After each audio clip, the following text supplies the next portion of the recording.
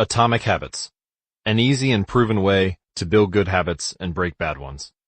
Tiny changes, remarkable results. This is the author, James Clear. Atomic. 1. An extremely small amount of a thing, the single irreducible unit of a larger system. 2. The source of immense energy or power. Habit. 1. A routine or practice performed regularly, an automatic response to a specific situation. Introduction. My story. On the final day of my sophomore year of high school, I was hit in the face with a baseball bat. As my classmate took a full swing, the bat slipped out of his hands and came flying toward me before striking me directly between the eyes. I have no memory of the moment of impact. The bat smashed into my face with such force that it crushed my nose into a distorted U-shape. The collision sent the soft tissue of my brain slamming into the inside of my skull. Immediately, a wave of swelling surged throughout my head. In a fraction of a second, I had a broken nose, multiple skull fractures, and 2 shattered eye sockets. When I opened my eyes, I saw people staring at me and running over to help. I looked down and noticed spots of red on my clothes. One of my classmates took the shirt off his back and handed it to me. I used it to plug the stream of blood rushing from my broken nose. Shocked and confused, I was unaware of how seriously I had been injured. My teacher looped his arm around my shoulder, and we began the long walk to the nurse's office, across the field, down the hill, and back into school. Random hands touched my sides, holding me upright. We took our time and walked slowly. Nobody realized that every minute mattered. When we arrived at the nurse's office, she asked me a series of questions. "What year is it?" 1998, I answered. It was actually 2002. "Who is the President of the United States?" "Bill Clinton," I said. The correct answer was George W. Bush. "What is your mom's name?" I stalled. 10 seconds passed. "Patty," I said casually, ignoring the fact that it had taken me 10 seconds to remember my own mother's name. That is the last question I remember. My body was unable to handle the rapid swelling in my brain, and I lost consciousness before the ambulance arrived. Minutes later, I was carried out of school and taken to the local hospital. Shortly after arriving, my body began shutting down. I struggled with basic functions like swallowing and breathing. I had my first seizure of the day. Then, I stopped breathing entirely. As the doctors hurried to supply me with oxygen, they also decided the local hospital was unequipped to handle the situation and ordered a helicopter to fly me to a larger hospital in Cincinnati. I was rolled out of the emergency room doors and toward the helipad across the street. The stretcher rattled on a bumpy sidewalk as one nurse pushed me along, while another pumped each breath into me by hand. My mother, who had arrived at the hospital a few moments before, climbed into the helicopter beside me. I remained unconscious and unable to breathe on my own as she held my hand during the flight. While my mother rode with me in the helicopter, my father went home to check on my brother and sister and break the news to them. He choked back tears as he explained to my sister that he would miss her 8th grade graduation ceremony that night. After passing my siblings off to family and friends, he drove to Cincinnati to meet my mother. When my mom and I landed on the roof of the hospital, a team of nearly 20 doctors and nurses sprinted onto the helipad and wheeled me into the trauma unit. By this time, the swelling in my brain had become so severe that I was having repeated post-traumatic seizures. My broken bones needed to be fixed, but I was in no condition to undergo surgery. After yet another seizure, my 3rd of the day, I was put into a medically induced coma and placed on a ventilator. My parents were no strangers to this hospital. 10 years earlier, they had entered the same building on the ground floor after my sister was diagnosed with leukemia at age 3. I was 5 at the time. My brother was just 6 months old. After 2.5 years of chemotherapy treatments, spinal taps, and bone marrow biopsies, my little sister finally walked out of the hospital, happy, healthy, and cancer-free. And now, after 10 years of normal life, my parents found themselves back in the same place with a different child. While I slipped into a coma, the hospital sent a priest and a social worker to comfort my parents. It was the same priest who had met with them a decade earlier, on the evening they found out my sister had cancer. As day faded into night, a series of machines kept me alive. My parents slept restlessly on a hospital mattress. One moment they would collapse from fatigue, the next they would be wide awake with worry. My mother would tell me later, "It was one of the worst nights I've ever had." My recovery. Mercifully, by the next morning my breathing had rebounded to the point where the doctors felt comfortable releasing me from the coma. When I finally regained consciousness, I discovered that I had lost my ability to smell. As a test, a nurse asked me to blow my nose and sniff an apple juice box. My sense of smell returned, but, to everyone's surprise, the act of blowing my nose forced air through the fractures in my eye socket and pushed my left eye outward. My eyeball bulged out of the socket, held precariously in place by my eyelid and the optic nerve attaching my eye to my brain. The ophthalmologist said my eye would gradually slide back into place as the air seeped out, but it was hard to tell how long this would take. I was scheduled for surgery 1 week later, which would allow me some additional time to heal. I looked like I had been on the wrong end of a boxing match, but I was cleared to leave the hospital. I returned home with a broken nose, half a dozen facial fractures, and a bulging left eye. The following months were hard. It felt like everything in my life was on pause. I had double vision for weeks. I literally couldn't see straight. It took more than a month, but my eyeball did eventually return to its normal location. Between the seizures and my vision problems, it was 8 months before I could drive a car again. At physical therapy, I practiced basic motor patterns like walking in a straight line. I was determined not to let my injury get me down, but there were more than a few moments when I felt depressed and overwhelmed. I became painfully aware of how far I had to go when I returned to the baseball field 1 year later. Baseball had always been a major part of my life. My dad had played minor league baseball for the St. Louis Cardinals, and I had a dream of playing professionally too. After months of rehabilitation, what I wanted more than anything was to get back on the field. But my return to baseball was not smooth. When the season rolled around, I was the only junior to be cut from the varsity baseball team. I was sent down to play with the sophomores on junior varsity. I had been playing since age 4, and for someone who had spent so much time and effort on the sport, getting cut was humiliating. I vividly remember the day it happened. I sat in my car and cried as I flipped through the radio, desperately searching for a song that would make me feel better. After a year of self-doubt, I managed to make the varsity team as a senior, but I rarely made it on the field. In total, I played 11 innings of high school varsity baseball, barely more than a single game. Despite my lackluster high school career, I still believed I could become a great player, and I knew that if things were going to improve, I was the one responsible for making it happen. The turning point came 2 years after my injury, when I began college at Denison University. It was a new beginning, and it was the place where I would discover the surprising power of small habits for the first time. How I learned about habits. Attending Denison was one of the best decisions of my life. I earned a spot on the baseball team, and although I was at the bottom of the roster as a freshman, I was thrilled. Despite the chaos of my high school years, I had managed to become a college athlete. I wasn't going to be starting on the baseball team anytime soon, so I focused on getting my life in order. While my peers stayed up late and played video games, I built good sleep habits and went to bed early each night. In the messy world of a college dorm, I made a point to keep my room neat and tidy. These improvements were minor, but they gave me a sense of control over my life.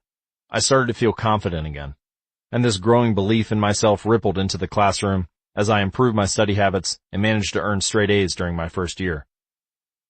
A habit is a routine or behavior that is performed regularly, and in many cases, automatically. As each semester passed, I accumulated small but consistent habits that ultimately led to results that were unimaginable to me when I started. For example, for the first time in my life, I made it a habit to lift weights multiple times per week, and in the years that followed, my 6-foot 4-inch frame bulked up from a featherweight 170 to a lean 200 pounds. When my sophomore season arrived, I earned a starting role on the pitching staff. By my junior year, I was voted team captain, and at the end of the season, I was selected for the all-conference team. But it was not until my senior season that my sleep habits, study habits, and strength training habits really began to pay off.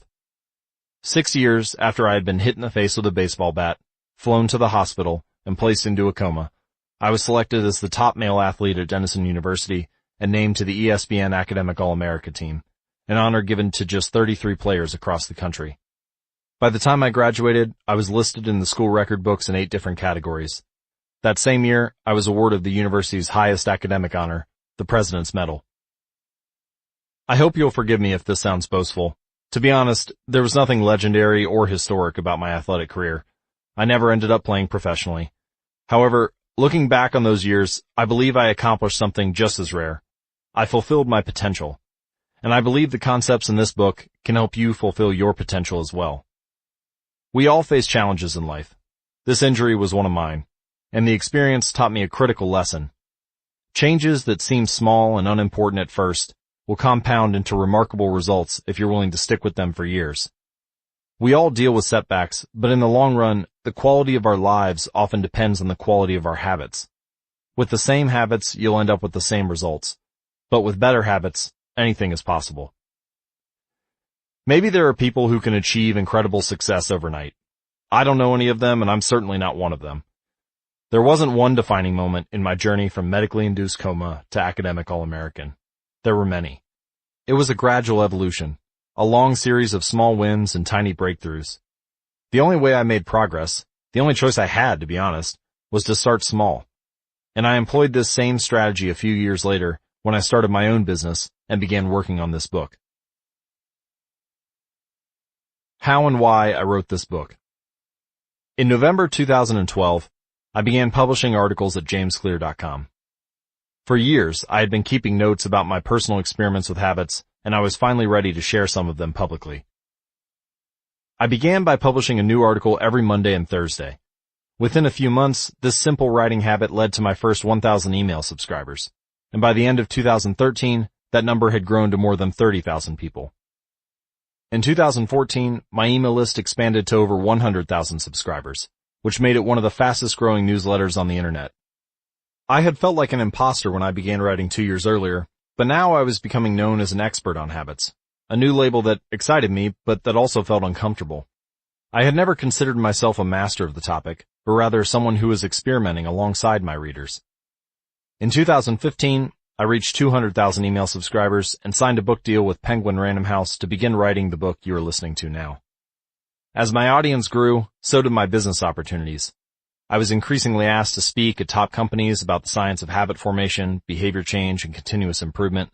I found myself delivering keynote speeches at conferences in the United States and Europe. In 2016, my articles began to appear regularly in major publications like Time, Entrepreneur, and Forbes. Incredibly, my writing was read by over 8 million people that year. Coaches in the NFL, NBA, and MLB began reading my work and sharing it with their teams. And at the start of 2017, I launched the Habits Academy, which became the premier training platform for organizations and individuals interested in building better habits in life and work. Fortune 500 companies and growing startups began to enroll their leaders and train their staff. In total, over 10,000 leaders, managers, coaches, and teachers have graduated from the Habits Academy, and my work with them has taught me an incredible amount about what it takes to make habits work in the real world. You can learn more by visiting habitsacademy.com. As I put the finishing touches on this book in 2018, jamesclear.com is receiving millions of visitors per month, and nearly 500,000 people subscribe to my weekly email newsletter, a number that is so far beyond my expectations when I began that I'm not even sure what to think of it. How this book will benefit you. The entrepreneur and investor Naval Ravikant has said, "To write a great book, you must first become the book." I originally learned about the ideas mentioned here because I had to live them. I had to rely on small habits to rebound from my injury, to get stronger in the gym, to perform at a high level in the field, to become a writer, to build a successful business, and simply to develop into a responsible adult. Small habits helped me fulfill my potential, and since you're listening to this book, I'm guessing you'd like to fulfill yours as well. In what follows, I will share a step-by-step plan for building better habits, not for days or weeks, but for a lifetime. While science supports everything I've written, this book is not meant to be an academic research paper. It's an operating manual. You'll find wisdom and practical advice front and center as I explain the science of how to create and change your habits in a way that is easy to understand and apply. The fields I draw on, biology, neuroscience, philosophy, psychology, and more, have been around for many years. What I offer you is a synthesis of the best ideas smart people figured out a long time ago, as well as the most compelling discoveries scientists have made recently. My contribution, I hope, is to find the ideas that matter most and connect them in a way that is highly actionable. Anything wise you hear, you should credit to the many experts who preceded me. Anything foolish, assume it is my error. The backbone of this book is my 4-step model of habits: cue, craving, response, and reward, and the 4 laws of behavior change that evolve out of these steps. Readers with a psychology background may recognize some of these terms from operant conditioning, which was first proposed as stimulus-response reward by B.F. Skinner in the 1930s, and has been popularized more recently as cue, routine reward, in The Power of Habit by Charles Duhigg. Behavioral scientists like Skinner realized that if you offered the right reward or punishment, you could get people to act in a certain way. But while Skinner's model did an excellent job of explaining how external stimuli influenced our habits, it lacked a good explanation for how our thoughts, feelings, and beliefs impact our behavior. Internal states, our moods and emotions, matter too. In recent decades, scientists have begun to determine the connection between our thoughts, feelings, and behavior. This research, too, will be covered here. In total, the framework I offer is an integrated model of the cognitive and behavioral sciences. I believe it is one of the first models of human behavior to accurately account for both the influence of external stimuli and internal emotions on our habits. While some of the language may be familiar, I'm confident that the details and the applications of the 4 laws of behavior change will offer a new way to think about your habits. Human behavior is always changing, situation to situation, moment to moment, second to second. But this book is about what doesn't change.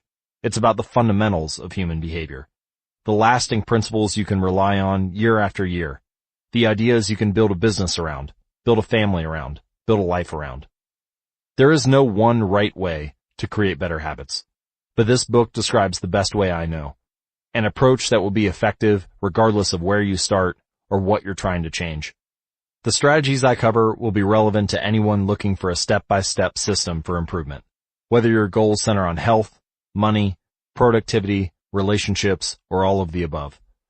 As long as human behavior is involved, this book will be your guide. The fundamentals: why tiny changes make a big difference. Chapter 1. The surprising power of atomic habits. The fate of British cycling changed one day in 2003. The organization, which was the governing body for professional cycling in Great Britain, had recently hired Dave Brailsford as its performance director. At the time, professional cyclists in Great Britain had endured nearly 100 years of mediocrity. Since 1908, British riders had won just a single gold medal at the Olympic Games, and they had fared even worse in cycling's biggest race, the Tour de France. In 110 years, no British cyclist had ever won the event.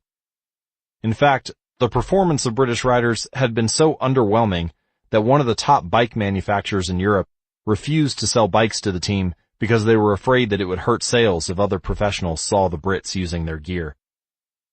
Brailsford had been hired to put British cycling on a new trajectory.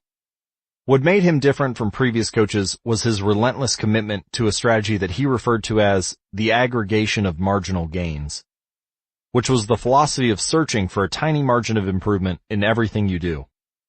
Brailsford said, "The whole principle came from the idea that if you broke down everything you could think of that goes into riding a bike and then improve it by 1%, you will get a significant increase when you put them all together." Brailsford and his coaches began by making small adjustments you might expect from a professional cycling team. They redesigned the bike seats to make them more comfortable and rubbed alcohol on the tires for a better grip. They asked riders to wear electrically heated overshorts to maintain ideal muscle temperature while riding, and used biofeedback sensors to monitor how each athlete responded to a particular workout. The team tested various fabrics in a wind tunnel and had their outdoor riders switch to indoor racing suits, which proved to be lighter and more aerodynamic. But they didn't stop there. Brailsford and his team continued to find 1% improvements in overlooked and unexpected areas. They tested different types of massage gels to see which one led to the fastest muscle recovery. They hired a surgeon to teach each rider the best way to wash their hands to reduce the chances of catching a cold. They determined the type of pillow and mattress that led to the best night's sleep for each rider. They even painted the inside of the team truck white, which helped them spot little bits of dust that would normally slip by unnoticed, but could degrade the performance of the finely tuned bikes. As these and hundreds of other small improvements accumulated, the results came faster than anyone could have imagined. Just 5 years after Brailsford took over, the British cycling team dominated the road and track cycling events at the 2008 Olympic Games in Beijing, where they won an astounding 60% of the gold medals available. 4 years later, when the Olympic Games came to London, the Brits raised the bar as they set 9 Olympic records and 7 world records. That same year, Bradley Wiggins became the first British cyclist to win the Tour de France. The next year, his teammate Chris Froome won the race, and he would go on to win again in 2015, 2016, and 2017, giving the British team 5 Tour de France victories in 6 years.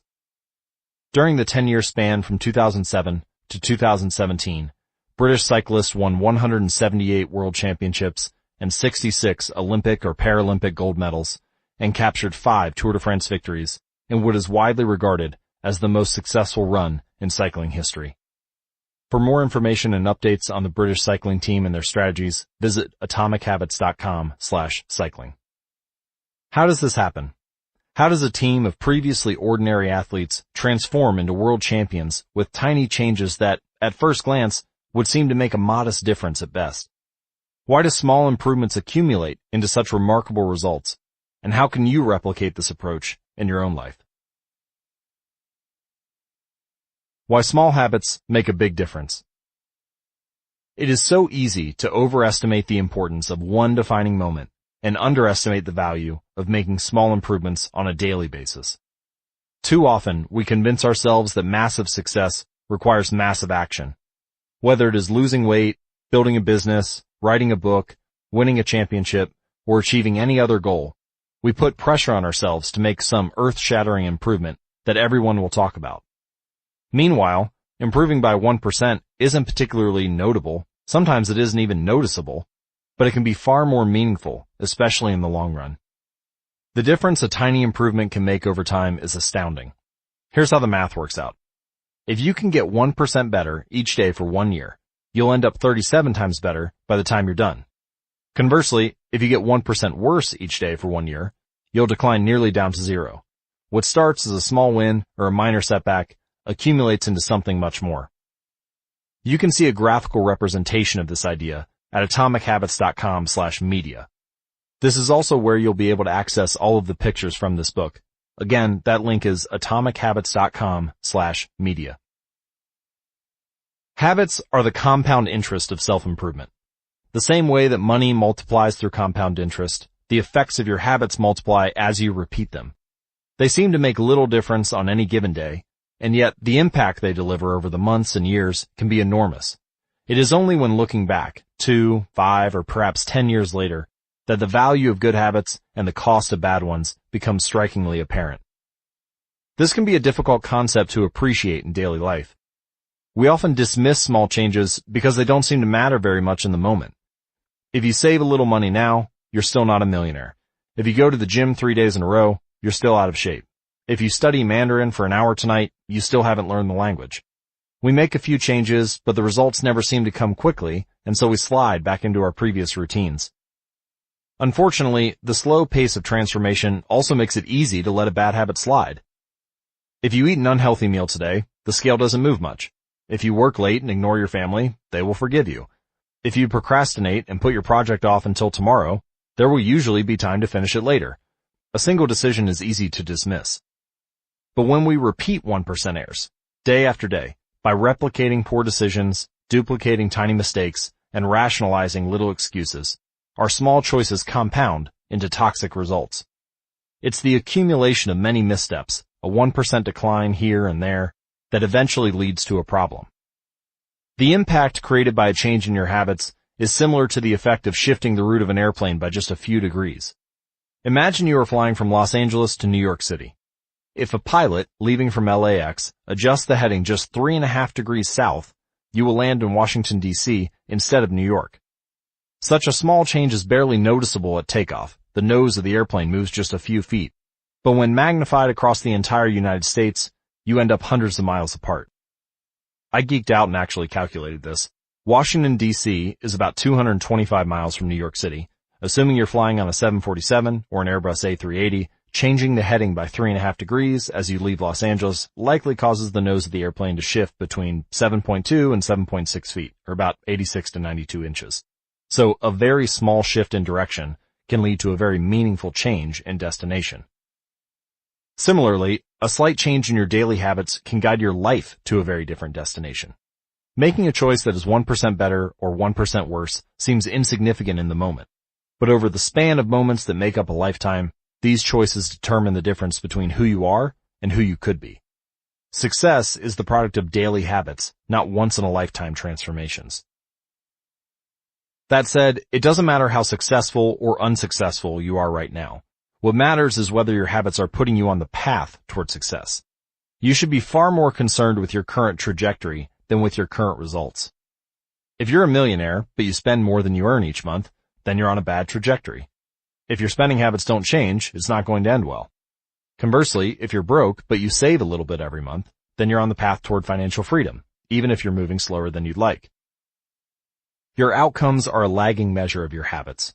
Your net worth is a lagging measure of your financial habits. Your weight is a lagging measure of your eating habits. Your knowledge is a lagging measure of your learning habits. Your clutter is a lagging measure of your cleaning habits. You get what you repeat. If you want to predict where you'll end up in life, all you have to do is follow the curve of tiny gains or tiny losses and see how your daily choices will compound 10 or 20 years down the line. Are you spending less than you earn each month? Are you making it into the gym each week? Are you reading books and learning something new each day? Tiny battles like these are the ones that will define your future self. Time magnifies the margin between success and failure. It will multiply whatever you feed it. Good habits make time your ally. Bad habits make time your enemy. Your habits can compound for you or against you. Here are some examples of positive compounding. Productivity compounds. Accomplishing one extra task is a small feat on any given day, but it counts for a lot over an entire career. The effect of automating an old task or mastering a new skill can be even greater. The more tasks you can handle without thinking, the more your brain is free to focus on other areas. Knowledge compounds. Learning one new idea won't make you a genius, but a commitment to lifelong learning can be transformative. Furthermore, each book you read not only teaches you something new, but also opens up different ways of thinking about old ideas. As Warren Buffett says, that's how knowledge works. It builds up like compound interest. Relationships compound. People reflect your behavior back to you. The more you help others, the more others want to help you. Being a little bit nicer in each interaction can result in a network of broad and strong connections over time. And here are some examples of negative compounding. Stress compounds. The frustration of a traffic jam, the weight of parenting responsibilities, the worry of making ends meet, the strain of slightly high blood pressure. By themselves, these common causes of stress are manageable, but when they persist for years, little stresses compound into serious health issues. Negative thoughts compound. The more you think of yourself as worthless or stupid or ugly, the more you condition yourself to interpret life that way. You get trapped in a thought loop. The same is true for how you think about others. Once you fall into the habit of seeing people as angry, unjust, or selfish, you see those kind of people everywhere. Outrage compounds. Riots, protests, and mass movements are rarely the result of a single event. Instead, a long series of microaggressions and daily aggravations slowly multiply until one event tips the scales and outrage spreads like wildfire. Habits are a double-edged sword. Bad habits can cut you down just as easily as good habits can build you up, which is why understanding the details is crucial. You need to know how habits work and how to design them to your liking so you can avoid the dangerous half of the blade. What progress is really like. Imagine that you have an ice cube sitting on the table in front of you. The room is cold and you can see your breath. It is currently 25 degrees. Ever so slowly, the room begins to heat up. 26 degrees, 27, 28. The ice cube is still sitting on the table in front of you. 29 degrees, 30, 31. Still, nothing has happened. Then, 32 degrees. The ice begins to melt. A 1 degree shift, seemingly no different from the temperature increases before it, has unlocked a huge change.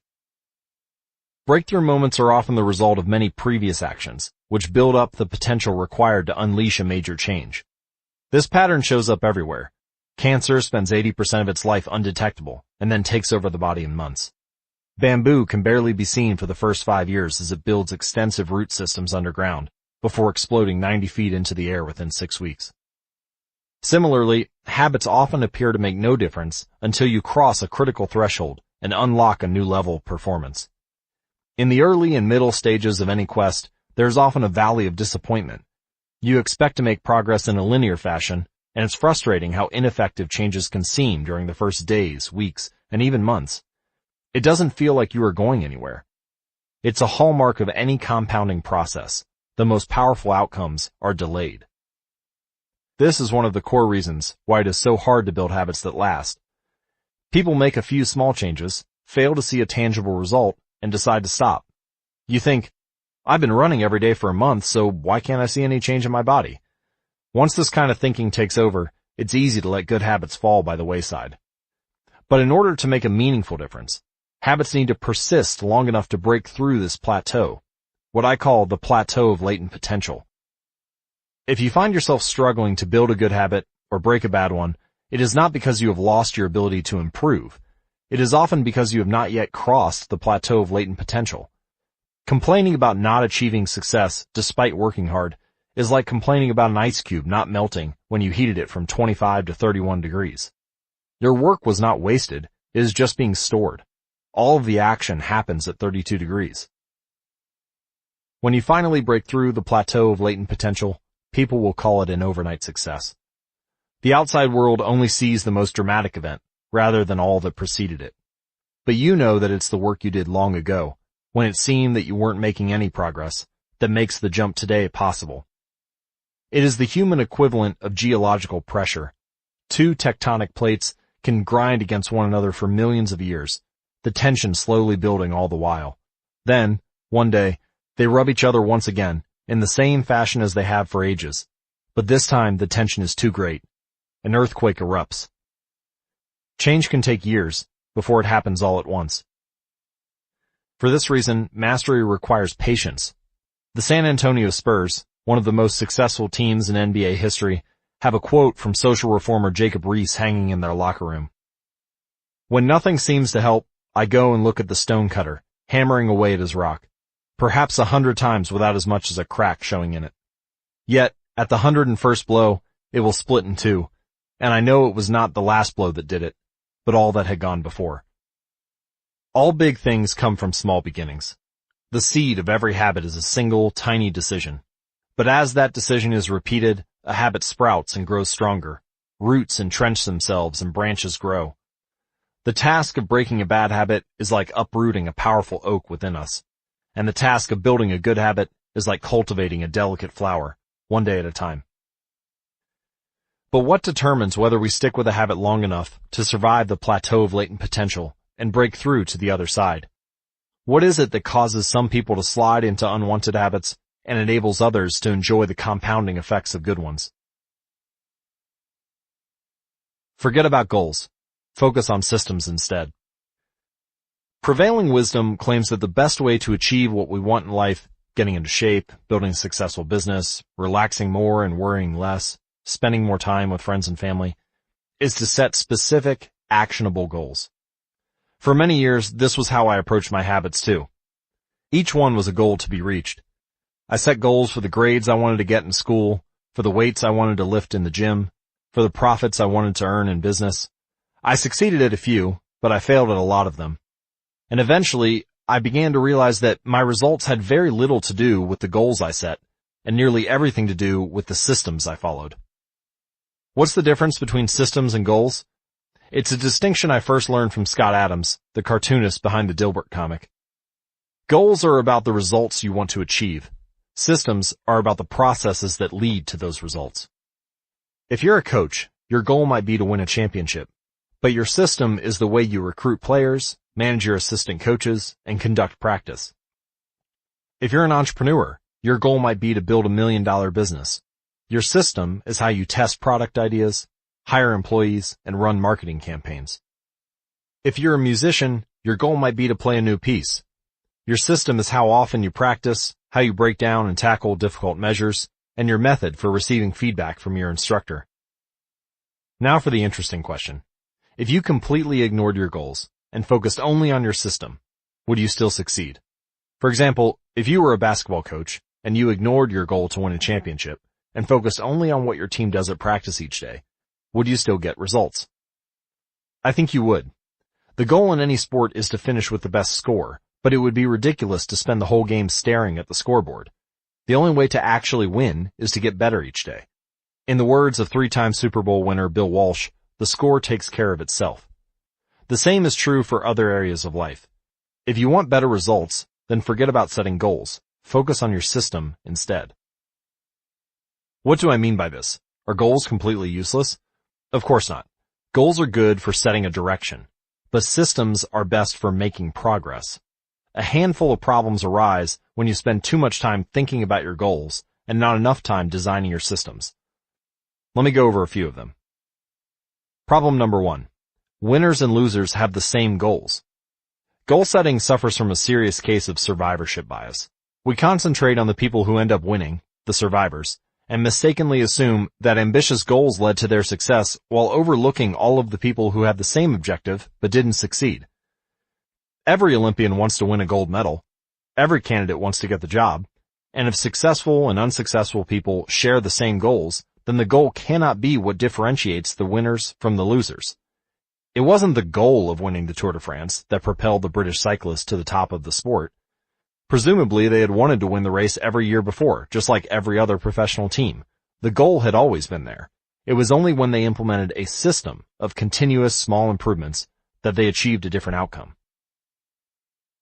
Problem number 2. Achieving a goal is only a momentary change. Imagine you have a messy room and you set a goal to clean it. If you summon the energy to tidy up, then you will have a clean room, for now. But if you maintain the same sloppy, pack-rat habits that led to a messy room in the first place, soon you'll be looking at a new pile of clutter and hoping for another burst of motivation.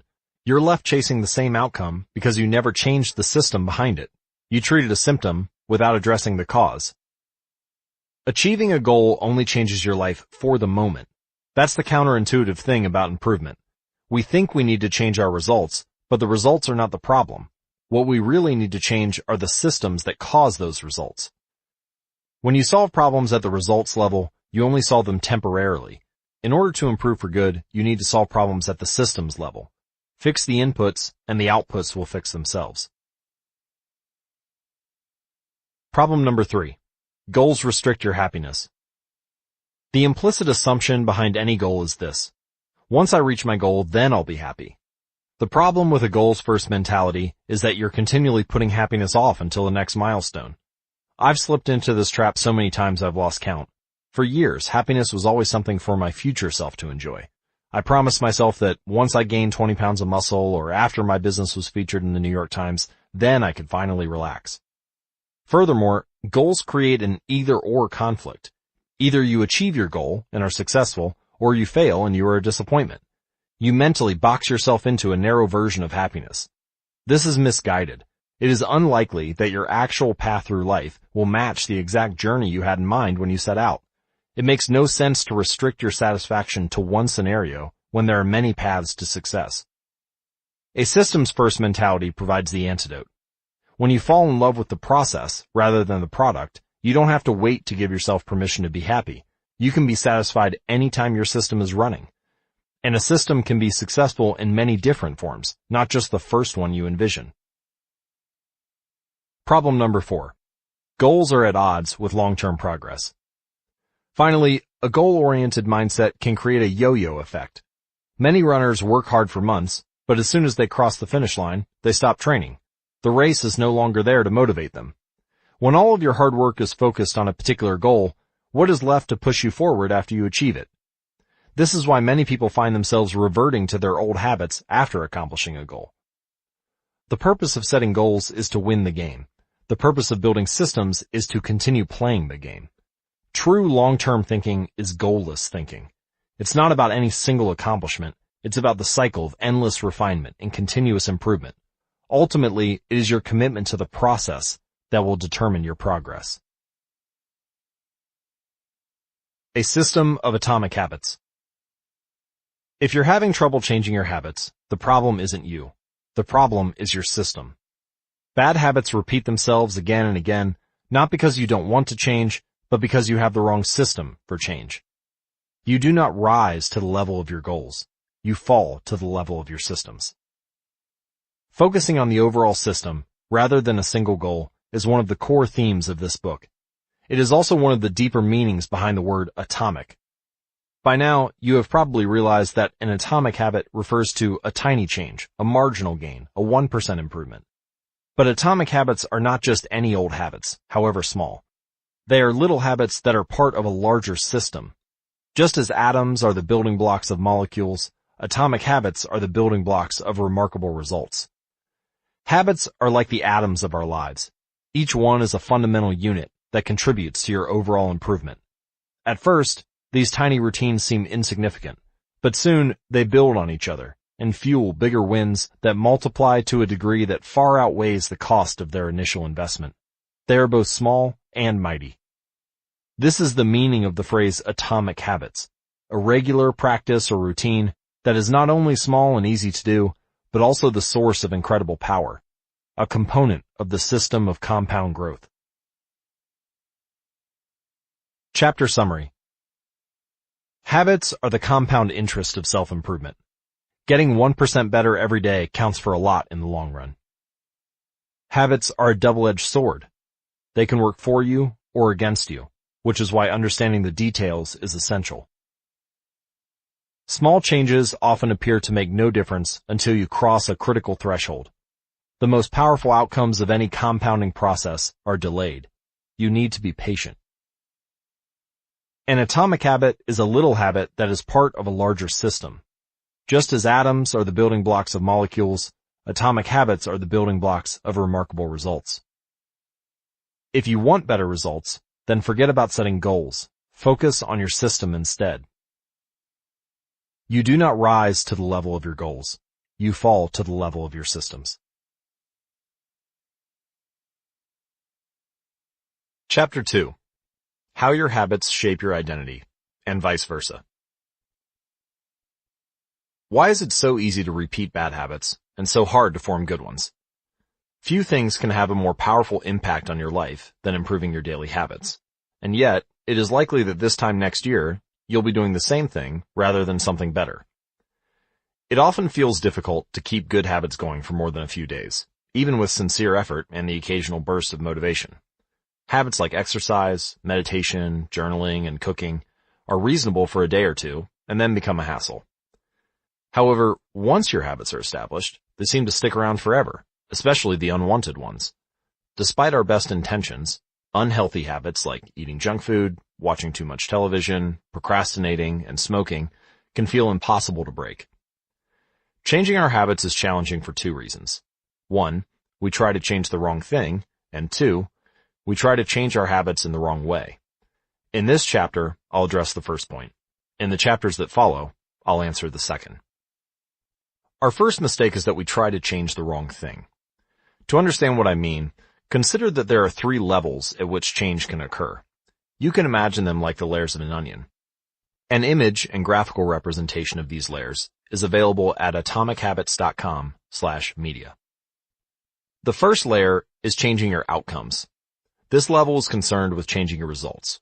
Losing weight, publishing a book, winning a championship. Most of the goals you set are associated with this level. The second layer is changing your process. This level is concerned with changing your habits and systems, implementing a new routine at the gym, decluttering your desk for better workflow, developing a meditation practice. Most of the habits you build are associated with this level. The third and deepest layer is changing your identity. This level is concerned with changing your beliefs, your worldview, your self-image, your judgments about yourself and others. Most of the beliefs, assumptions, and biases that you hold are associated with this level. Outcomes are about what you get. Processes are about what you do. Identity is about what you believe. When it comes to building habits that last, when it comes to building a system of 1% improvements, The problem is not that one level is better or worse than another. All levels of change are useful in their own way. The problem is the direction of change. Many people begin the process of changing their habits by focusing on what they want to achieve. This leads to outcome-based habits. The alternative is to build identity-based habits. With this approach, we start by focusing on who we wish to become. Again, an example of the difference between these two is available at atomichabits.com/media. Imagine two people resisting a cigarette. When offered a smoke, the first person says, "No thanks, I'm trying to quit." It sounds like a reasonable response, but this person still believes they are a smoker who is trying to be something else. They are hoping their behavior will change while carrying around the same beliefs. The second person declines by saying, "No thanks, I'm not a smoker." It's a small difference, but this statement signals a shift in identity. Smoking was part of their former life, not their current one. They no longer identify as someone who smokes. Most people don't even consider identity change when they set out to improve. They just think, I want to be skinny, outcome, and if I stick to this diet, then I'll be skinny, process. They set goals and determine the actions they should take to achieve those goals without considering the beliefs that drive their actions. They never shift the way they look at themselves, and they don't realize that their old identity can sabotage their new plans for change. Behind every system of actions are a system of beliefs. The system of democracy, for example, is founded on beliefs like freedom, majority rule, and social equality. The system of a dictatorship has a very different set of beliefs, like absolute authority and strict obedience.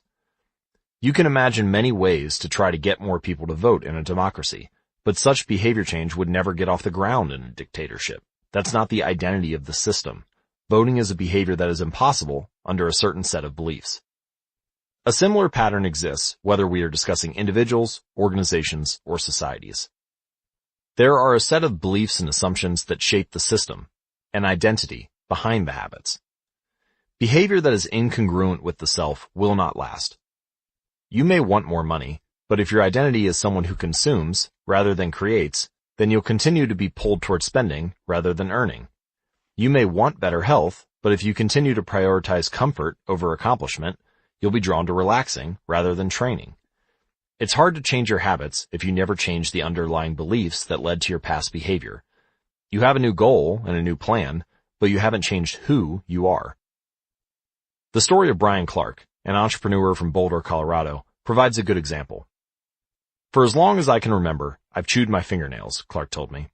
It started as a nervous habit when I was young, and then morphed into an undesirable grooming ritual. One day, I resolved to stop chewing my nails until they grew out a bit. Through mindful willpower alone, I managed to do it. Then, Clark did something surprising. I asked my wife to schedule my first ever manicure, he said. My thought was that if I started paying to maintain my nails, I wouldn't chew them. And it worked, but not for the monetary reason. What happened was the manicure made my fingers look really nice for the first time. The manicurist even said that, other than the chewing, I had really healthy, attractive nails. Suddenly, I was proud of my fingernails. And even though that's something I had never aspired to, it made all the difference. I've never chewed my nails since, not even a single close call, and it's because I now take pride in properly caring for them. The ultimate form of intrinsic motivation is when a habit becomes part of your identity. It's one thing to say, I'm the type of person who wants this. It's something very different to say, I'm the type of person who is this. The more pride you have in a particular aspect of your identity, the more motivated you will be to maintain the habits associated with it. If you're proud of how your hair looks, you'll develop all sorts of habits to care for and maintain it. If you're proud of the size of your biceps, you'll make sure you never skip an upper body workout. If you're proud of the scarves you knit, you'll be more likely to spend hours knitting each week. Once your pride gets involved, you'll fight tooth and nail to maintain your habits. True behavior change is identity change. You might start a habit because of motivation, but the only reason you'll stick with one is that it becomes part of your identity. Anyone can convince themselves to visit the gym or eat healthy once or twice, but if you don't shift the belief behind the behavior, then it is hard to stick with the long-term changes. Improvements are only temporary until they become part of who you are. The goal is not to read a book. The goal is to become a reader. The goal is not to run a marathon. The goal is to become a runner. The goal is not to learn an instrument. The goal is to become a musician. Your behaviors are usually a reflection of your identity. What you do is an indication of the type of person you believe you are, either consciously or non-consciously. Research has shown that once a person believes in a particular aspect of their identity, they are more likely to act in alignment with that belief. For example, people who identified as being a voter were more likely to vote than those who simply claimed that voting was an action they wanted to perform. Similarly, the person who incorporates exercise into their identity doesn't have to convince themselves to train. Doing the right thing is easy.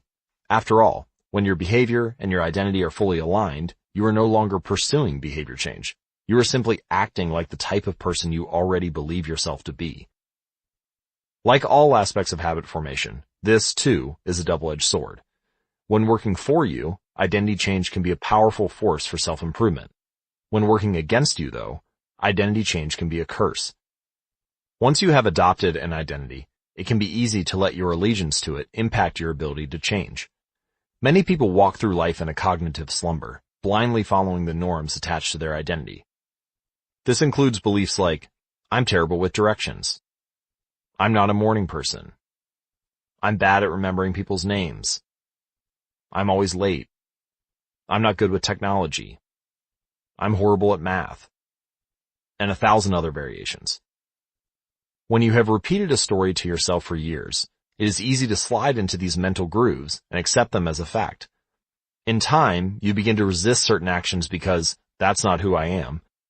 There's internal pressure to maintain your self-image and behave in a way that is consistent with your beliefs.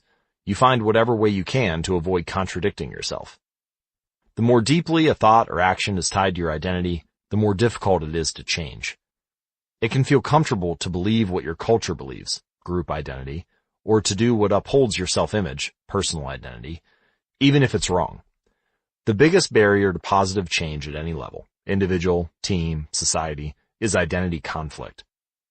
Good habits can make rational sense, but if they conflict with your identity, you will fail to put them into action. On any given day, you may struggle with your habits because you're too busy or too tired or too overwhelmed or hundreds of other reasons. Over the long run, however, the real reason you fail to stick with habits is that your self-image gets in the way. This is why you can't get too attached to one version of your identity. Progress requires unlearning. Becoming the best version of yourself requires you to continuously edit your beliefs and to upgrade and expand your identity. This brings us to an important question. If your beliefs and worldview play such an important role in your behavior, where do they come from in the first place? How, exactly, is your identity formed? And how can you emphasize new aspects of your identity that serve you and gradually erase the pieces that hinder you? The two-step process to changing your identity. Your identity emerges out of your habits. You are not born with preset beliefs. Every belief, including those about yourself, is learned and conditioned through experience. Certainly, there are some aspects of your identity that tend to remain unchanged over time, like identifying as someone who is tall or short. But even for more fixed qualities and characteristics, whether you view them in a positive or negative light is determined by your experiences throughout life. To put it more precisely, your habits are how you embody your identity. When you make your bed each day, you embody the identity of an organized person. When you write each day, you embody the identity of a creative person. When you train each day, you embody the identity of an athletic person. The more you repeat a behavior, the more you reinforce the identity associated with that behavior. In fact, the word identity was originally derived from the Latin words essentias, which means being, and identidem, which means repeatedly.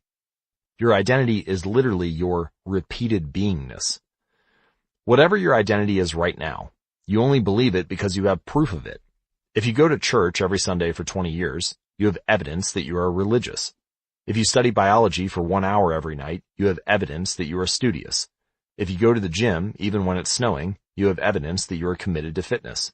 The more evidence you have for a belief, the more strongly you will believe in it. For most of my early life, I didn't consider myself a writer. If you were to ask any of my high school teachers or college professors, they would tell you I was an average writer at best, certainly not a standout. When I began my writing career, I published a new article every Monday and Thursday for the first few years. As the evidence grew, so did my identity as a writer. I didn't start out as a writer, I became one through my habits. Of course, Your habits are not the only actions that influence your identity, but by virtue of their frequency, they're usually the most important ones. Each experience in life modifies your self-image, but it's unlikely you would consider yourself a soccer player because you kicked a ball once, or an artist because you scribbled a picture. As you repeat these actions, however, the evidence accumulates and your self-image begins to change. The effect of one-off experiences tends to fade away, while the effect of habits gets reinforced with time, which means your habits contribute most of the evidence that shapes your identity. In this way, the process of building habits is actually the process of becoming yourself. This is a gradual evolution. We do not change by snapping our fingers and deciding to become someone entirely new. We change bit by bit, day by day, habit by habit. We are continually undergoing micro-evolutions of the self. Each habit is like a suggestion. Hey, maybe this is who I am. If you finish a book, then perhaps you are the type of person who likes reading. If you go to the gym, then perhaps you are the type of person who likes exercise. If you practice playing the guitar, perhaps you are the type of person who likes music. Every action you take is a vote for the type of person you wish to become. No single instance will transform your beliefs, but as the votes build up, so does the evidence of your new identity. This is one reason why meaningful change does not require radical change. Small habits can make a meaningful difference by providing evidence of a new identity. And if a change is meaningful, it actually is big. That's the paradox of making small improvements.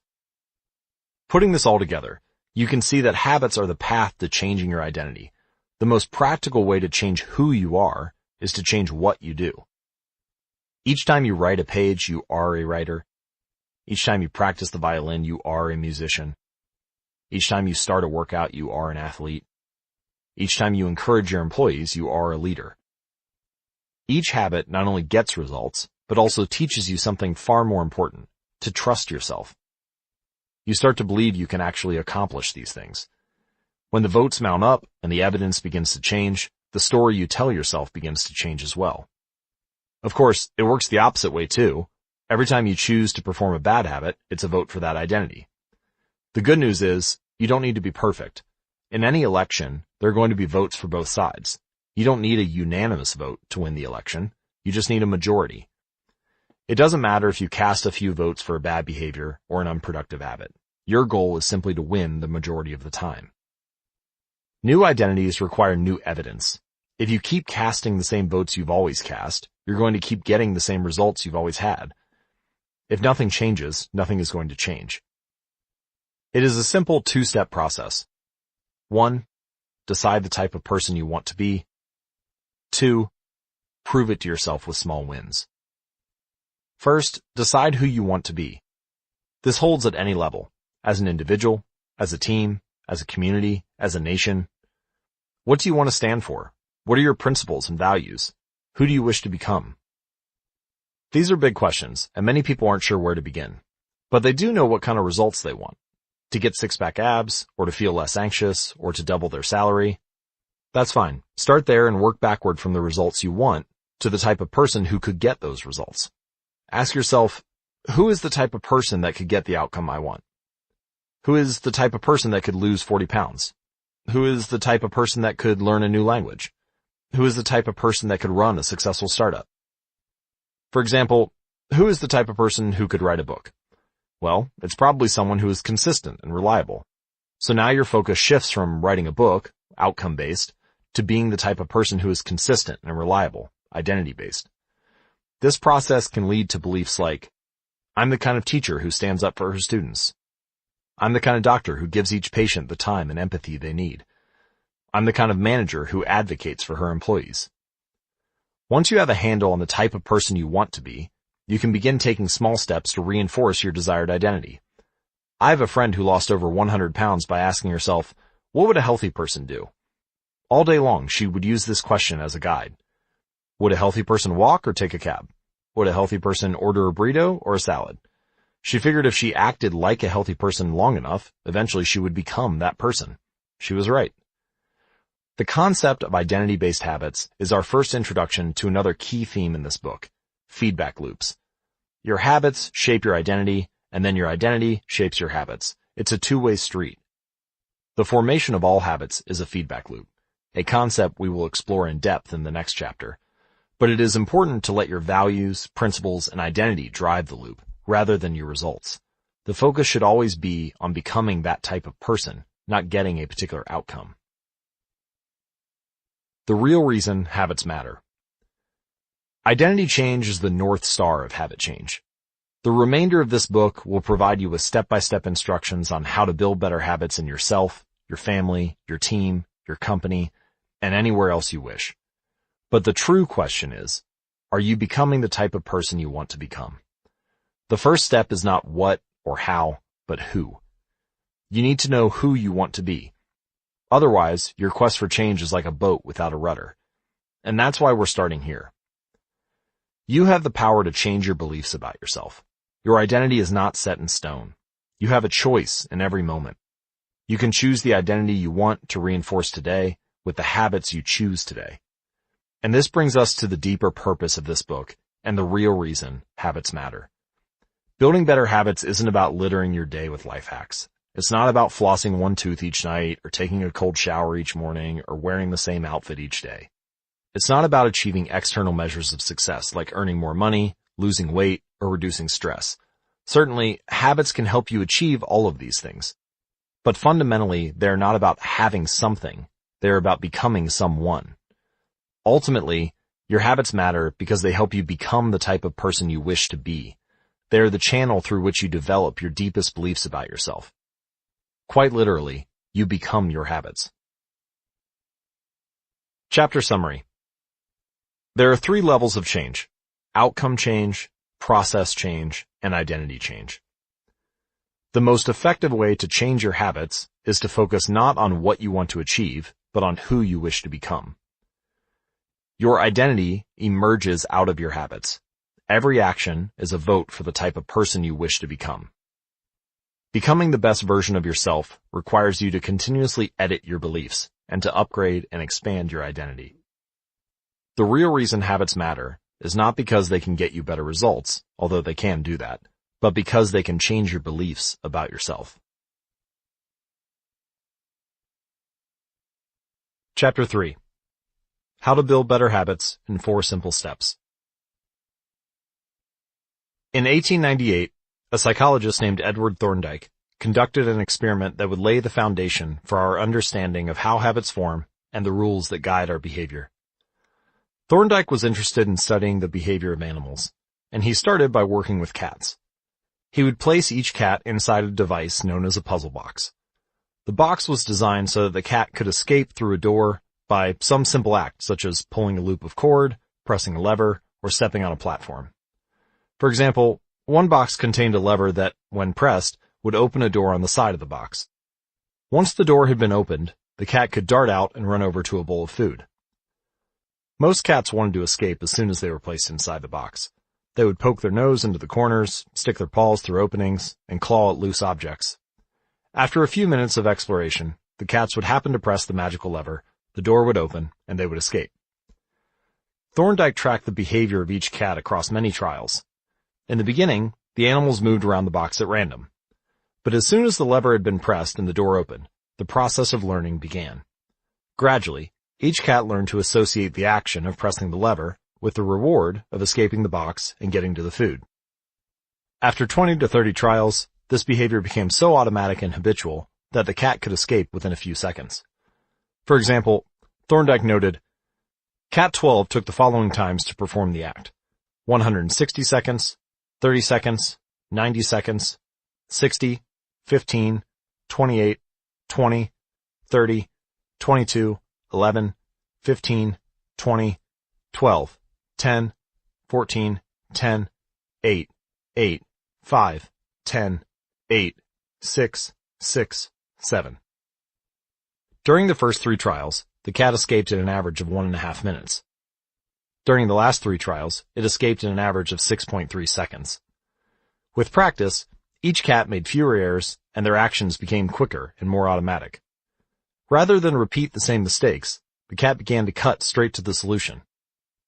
From his studies, Thorndike described the learning process by stating, behaviors followed by satisfying consequences tend to be repeated, and those that produce unpleasant consequences are less likely to be repeated. His work provides the perfect starting point for discussing how habits form in our own lives. It also provides answers to some fundamental questions like, what are habits, and why does the brain bother building them at all? Why your brain builds habits. A habit is a behavior that has been repeated enough times to become automatic. The process of habit formation begins with trial and error. Whenever you encounter a new situation in life, your brain has to make a decision. How do I respond to this? The first time you come across a problem, you're not sure how to solve it.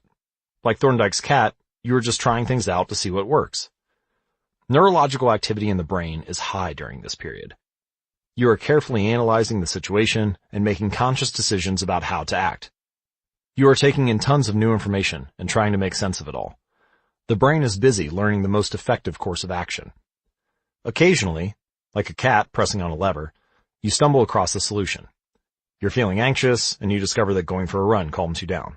Or you're mentally exhausted from a long day of work and you learn that playing video games relaxes you. You're exploring, and then bam, a reward. After you stumble upon an unexpected reward, you alter your strategy for next time. Your brain immediately begins to catalog the events that preceded the reward. Wait a minute, that felt good. What did I do right before that? This is the feedback loop behind all human behavior. Try, fail, learn, try differently. With practice, the useless movements fade away and the useful actions get reinforced. That's a habit forming. Whenever you face a problem repeatedly, your brain begins to automate the process of solving it. Your habits are just a series of automatic solutions that solve the problems and stresses you face regularly. As behavioral scientist Jason Rea puts it, habits are, simply, reliable solutions to recurring problems in our environment. As habits are created, the level of activity in the brain decreases. You learn to lock in on the cues that predict success and tune out everything else.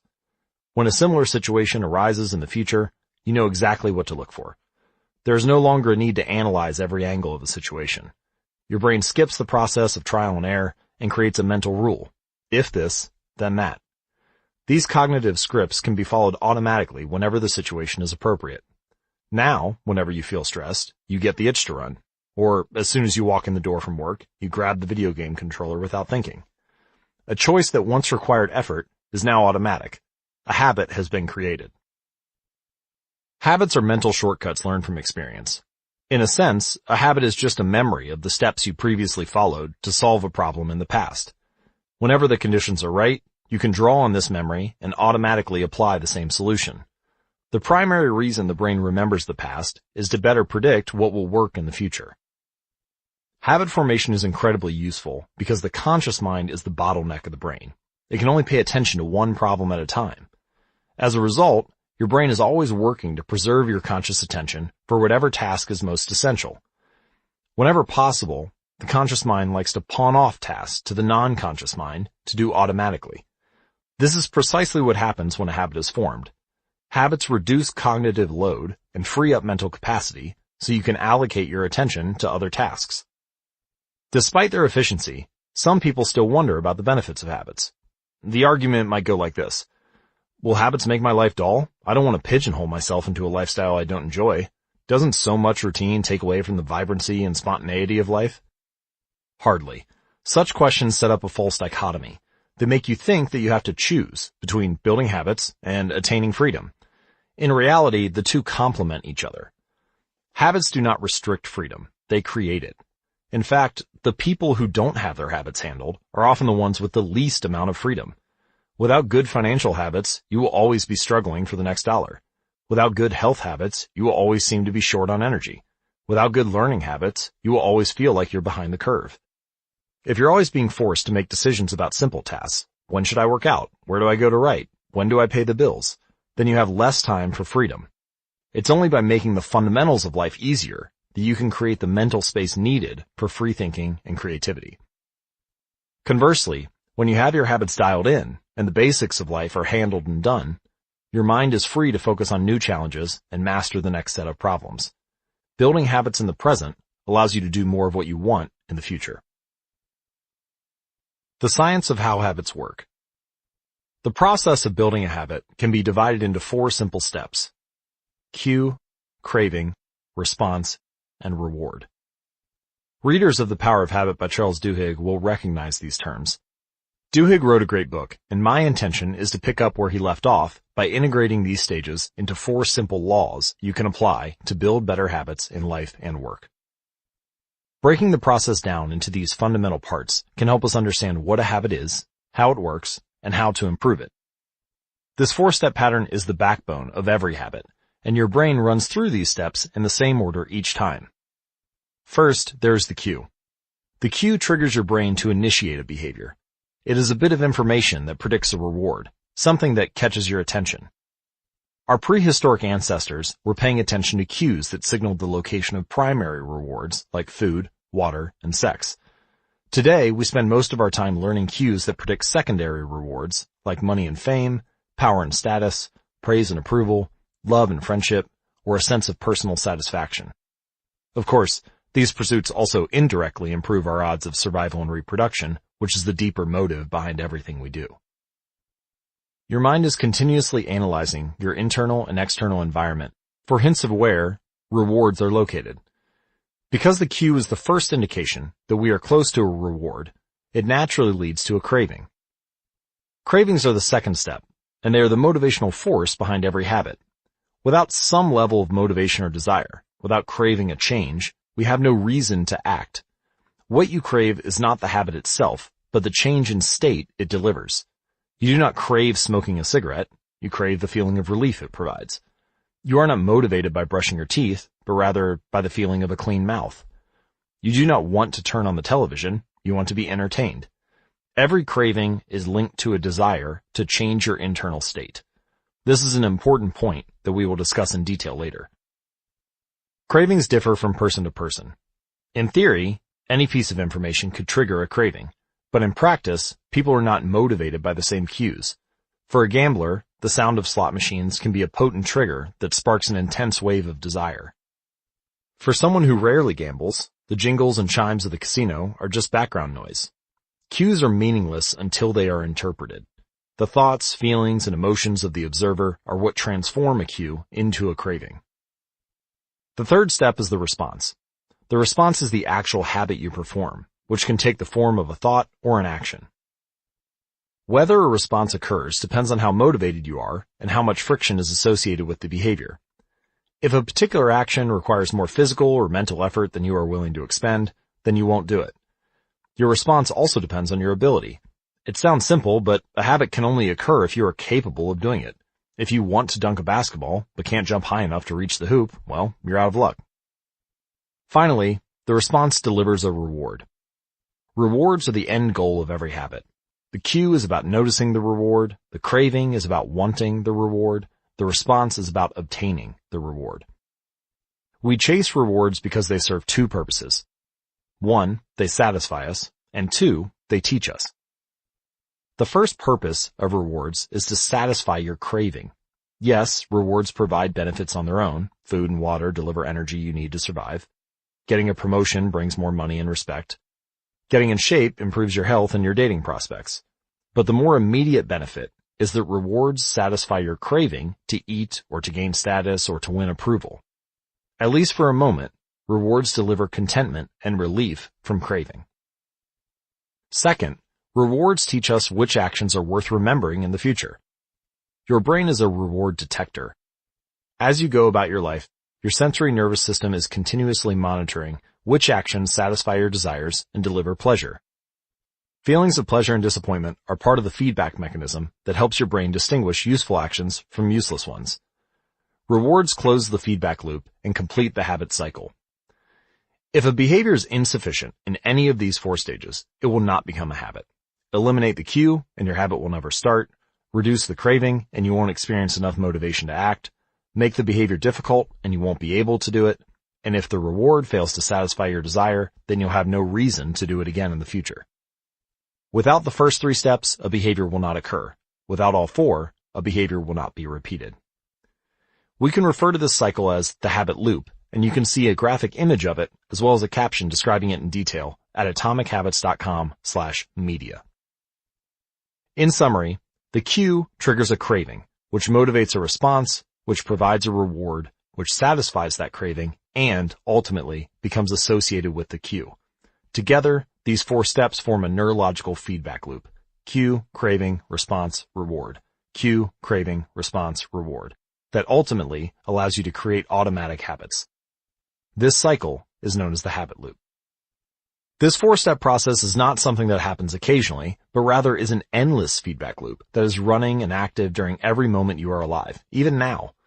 The brain is continually scanning the environment, predicting what will happen next, trying out different responses, and learning from the results. The entire process is completed in a split second, and we use it again and again without realizing everything that has been packed into the previous moment. We can split these four steps into two phases, the problem phase and the solution phase. The problem phase includes the cue and the craving, and it is when you realize that something needs to change.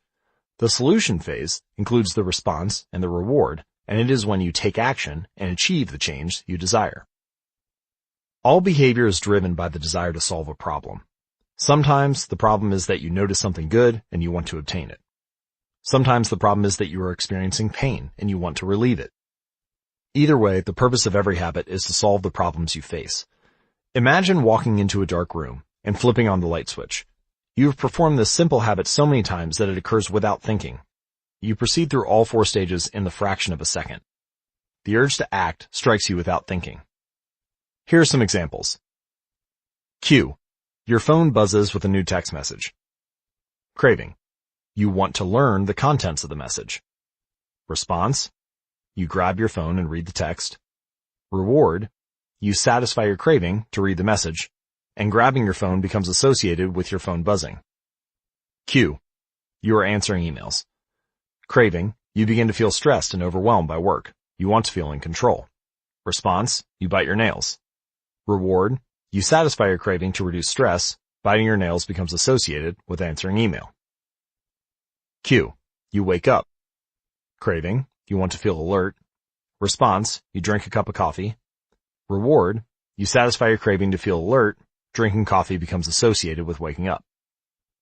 And finally, cue. You smell a donut shop as you walk down the street near your office. Craving. You begin to crave a donut. Response. You buy a donut and eat it. Reward. You satisfy your craving to eat a donut. Buying a donut becomes associated with walking down the street near your office. By the time we become adults, we rarely notice the habits that are running our lives. Most of us never give a second thought to the fact that we tie the same shoe first each morning, or unplug the toaster after each use, or always change into comfortable clothes after getting home from work. After decades of mental programming, we automatically slip into these patterns of thinking and acting. The 4 laws of behavior change. In the following chapters, we will see time and again how the 4 stages of cue, craving, response, and reward influence nearly everything we do each day. But before we do that, we need to transform these 4 steps into a practical framework that we can use to design good habits and eliminate bad ones. I refer to this framework as the 4 laws of behavior change, and it provides a simple set of rules for creating good habits and breaking bad ones. You can think of each law as a lever that influences human behavior. When the levers are in the right positions, creating good habits is effortless. When they are in the wrong positions, it is nearly impossible. Here's how you can use the 4 laws to create a good habit. Cue, the first law, make it obvious. Craving, the second law, make it attractive. Response, the third law, make it easy. Reward, the fourth law, make it satisfying. And we can invert these laws to learn how to break a bad habit. Cue, inversion of the first law, make it invisible. Craving, inversion of the second law, make it unattractive. Response, inversion of the third law, make it difficult. Reward, inversion of the fourth law, make it unsatisfying. It would be irresponsible for me to claim that these 4 laws are an exhaustive framework for changing any human behavior, but I think they're close. As you will see, the 4 laws of behavior change apply to nearly every field, from sports to politics, art to medicine, comedy to management. These laws can be used no matter what challenge you are facing. There is no need for completely different strategies for each habit. Whenever you want to change your behavior, you can simply ask yourself, 1. How can I make it obvious? 2. How can I make it attractive? 3. How can I make it easy? 4. How can I make it satisfying? If you have ever wondered, why don't I do what I say I'm going to do? Why don't I lose the weight or stop smoking or save for retirement or start that side business? Why do I say something is important to me, but never seem to make time for it? The answers to those questions can be found somewhere in these 4 laws.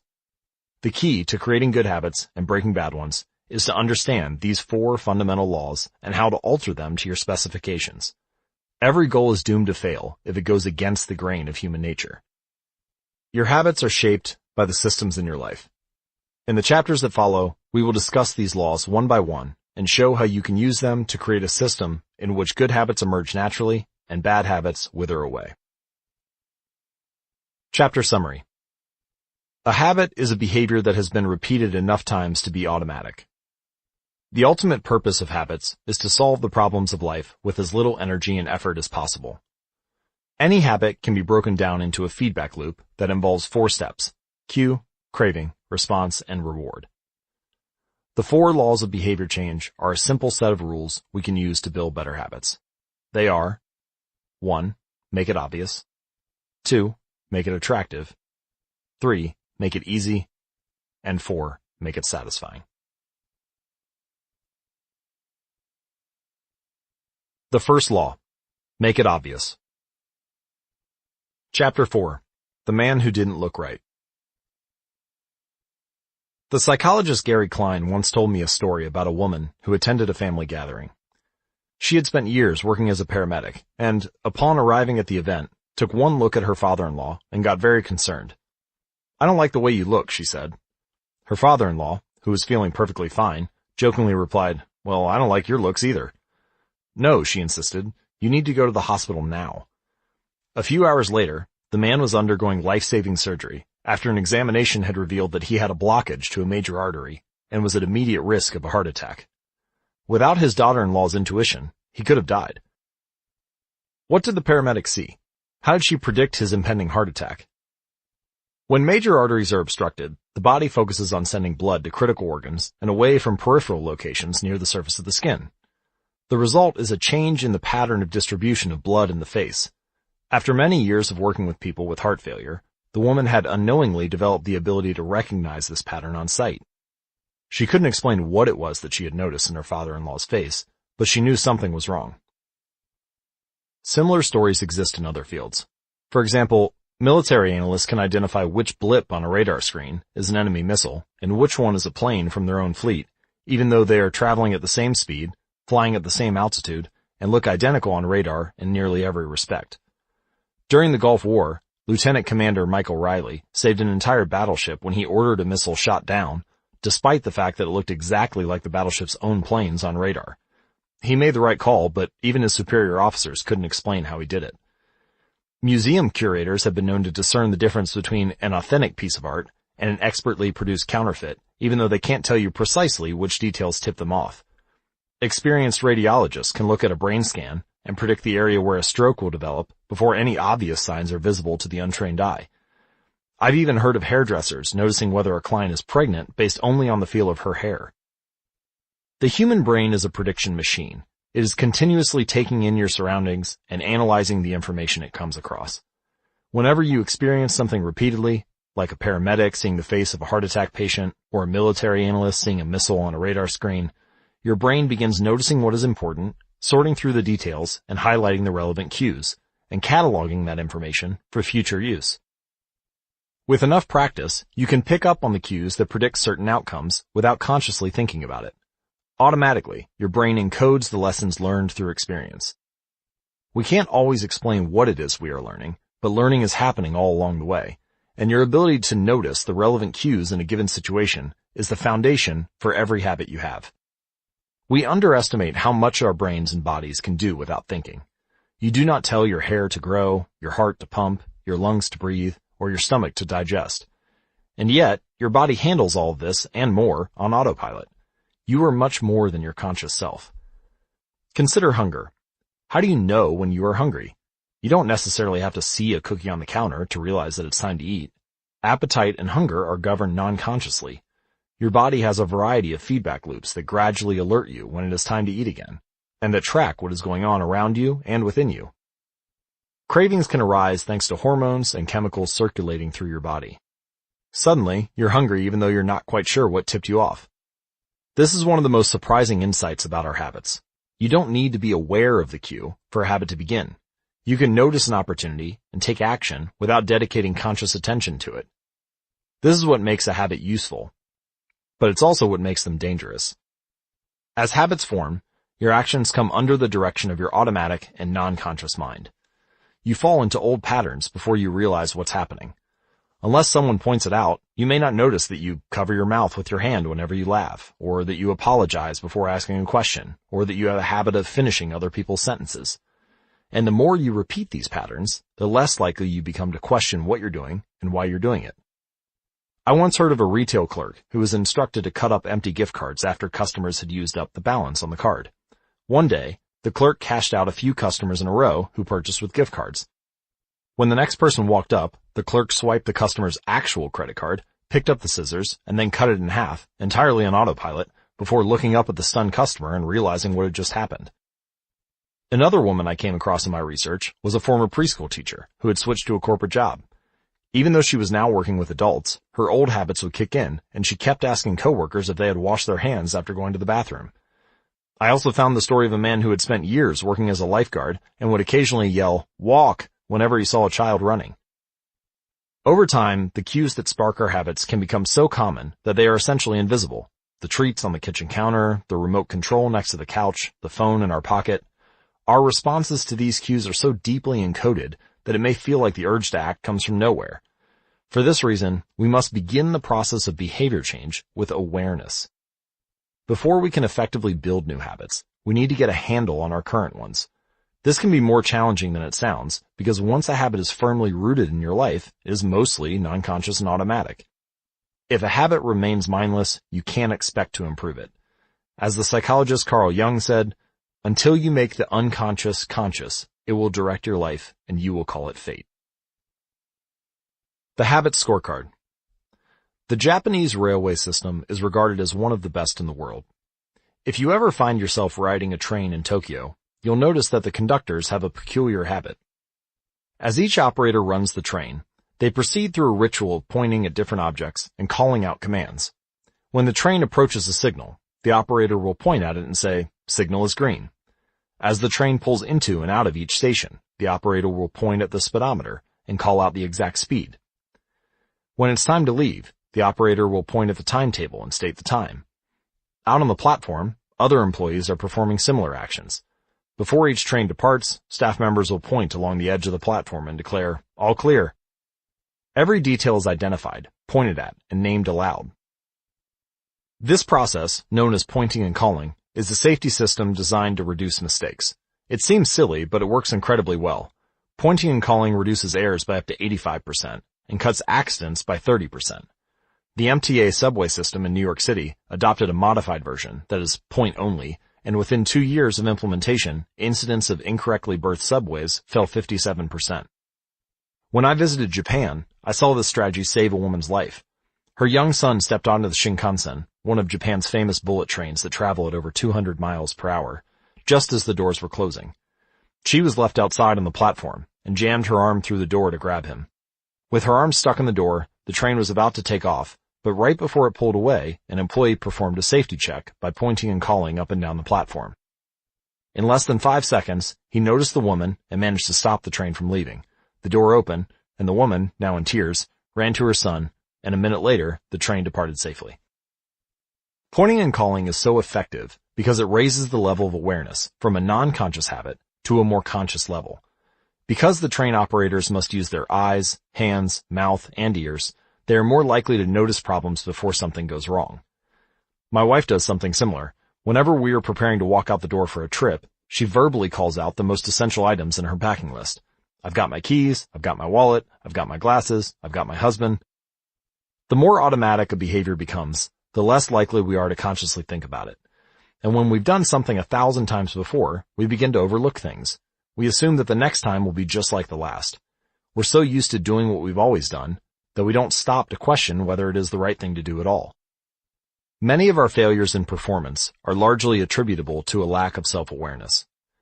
One of our great challenges in changing habits is maintaining awareness of what we're actually doing.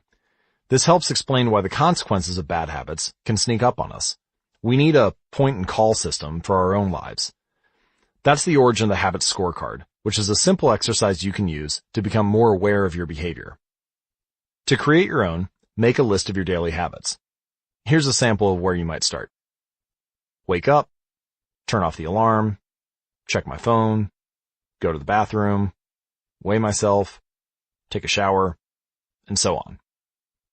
Once you have a full list, look at each behavior and ask yourself, is this a good habit, a bad habit, or a neutral habit? If it's a good habit, write a plus sign next to it. If it is a bad habit, write a minus sign next to it. And if it's neutral, write an equal sign. For example, the list I just mentioned might look like this. Wake up, neutral habit. Turn off alarm, neutral. Check my phone. Probably shouldn't do that before I got out of bed. That's negative. Go to the bathroom, neutral. Weigh myself, positive. Take a shower, positive, and so on. The marks you give to a particular habit will depend on your situation and your goals. For someone who is trying to lose weight, eating a bagel with peanut butter every morning might be a bad habit. For someone who's trying to bulk up and add muscle, the same behavior might be a good habit. It all depends on what you're working toward. If you're interested, you can get a template to create your own habit scorecard at atomichabits.com/scorecard. It's worth noting that scoring your habits can be a little more complex for another reason.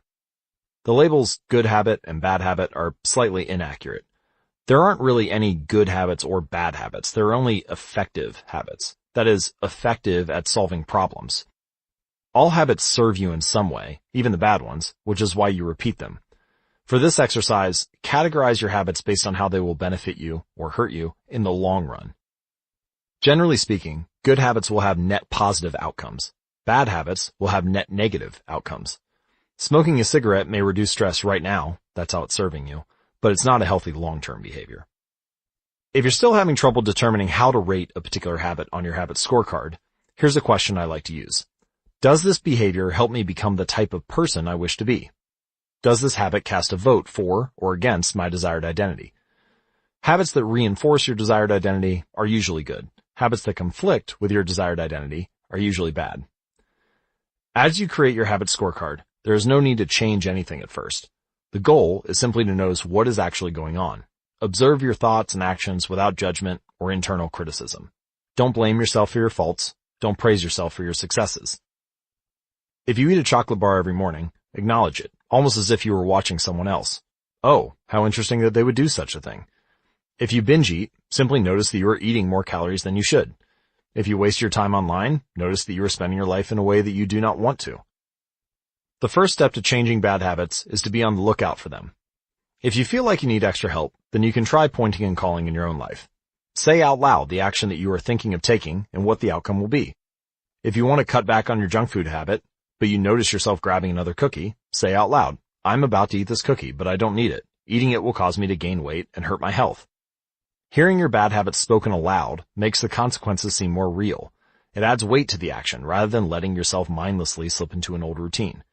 This approach is useful even if you're simply trying to remember a task on your to-do list.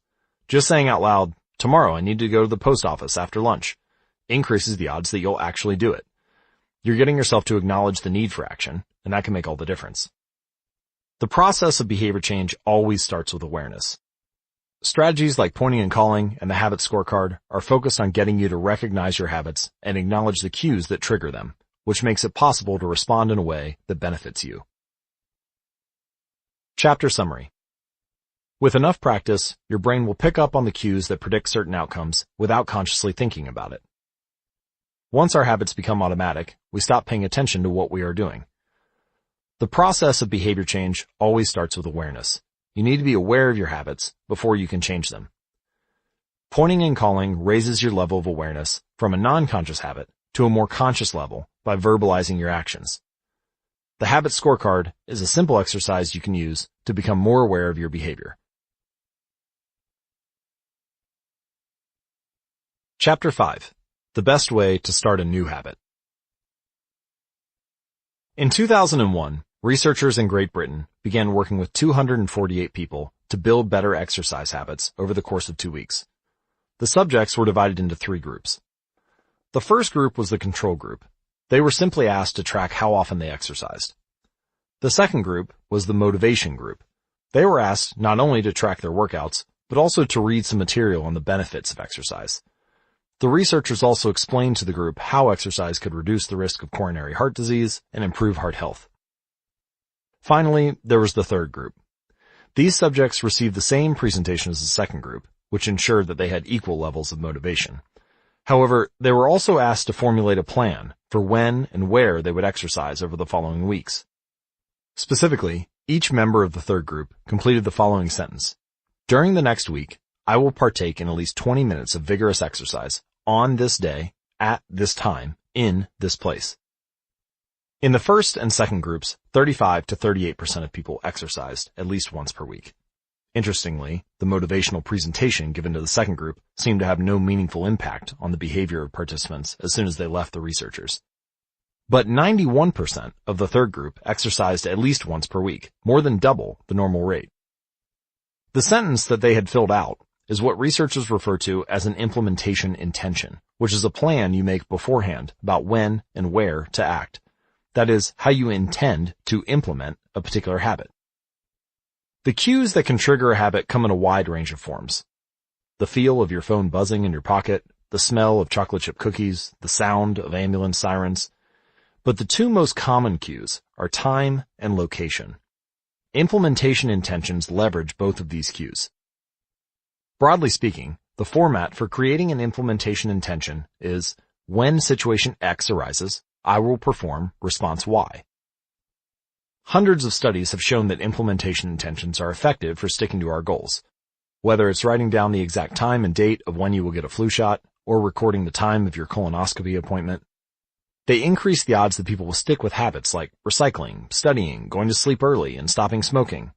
Researchers have even found that voter turnout increases when people are forced to create implementation intentions by answering questions like, what route are you taking to the polling station? At what time are you planning to go? What bus will get you there? Other successful government programs have prompted citizens to make a clear plan to send taxes in on time or provided directions on when and where to pay late traffic bills. The punchline is clear. People who make a specific plan for when and where they will perform a new habit are more likely to follow through. Too many people try to change their habits without these basic details figured out. We tell ourselves, I'm going to eat healthier, or I'm going to write more, but we never say when and where these habits are going to happen. We leave it up to chance and hope that we will just remember to do it or feel motivated at the right time. An implementation intention sweeps away foggy notions like, I want to work out more, or I want to be more productive, or I should vote, and transforms them into a concrete plan of action. Many people think they lack motivation when what they really lack is clarity. It is not always obvious when and where to take action. Some people spend their entire lives waiting for the time to be right to make an improvement. Once an implementation intention has been set, you don't have to wait for inspiration to strike. Do I write a chapter today or not? Do I meditate this morning or at lunch? When the moment of action occurs, there is no need to make a decision. Simply follow your predetermined plan. The simple way to apply this strategy to your habits is to fill out this sentence. I will, behavior, at, time, in, location. For example, meditation. I will meditate for 1 minute at 7 a.m. in my kitchen. Or studying. I will study Spanish for 20 minutes at 6 p.m. in my bedroom. Or exercise. I will exercise for 1 hour at 5 p.m. in my local gym. Marriage. I will make my partner a cup of tea at 8 a.m. in the kitchen.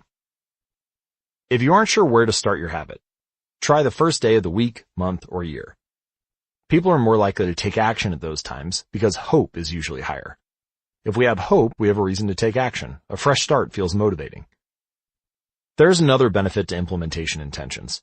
Being specific about what you want and how you will achieve it helps you say no to things that can derail your progress, distract your attention, and pull you off course. We often say yes to little requests because we are not clear about what we need to be doing instead. When your dreams are vague, it's easy to rationalize little exceptions all day long and never get around to the specific things you need to do to succeed. Give your habits a time and a space to live in the world.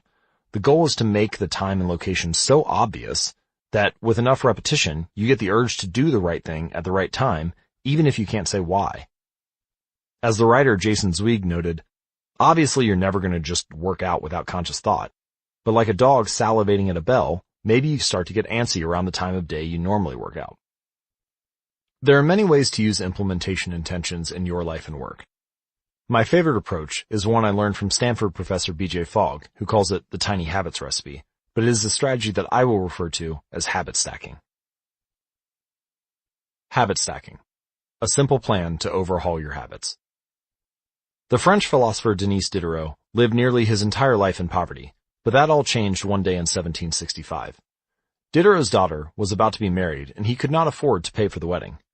Despite his lack of wealth, Diderot was well known for his role as the co-founder and writer of Encyclopédie, one of the most comprehensive encyclopedias of the time. When Catherine the Great, the Empress of Russia, heard of Diderot's financial troubles, her heart went out to him. She was a book lover and greatly enjoyed his encyclopedia. She offered to buy Diderot's personal library for £1,000, which is a sum equal to more than $150,000 today. Suddenly, Diderot had money to spare. With his new wealth, he not only paid for the wedding, but also acquired a scarlet robe for himself. Diderot's scarlet robe was beautiful. So beautiful, in fact, that he immediately noticed how out of place it seemed when surrounded by his more common possessions. He wrote that there was no more coordination, no more unity, no more beauty between his elegant robe and the rest of his stuff. Diderot soon felt the urge to upgrade his possessions. He replaced his rug with one from Damascus. He decorated his home with expensive sculptures. He bought a mirror to place above the mantel and a better kitchen table. He tossed aside his old straw chair for a leather one. Like falling dominoes, one purchase led to the next.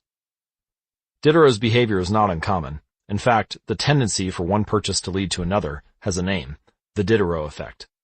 The Diderot effect states that obtaining a new possession often creates a spiral of consumption that leads to additional purchases. You can spot this pattern everywhere. You buy a dress and have to get shoes and earrings to match. You buy a couch and suddenly question the layout of your entire living room. You buy a toy for your child and soon find yourself purchasing all of the accessories that go with it. It is a chain reaction of purchases. Many human behaviors follow this cycle. You often decide what to do next based on what you have just finished doing. Going to the bathroom leads to washing and drying your hands, which reminds you that you need to put dirty towels in the laundry, and so you add laundry detergent to the shopping list, and so on. No behavior happens in isolation. Each action becomes a cue that triggers the next behavior. Alright, why is this important? Well, when it comes to building new habits, you can use the connectedness of behavior to your advantage. One of the best ways to build a new habit is to identify a current habit that you already do each day, and then stack your new behavior on top. This is what I call habit stacking. Habit stacking is a special form of an implementation intention. Rather than pairing your new habit with a particular time and location, you pair it with a current habit. This method, which again was created by B.J. Fogg as part of his Tiny Habits program, can be used to design an obvious cue for nearly any habit. So the habit stacking formula is after current habit, I will new habit. For example, meditation. After I pour my cup of coffee each morning, I will meditate for 1 minute. Exercise. After I take off my work shoes, I will immediately change into my workout clothes. Gratitude. After I sit down to dinner, I will say one thing I'm grateful for that happened today. Marriage. After I get into bed at night, I will give my partner a kiss. Safety. After I put on my running shoes, I will text a friend or family member where I am running and how long it will take. The key is to tie your desired behavior into something you already do each day. Once you have mastered this basic structure, you can begin to create larger stacks by chaining small habits together. This allows you to take advantage of the natural momentum that comes from one behavior leading into the next, like a positive version of the Diderot effect. So, for example, your morning routine habit stack might look like this. 1. After I pour in my morning cup of coffee, I will meditate for 60 seconds. 2. After I meditate for 60 seconds, I will write my to-do list for the day. 3. After I write my to-do list for the day, I will immediately begin my first task. Or you could consider a habit stack like this in the evening. 1. After I finish eating dinner, I will put my plate directly into the dishwasher. 2. After I put my dishes away, I will immediately wipe down the counter. 3. After I wipe down the counter, I will set out my coffee mug for tomorrow morning.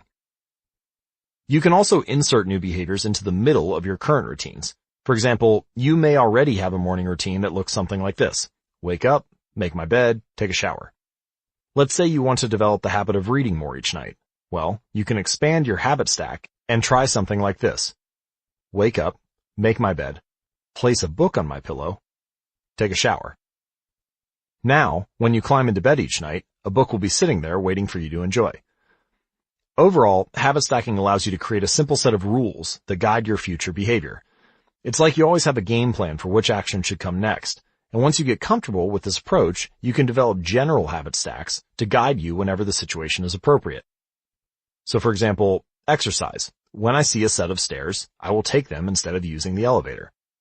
Or social skills. When I walk into a party, I will introduce myself to someone I don't know yet. Finances. When I want to buy something over $100, I will wait at least 24 hours before purchasing it. Healthy eating. When I serve myself a meal, I will always put veggies on my plate first. Minimalism. When I buy one new item, I will give something away, one in, one out. Mood. When the phone rings, I will take one deep breath and smile before answering it. Forgetfulness.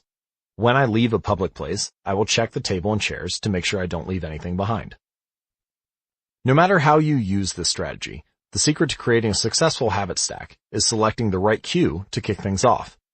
Unlike an implementation intention, which specifically states the time and location for a given behavior, habit stacking implicitly has a time and location built into it.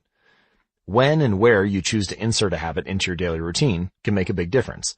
If you're trying to add meditation into your morning routine, but mornings are chaotic and your kids keep running into the room, then that may be the wrong place and time to build that habit. Consider when you are most likely to be successful. Don't ask yourself to do a habit or try to build a habit stack when you are likely to be occupied with something else. Your cue should also have the same frequency as your desired habit.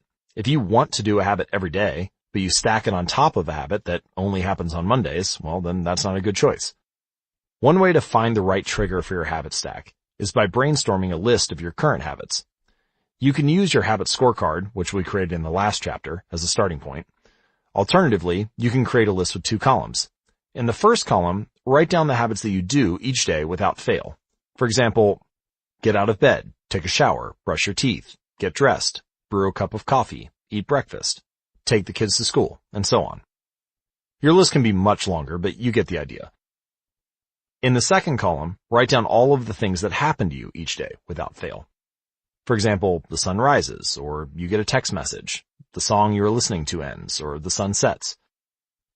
Once you're armed with these 2 lists, you can begin searching for the best place to layer a new habit into your lifestyle. If you're looking for more examples and guidance on this, you can download a habit stacking template at atomichabits.com/habit stacking. Alright, so habit stacking works best when the cue is highly specific and immediately actionable. Many people select cues that are too vague. I made this mistake myself. When I wanted to start a push-up habit, my habit stack was, when I take a break for lunch, I will do 10 push-ups. At first glance, this sounds reasonable, but soon I realized that the trigger was unclear. Would I do my push-ups before I ate lunch? After I ate lunch? Where would I do them? After a few inconsistent days, I changed my habit stack to, when I close my laptop for lunch, I will do 10 push-ups next to my desk. Ambiguity gone. Habits like read more or eat better are worthy causes, but these goals do not provide instruction on how and when to act. You need to be specific and clear. After I close the door, after I brush my teeth, after I sit down at the table. The specificity is important. The more tightly bound your new habit is to a specific cue, the better the odds are that you will notice when the time comes to act. Remember, the first law of behavior change is to make it obvious. Strategies like implementation intentions and habit stacking are among the most practical ways to create obvious cues for your habits and design a clear plan for when and where to take action. Chapter summary. The first law of behavior change is make it obvious. The 2 most common cues are time and location. Creating an implementation intention is a strategy you can use to pair a new habit with a specific time and location. The implementation intention formula is I will behavior at time in location. Habit stacking is a strategy you can use to pair a new habit with a current habit. The habit stacking formula is after current habit, I will new habit. Chapter 6. Motivation is overrated. Environment often matters more. Anne Thorndike, a primary care physician at Massachusetts General Hospital in Boston, had a crazy idea. She believed she could improve the eating habits of thousands of hospital staff and visitors without changing their willpower or motivation in the slightest way. In fact, she didn't plan on talking to them at all. Thorndike and her colleagues designed a 6-month study to alter the choice architecture of the hospital cafeteria.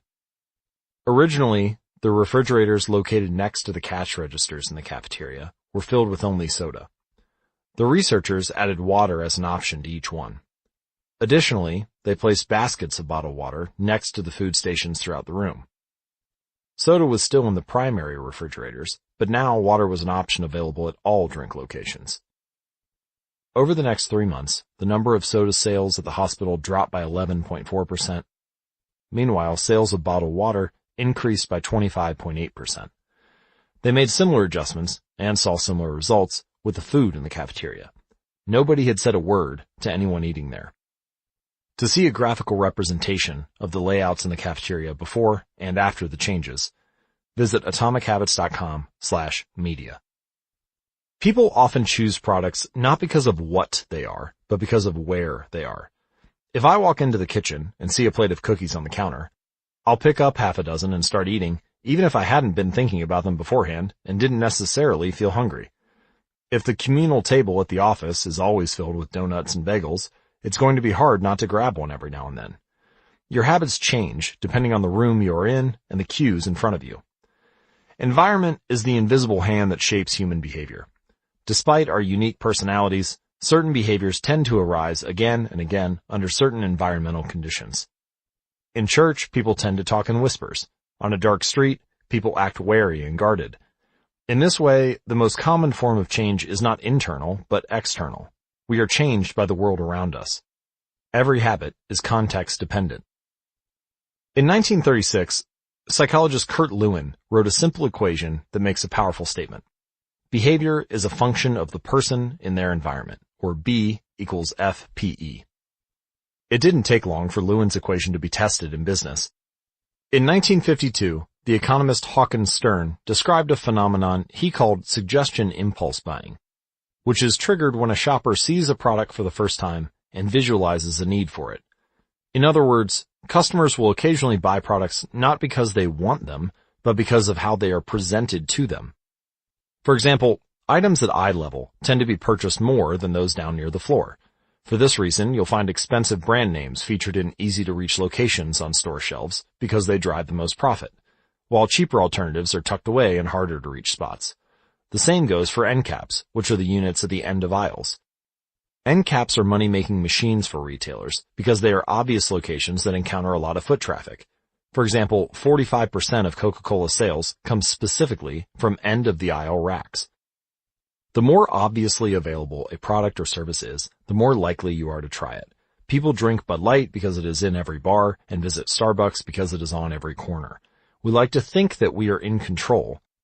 If we choose water over soda, we assume it is because we wanted to do so.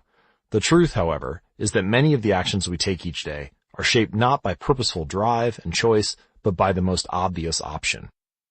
Every living being has its own methods for sensing and understanding the world. Eagles have remarkable long-distance vision. Snakes can smell by tasting the air with their highly sensitive tongues. Sharks can detect small amounts of electricity and vibrations in the water caused by nearby fish.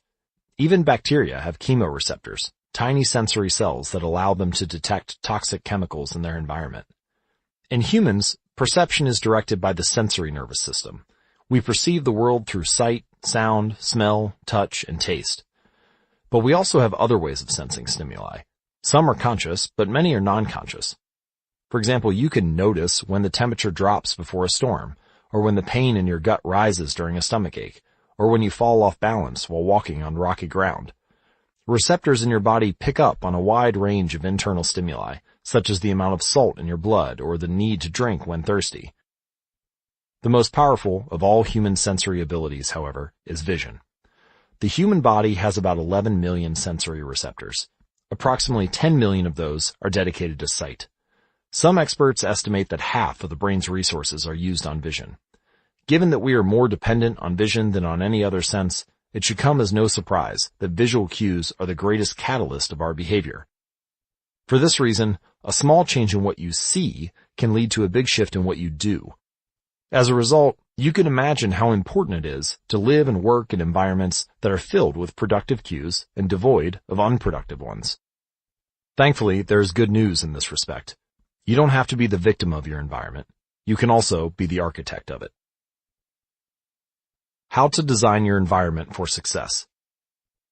During the energy crisis and oil embargo of the 1970s, Dutch researchers began to pay close attention to the country's energy usage. In one suburb near Amsterdam, they found that some homeowners used 30% less energy than their neighbors, despite the homes being of similar size and getting electricity for the same price. It turned out the houses in this neighborhood were nearly identical, except for one feature, the location of the electrical meter. Some had one in the basement. Other houses had electrical meters upstairs in the main hallway. As you may guess, the homes with the meters located in the main hallway used less electricity. When their energy was obvious and easy to track, people changed their behavior. Every habit is initiated by a cue, and we are more likely to notice cues that stand out. Unfortunately, the environments where we live and work often make it easy to not notice or not do certain actions because there is no obvious cue to trigger the behavior. It's easy to not practice the guitar when it's tucked away in the closet. It's easy to not read a book when the bookshelf is in the corner of the guest room. It's easy to not take your vitamins when they're out of sight in the pantry. When the cues that spark a habit are subtle or hidden, they are easy to ignore. By comparison, creating obvious visual cues can draw your attention toward a desired habit. In the early 1990s, the cleaning staff at Schiphol Airport in Amsterdam installed a small sticker that looked like a fly near the center of each urinal. Apparently, when men stepped up to the urinals, they aimed for what they thought was a bug. The stickers improved their aim and significantly reduced spillage around the urinals. Further analysis determined that the stickers cut bathroom cleaning costs by 8% per year.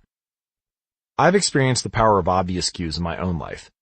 I used to buy apples from the store, put them in the crisper at the bottom of the refrigerator, and forget all about them. By the time I remembered, the apples would have gone bad. I never saw them, so I never ate them. Eventually, I took my own advice and redesigned the environment. I bought a large display bowl and placed it in the middle of the kitchen counter. The next time I bought apples, that was where they went, out in the open where I could see them. Almost like magic, I began eating a few apples a day simply because they were obvious rather than out of sight. Here are a few ways you can redesign your environment and make the cues of your preferred habits more obvious. If you want to remember to take your medication each night, put your pill bottle directly next to the faucet on your bathroom counter. If you want to practice guitar more frequently, place your guitar stand in the middle of the living room. If you want to remember to send more thank you notes, keep a stack of stationery on your desk. If you want to drink more water, fill up a few water bottles each morning and place them in common locations around the house or the office. If you want to make a habit a big part of your life, then make the cue a big part of your environment. The most persistent behaviors usually have multiple cues. Consider how many different ways a smoker could be prompted to pull out a cigarette: driving the car, seeing a friend smoke, feeling stressed at work, and so on. The same strategy can be employed for good habits. By sprinkling triggers throughout your surroundings, you increase the odds that you'll think about your habit throughout the day. Make sure the best choice is the most obvious one. Making a better decision is easy and natural when the cues for good habits are right in front of you. Environment design is powerful not only because it influences how we engage with the world, but also because we rarely do it. Most people live in a world others have created for them, but you can alter the spaces where you live and work to increase your exposure to positive cues and reduce your exposure to negative ones. Environment design allows you to take back control and become the architect of your life. Be the designer of your world and not merely the consumer of it. The context is the cue. The cues that trigger a habit can start out very specific, but over time, your habits become associated not with a single trigger, but with the entire context surrounding the behavior. For example, many people drink more in social situations than they would ever drink alone. The trigger is rarely a single cue, but rather the whole situation: watching your friends order drinks, hearing the music at the bar, seeing the beers on tap. We mentally assign our habits to the locations in which they occur: the home, the office, the gym.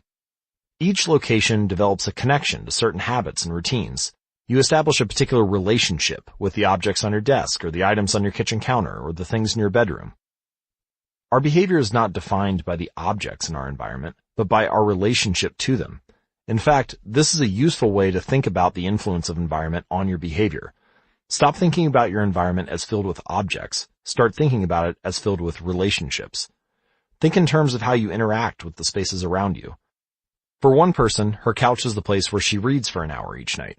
For someone else, the couch is where he watches television and eats a bowl of ice cream after work. Different people can have different memories, and thus different habits associated with the same place. The good news is, you can train yourself to link a particular habit with a particular context. In one study, scientists instructed insomniacs to get into bed only when they felt tired. If they couldn't fall asleep, they were told to sit in a different room until they became sleepy. Over time, the subjects began to associate the context of their bed with the action of sleeping, and it became easier to quickly fall asleep when they climbed in bed. Their brains learned that sleeping, not browsing their phones or watching television or staring at the clock, was the only action that happened in the room. The power of context also reveals an important strategy. Habits can be easier to change in a new environment. It helps to escape the subtle triggers and cues that nudge you toward your current habits. Go to a new place, a different coffee shop, a bench in the park, a corner of the room that you seldom use, and create a new routine there. It is easier to associate a new habit with a new context than to build a new habit in the face of competing cues. It can be difficult to go to bed early if you watch television in your bedroom each night. It can be hard to study in the living room without getting distracted if that's where you always play video games. But when you step outside your normal environment, you leave your behavioral biases behind. You aren't battling old environmental cues, which allows new habits to form without interruption. Want to think more creatively? Move to a bigger room, a rooftop patio, or a building with expansive architecture. Take a break from the space where you do your daily work, which is also linked to your current thought patterns. Trying to eat healthier? It is likely that you shop on autopilot at your regular supermarket. Try a new grocery store. You may find it easier to avoid unhealthy food when your brain doesn't automatically know where it is located in the store. When you can't manage to get to an entirely new environment, redefine or rearrange your current one. Create a separate space for work, study, exercise, entertainment, and cooking. The mantra I find useful is one space, one use. When I started my career as an entrepreneur, I would often work from my couch or at the kitchen table. In the evenings, I found it very difficult to stop working. There was no clear division between the end of work time and the beginning of personal time. Was the kitchen table my office or the space where I ate meals? Was the couch where I relaxed or where I sent emails? Everything happened in the same place. A few years later, I could finally afford to move to a home with a separate room for my office. Suddenly, work was something that happened in here, and personal life was something that happened out there. It was easier for me to turn off the professional side of my brain when there was a clear dividing line between work life and home life. Each room had one primary use. The kitchen was for cooking, the office was for working. Whenever possible, avoid mixing the context of one habit with another. When you start mixing contexts, you'll start mixing habits, and the easier ones will usually win out. This is one reason why the versatility of modern technology is both a strength and a weakness. You can use your phone for all sorts of tasks, which makes it a powerful device. But when you can use your phone to do nearly anything, it becomes hard to associate it with one task. You want to be productive, but you're also conditioned to browse social media, check email, and play video games whenever you open your phone. It's a mishmash of cues. You may be thinking, look, you don't understand, I live in New York City, my apartment is the size of a smartphone, I need to have a room that can play multiple roles. Fair enough. If your space is limited, divide your room into activity zones, a chair for reading, a desk for writing, a table for eating. You can do the same with your digital spaces. I know a writer who uses his computer only for writing, his tablet only for reading, and his phone only for social media and texting. Every habit should have a home. If you can manage to stick with this strategy, each context will become associated with a particular habit and mode of thought. Habits thrive under predictable circumstances like these. Focus comes automatically when you are sitting at your work desk. Relaxation is easier when you're in a space designed for that purpose. Sleep comes quickly when it is the only thing that happens in your bedroom. If you want behaviors that are stable and predictable, you need an environment that is stable and predictable. A stable environment where everything has a place and a purpose is an environment where habits can easily form. Chapter summary. Small changes in context can lead to large changes in behavior over time. Every habit is initiated by a cue. We are more likely to notice cues that stand out. Make the cues of good habits obvious in your environment. Gradually, your habits become associated not with a single trigger, but with the entire context surrounding the behavior. The context becomes the cue. It is easier to build new habits in a new environment because you are not fighting old cues. Chapter 7. The Secret to Self-Control. In 1971, as the Vietnam War was heading into its 16th year, Congressman Robert Steele from Connecticut and Morgan Murphy from Illinois made a discovery that stunned the American public. While visiting the troops, they had learned that over 15% of U.S. soldiers stationed in Vietnam were heroin addicts. Follow-up research revealed that 35% of service members in Vietnam had tried heroin and as many as 20% were addicted. The problem was even worse than they had initially thought. The discovery led to a flurry of activity in Washington, including the creation of the Special Action Office of Drug Abuse Prevention under President Nixon to promote prevention and rehabilitation and to track addicted service members when they returned home. Lee Robbins was one of the researchers in charge. In a finding that completely upended the accepted beliefs about addiction, Robbins found that when soldiers who had been heroin users returned home, only 5% of them became re-addicted within 1 year, and just 12% relapsed within 3 years. In other words, approximately 9 out of 10 soldiers who used heroin in Vietnam eliminated their addiction nearly overnight. This finding contradicted the prevailing view at the time, which considered heroin addiction to be a permanent and irreversible condition. Instead, Robbins revealed that addictions could spontaneously dissolve if there was a radical change in the environment.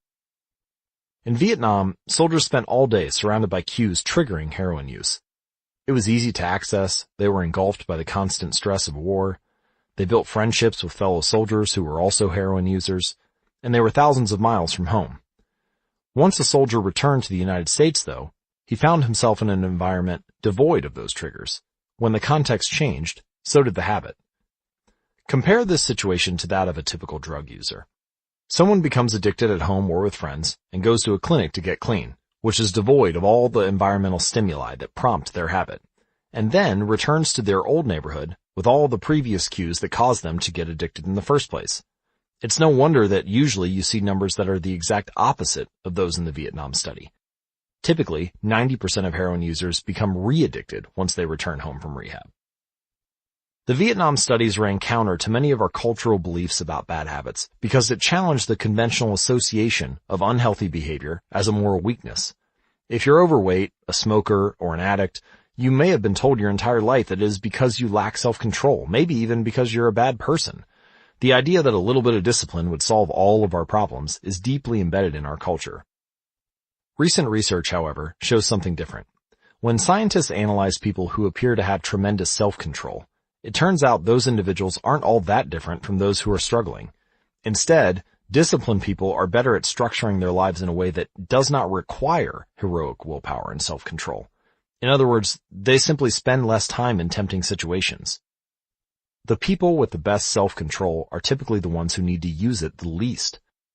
It's easier to practice self-restraint when you don't have to use it very often. So, yes, perseverance, grit, and willpower are essential to success, but the way to improve these qualities is not by wishing you were a more disciplined person, but by creating a more disciplined environment.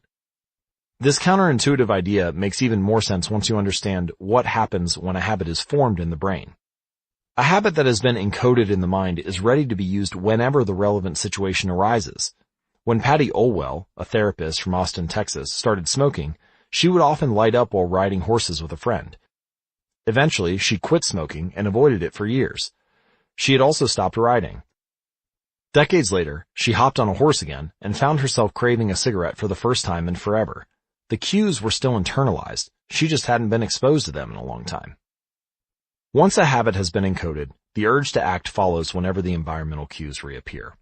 This is one reason behavior change techniques can backfire. Shaming obese people with weight loss presentations can make them feel stressed, and as a result, many people return to their favorite coping strategy, which is overeating. Showing pictures of blackened lungs to smokers leads to higher levels of anxiety, which drives many people to reach for a cigarette. If you're not careful about cues, you can cause the very behavior you want to stop. In this sense, bad habits are autocatalytic. The process feeds itself. They foster the feelings they are trying to numb.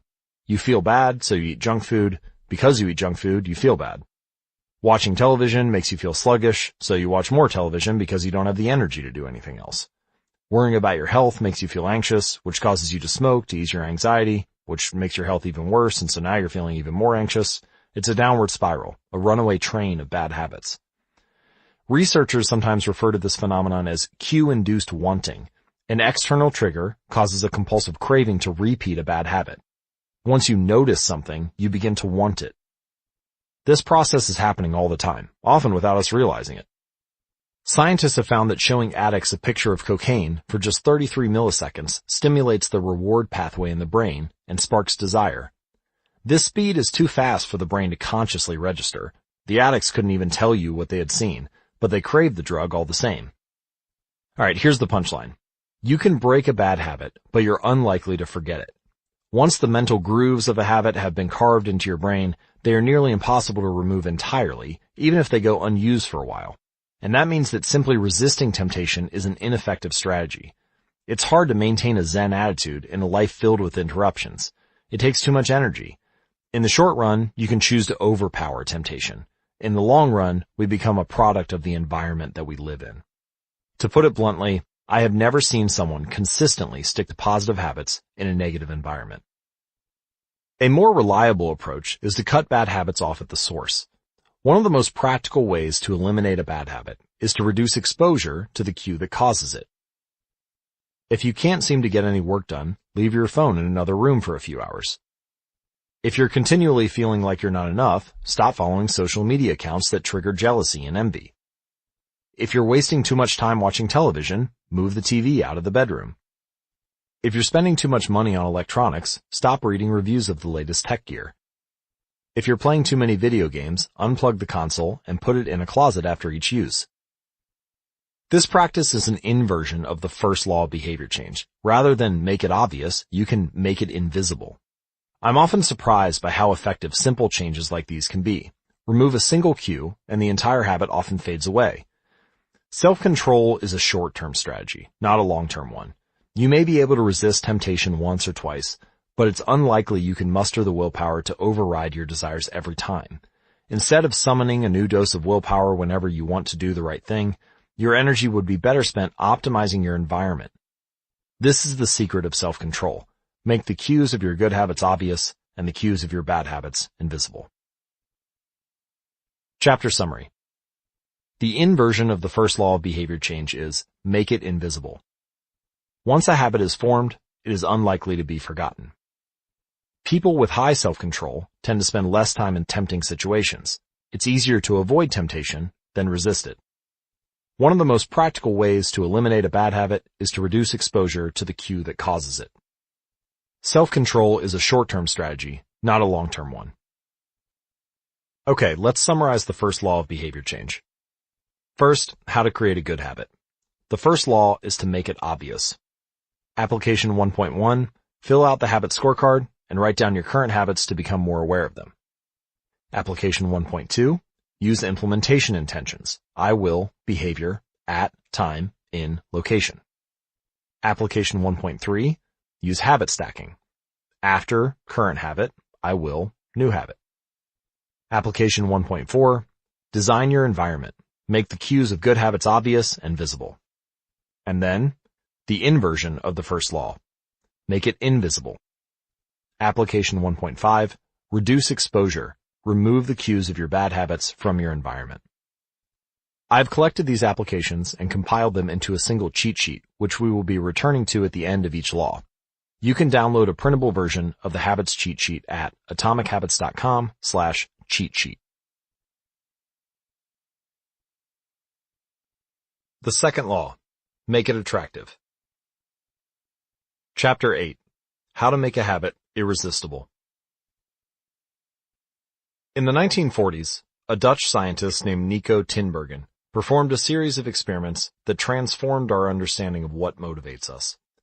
Tinbergen, who eventually won a Nobel Prize for his work, was investigating herring gulls, the gray and white birds often seen flying along the seashores of North America. Adult herring gulls have a small red dot on their beak, and Tinbergen noticed that newly hatched chicks would peck at this spot whenever they wanted food. To begin one experiment, he created a collection of fake cardboard beaks, just a head without a body. When the parents had flown away, he went over to the nest and offered these dummy beaks to the chicks. The beaks were obvious fakes, and he assumed the baby birds would reject them altogether. However, when the tiny gulls saw the red spot on the cardboard beaks, they pecked away just as if it were attached to their own mother. They had a clear preference for those red spots, as if they had been genetically programmed at birth. Soon, Tinbergen discovered that the bigger the red spot, the faster the chicks pecked. Eventually, he created a beak with 3 large red dots on it. When he placed it over the nest, the baby birds went crazy with delight. They pecked at the little red patches as if it was the greatest beak they had ever seen. Tinbergen and his colleagues discovered similar behavior in other animals. For example, the gray-lag goose is a ground-nesting bird. Occasionally, as the mother moves around on the nest, one of the eggs will roll out and settle on the grass nearby. Whenever this happens, the goose will waddle over to the egg and use its beak and neck to pull it back into the nest. Tinbergen discovered that the goose will pull any nearby round object, such as a billiard ball or a light bulb, back into the nest. The bigger the object, the greater their response. One goose even made a tremendous effort to roll a volleyball back and sit on top. Like the baby gulls automatically pecking at red dots, the gray-lag goose was following an instinctive rule. When I see a round object nearby, I must roll it back into the nest. The bigger the round object, the harder I should try to get it. It's like the brain of each animal is preloaded with certain rules for behavior, and when it comes across an exaggerated version of that rule, it lights up like a Christmas tree. Scientists refer to these exaggerated cues as supernormal stimuli. A supernormal stimulus is a heightened version of reality, like a beak with 3 red dots, or an egg the size of a volleyball, and it elicits a stronger response than usual. Humans are also prone to fall for exaggerated versions of reality. Junk food, for example, drives our reward systems into a frenzy. After spending hundreds of thousands of years hunting and foraging for food in the wild, the human brain has evolved to place a high value on salt, sugar, and fat. Such foods are often calorie-dense, and they were quite rare when our ancient ancestors were roaming the savannah. When you don't know where your next meal is coming from, eating as much as possible is an excellent strategy for survival. Today, however, we live in a calorie-rich environment.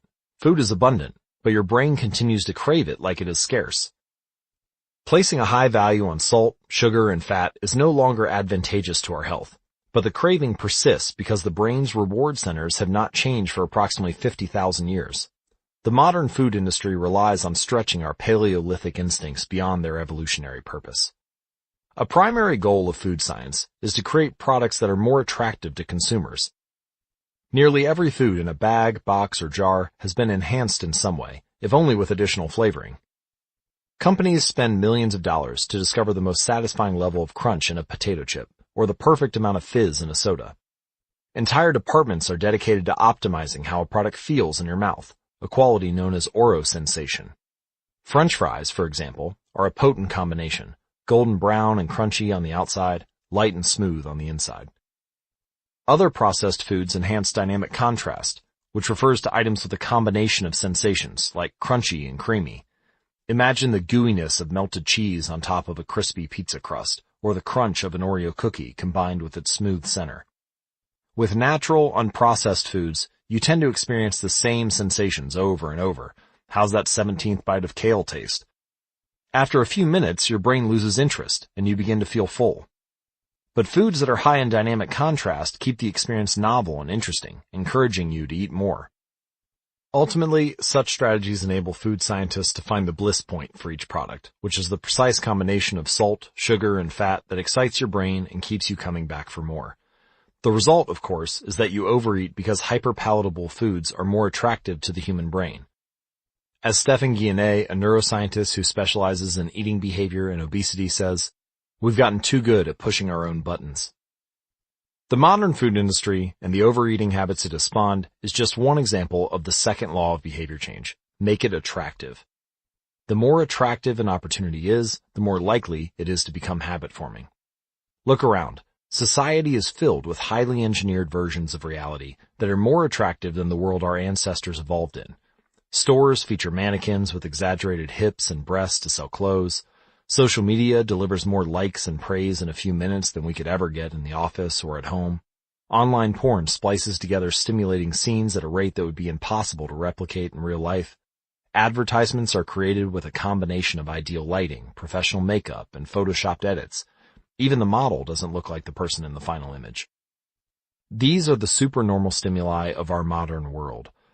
They exaggerate features that are naturally attractive to us, and our instincts go wild as a result, driving us into excessive shopping habits, social media habits, porn habits, eating habits, and many others. If history serves as a guide, the opportunities of the future will be more attractive than those of today.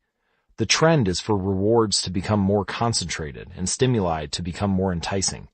Junk food is a more concentrated form of calories than natural food.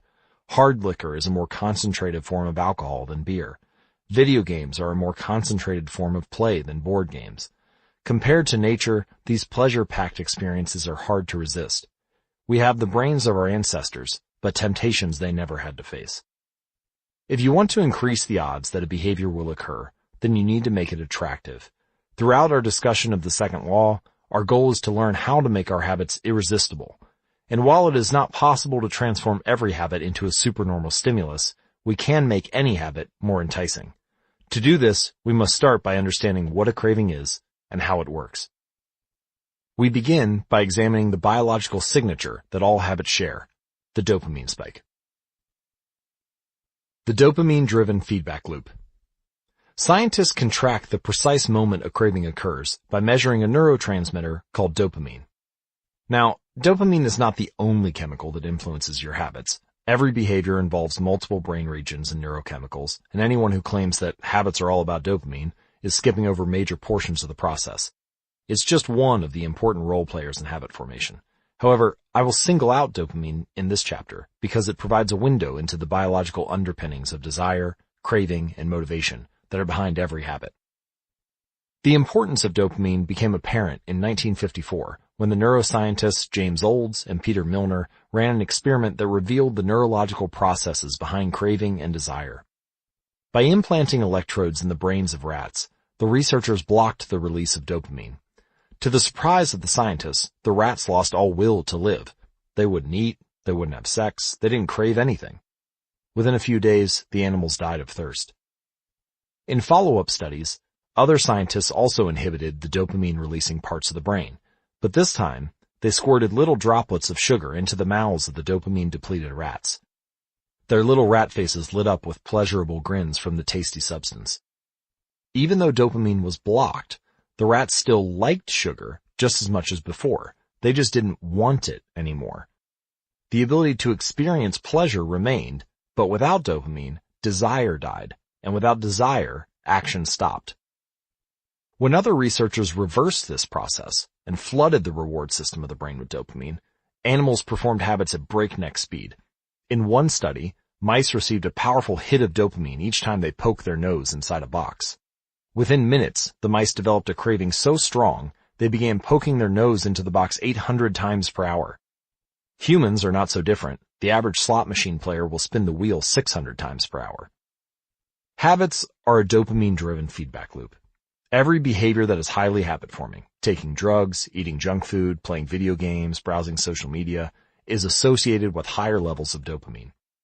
The same can be said for our most basic habitual behaviors, like eating food, drinking water, having sex, and interacting socially. For years, scientists assumed dopamine was all about pleasure, but now we know it plays a central role in many neurological processes, including motivation, learning and memory, punishment and aversion, and voluntary movement. When it comes to habits, the key takeaway is this. Dopamine is released not only when you experience pleasure, but also when you anticipate it. Gambling addicts have a dopamine spike right before they place a bet, not after they win. Cocaine addicts get a surge of dopamine when they see the powder, not after they take it. Whenever you predict that an opportunity will be rewarding, your levels of dopamine spike in anticipation. And whenever dopamine rises, so does your motivation to act. It is the anticipation of a reward, not the fulfillment of it, that gets us to take action. Interestingly, the reward system that is activated in the brain when you receive a reward is the same system that is activated when you anticipate a reward. This is one reason the anticipation of an experience can often feel better than the attainment of it. As a child, thinking about Christmas morning can be better than actually opening the gifts. As an adult, daydreaming about an upcoming vacation can be more enjoyable than actually being on vacation. Scientists refer to this as the difference between wanting and liking. Your brain has far more neural circuitry allocated for wanting rewards than for liking them. The wanting centers in the brain are large: the brainstem, the nucleus accumbens, the ventral tegmental area, the dorsal striatum, the amygdala, and portions of the prefrontal cortex. By comparison, the liking centers of the brain are much smaller. They are often referred to as hedonic hotspots and are distributed like tiny islands throughout the brain.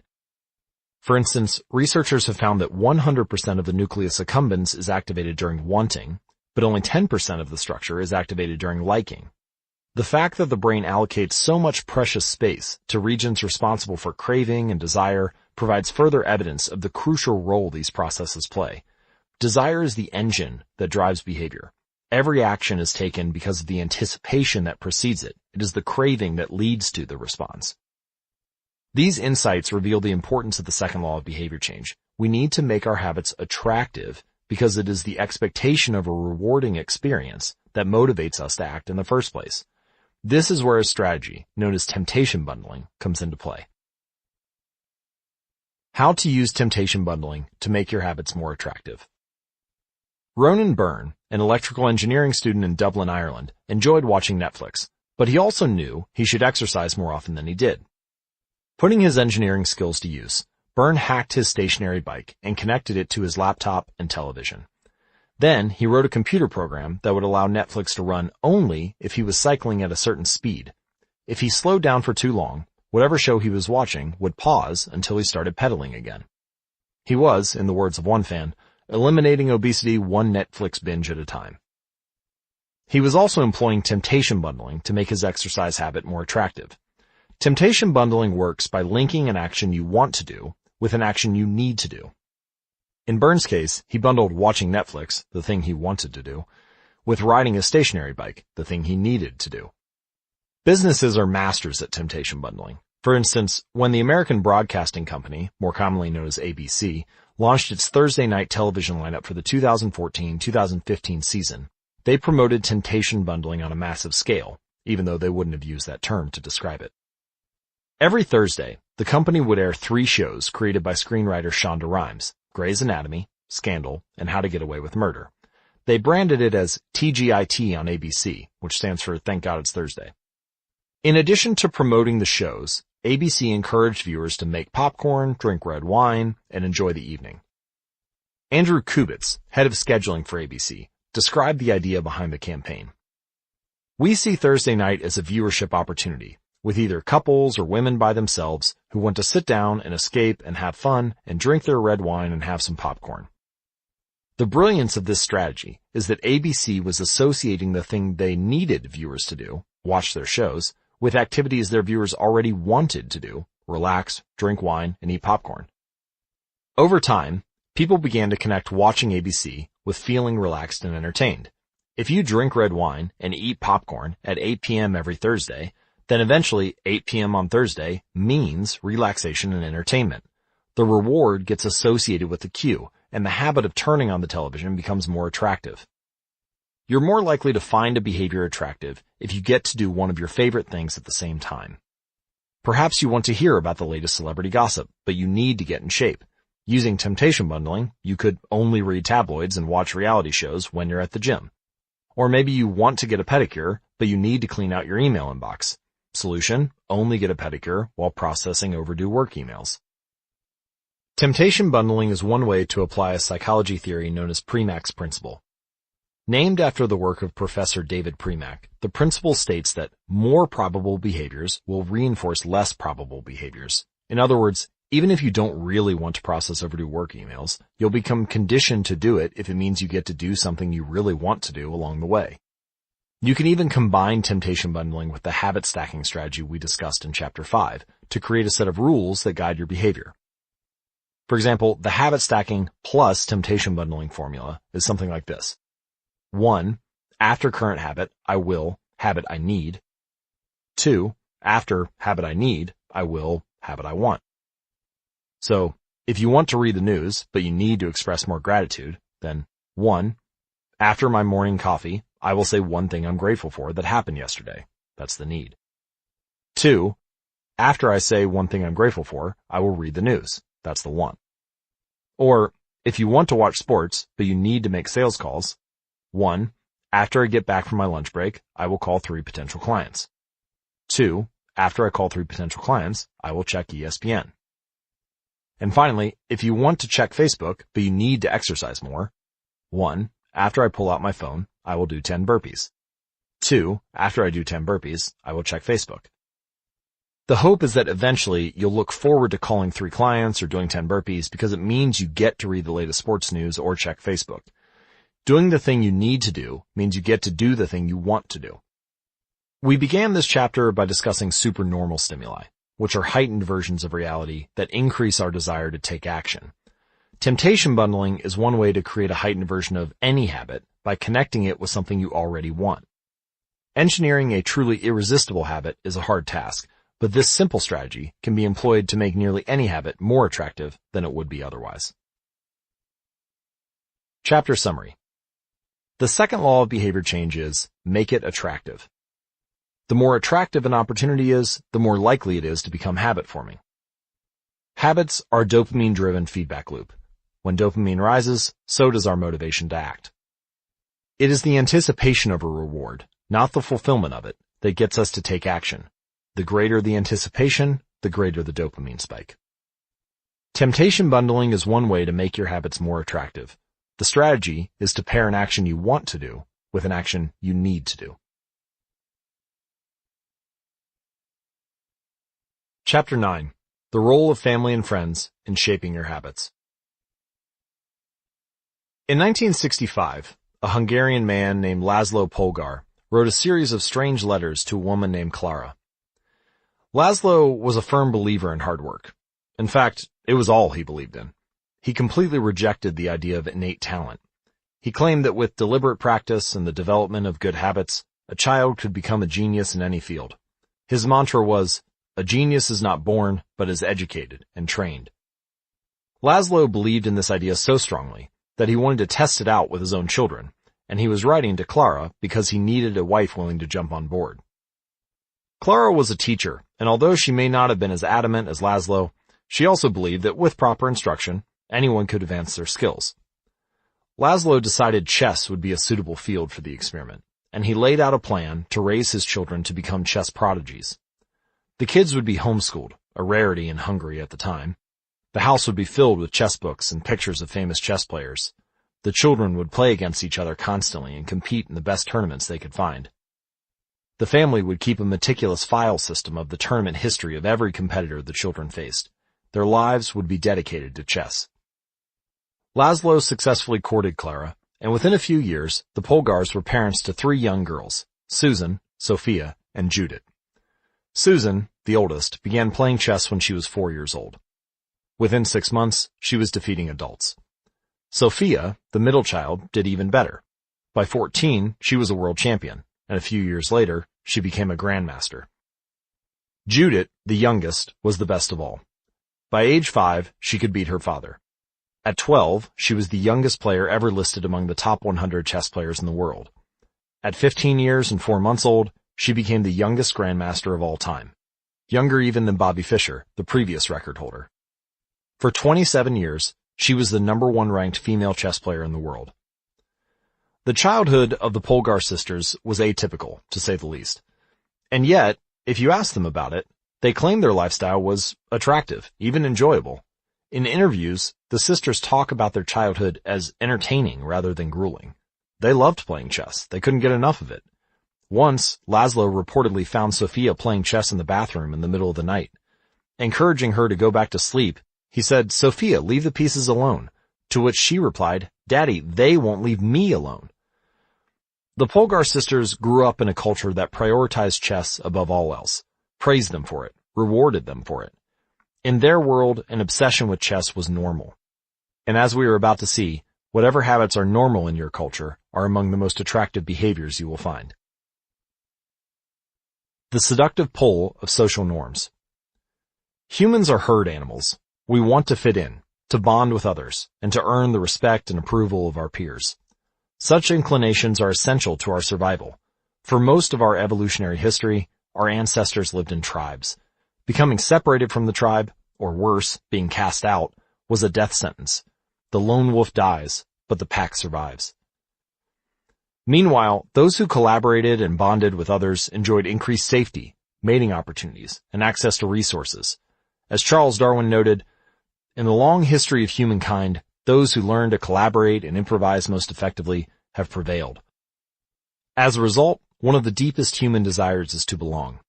And this ancient preference exerts a powerful influence on our modern behavior. We don't choose our earliest habits. We imitate them. We follow the script handed down from our friends and family, our church or school, our local community, and society at large. Each of these cultures and groups comes with its own set of expectations and standards. When and whether to get married, how many children to have, which holidays to celebrate, how much money to spend on your child's birthday party. In many ways, these social norms are the invisible rules that guide your behavior each day. You are always keeping them in mind, even if they are not top of your mind. Often, you follow the habits of your culture without thinking, without questioning, and sometimes without remembering. As the French philosopher Michel de Montaigne wrote, "The customs and practices of life and society sweep us along." Most of the time, going along with the group does not feel like a burden. Everyone wants to belong. If you grow up in a family that rewards you for your chess skills, then playing chess will seem like a very attractive thing to do. If you work in a job where everyone wears expensive suits, then you'll be inclined to splurge on one as well. If all of your friends are sharing an inside joke or using a new phrase, you'll want to do it too so that they know that you get it. Behaviors are attractive when they help us fit in. In particular, we imitate the habits of three groups.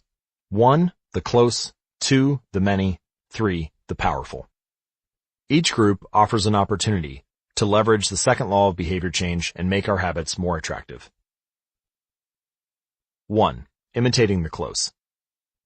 Proximity has a powerful effect on our behavior. This is true of the physical environment, as we discussed in Chapter 6, but it is also true of the social environment. We pick up habits from the people around us. We copy the way our parents handle arguments, the way our peers flirt with one another, the way our coworkers get results. When your friends smoke pot, you give it a try too. When your wife has a habit of double-checking that the door is locked before going to bed, you pick it up as well. I find that I often imitate the behavior of those around me without realizing it. In conversation, I'll automatically assume the body posture of the other person. In college, I began to talk like my roommates. When traveling to other countries, I'll non-consciously imitate the local accent, despite reminding myself to stop. As a general rule, the closer we are to someone, the more likely we are to imitate some of their habits. One groundbreaking study tracked 12,000 people for 32 years and found that a person's chances of becoming obese increased by 57% if he or she had a friend who became obese. And it works the other way too. Another study found that if one person in a relationship lost weight, the other partner would also slim down about 1/3 of the time. Our friends and family provide a sort of invisible peer pressure that pulls us in their direction. Of course, peer pressure is only bad when you're surrounded by bad influences. When astronaut Mike Massimino was a graduate student at MIT, he took a small robotics class. Of the 10 people in the class, 4 became astronauts. If your goal was to make it into space, then that room was about the best culture you could ask for.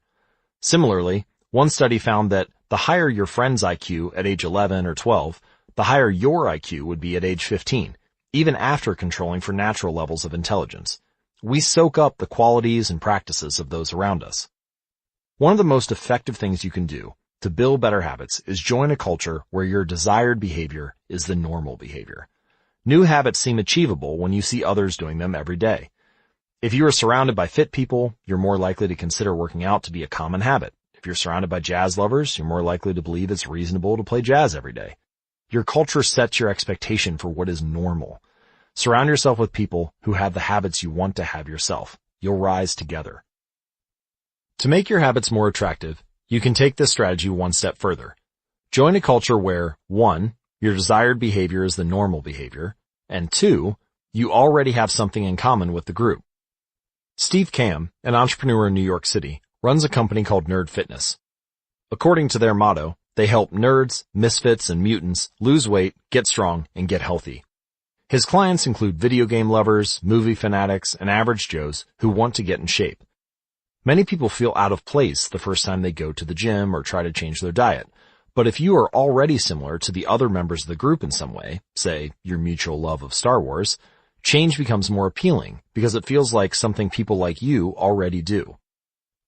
Nothing sustains motivation better than belonging to the tribe. It transforms a personal quest into a shared one. Previously, you were on your own. Your identity was singular. You are a reader. You are a musician. You are an athlete. But when you join a book club or a band or a cycling group, your identity becomes linked to those around you. Growth and change is no longer an individual pursuit. We are readers. We are musicians. We are cyclists. The shared identity begins to reinforce your personal identity. This is why remaining part of a group after achieving a goal is crucial for maintaining your habits. It's friendship and community that embed a new identity and help behaviors last over the long run. 2. Imitating the many. In the 1950s, the psychologist Solomon Asch conducted a series of experiments that are now taught to legions of undergrads each year. To begin each experiment, the subject entered the room with a group of strangers. Unbeknownst to the subject, the other participants were actors planted by the researcher and instructed to deliver scripted answers to certain questions. The group would be shown one card with a line on it, and then a second card with a series of lines. Each person was asked to select the line on the second card that was similar in length to the line on the first card. It was a very simple task. You were just matching lines of two similar lengths. To see an example of the cards used in the experiment, visit atomichabits.com/media. The experiment always began the same. First, there would be some easy trials where everyone agreed on the correct line. Then, after a few rounds, the participants were shown a test that was just as obvious as the previous ones, except the actors in the room would select an intentionally incorrect answer. Everyone would agree that the lines were the same length, even though they were clearly different. The subject, who was unaware of this ruse, would immediately become bewildered. Their eyes would open wide, they would laugh nervously to themselves, they would double-check the reactions of other participants. Their agitation would grow as one person after another delivered the same incorrect response. Soon, the subject began to doubt their own eyes. Eventually, they delivered the answer they knew in their heart to be incorrect. Asch ran this experiment many times and in many different ways. And what he discovered was that as the number of actors increased, so did the conformity of the subject. If it was just the subject and one other actor, then there was no effect on the person's choice. They just assumed they were in the room with a dummy. When there were two actors in the room with the subject, there was still little impact. But as the number of people increased to 3, 4, and all the way to 8 people, the subject became more likely to second-guess themselves. By the end of the experiment, nearly 75% of the subjects had agreed with the group answer, even though it was obviously incorrect. Whenever we are unsure how to act, we look to the group to guide our behavior. We are constantly scanning our environment and wondering, what is everyone else doing? We check reviews on Amazon or Yelp or TripAdvisor because we want to imitate the best buying habits or eating habits or travel habits. And it's usually a smart strategy. There's evidence in numbers. But there can be a downside. The normal behavior of the tribe often overpowers the desired behavior of the individual. For example, one study found that when a chimpanzee learns an effective way to crack nuts open as the member of one group, and then switches to a new group that uses a less effective strategy, it will avoid using the superior nut-cracking method just to blend in with the rest of the chimps. Humans are similar. There's a tremendous internal pressure to comply with the norms of the group. The reward of being accepted is often greater than the reward of winning an argument or looking smart or finding truth. Most days, we'd rather be wrong with the crowd than be right by ourselves. The human mind knows how to get along with others. It wants to get along with others. This is our natural mode. You can override it. You can choose to ignore the group or stop caring what other people think, but it takes work, and running against the grain of your culture requires extra effort. When changing your habits means challenging the tribe, change is unattractive. When changing your habits means fitting in with the tribe, change is very attractive. 3.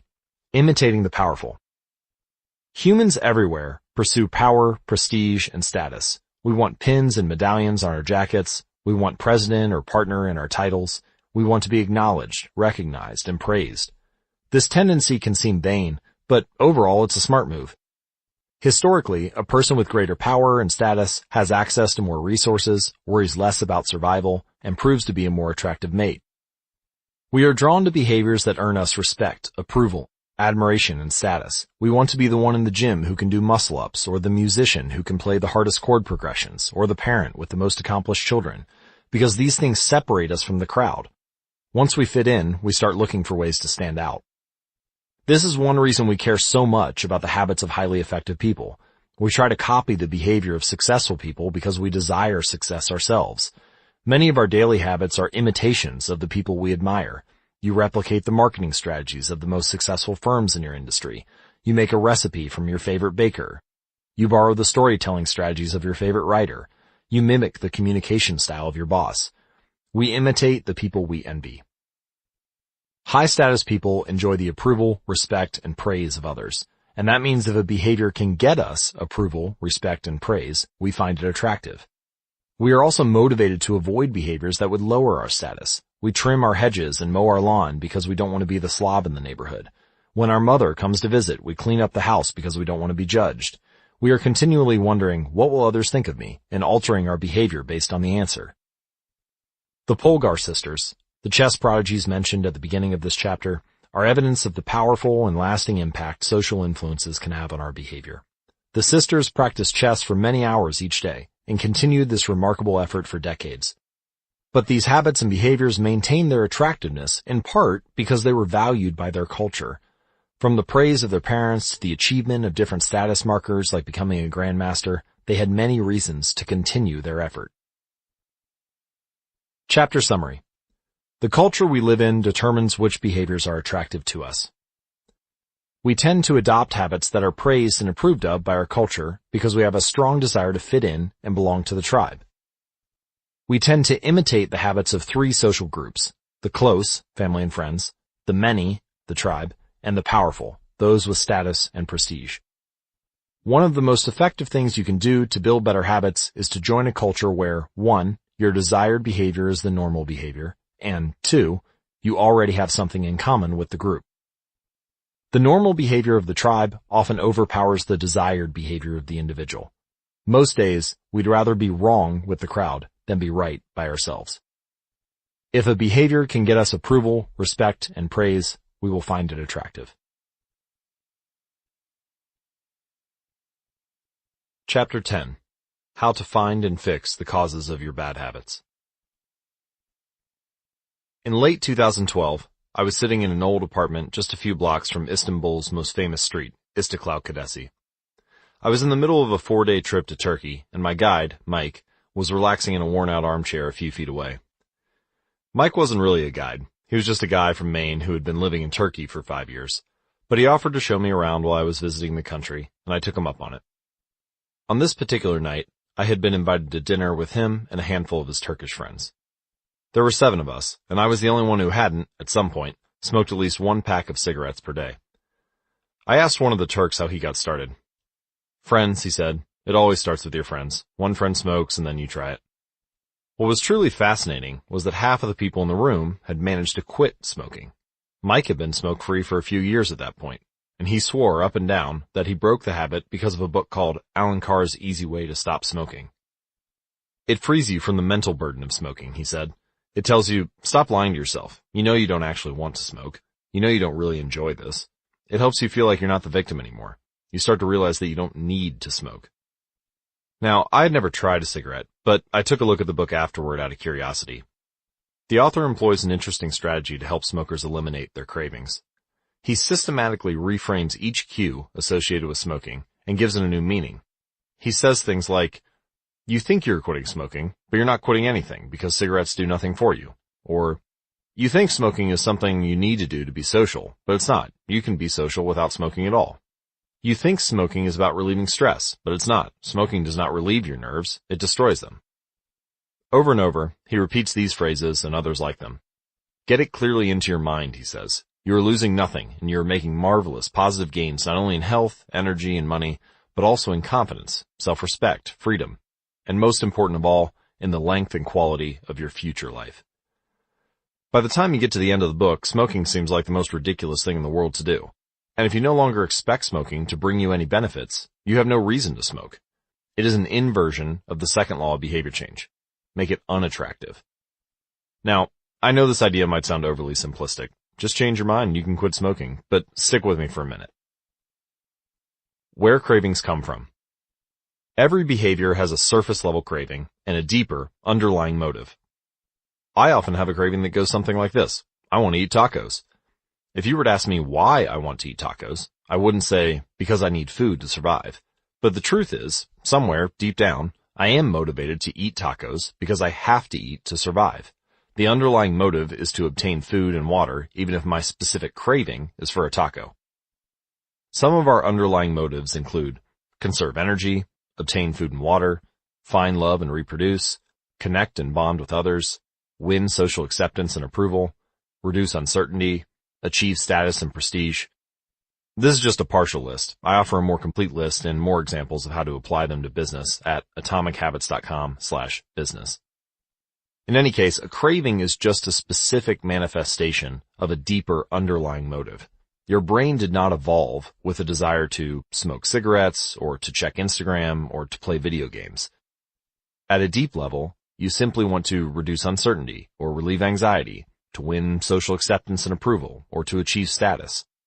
Look at nearly any product that is habit-forming, and you'll see that it does not create a new motivation, but rather latches onto the underlying motives of human nature. Find love and reproduce might mean using Tinder. Connect and bond with others might mean browsing Facebook. Winning social acceptance and approval could be posting on Instagram. Reducing uncertainty might drive you to search on Google. Achieving status and prestige could mean playing video games. Your habits are modern-day solutions to ancient desires, new versions of old vices. The underlying motives behind human behavior remain the same. The specific habits we perform differ based on the period of history we live in. Here's the powerful part. There are many different ways to address the same underlying motive. One person might learn to reduce stress by smoking a cigarette. Another person learns to ease their anxiety by going for a run. Your current habits are not necessarily the best way to solve the problems you face. They are just the methods you learn to use. Once you associate a solution with the problem you need to solve, you keep coming back to it. Habits are all about associations. These associations determine whether we predict a habit to be worth repeating or not. As we covered in our discussion of the first law, your brain is continually absorbing information and noticing cues in the environment.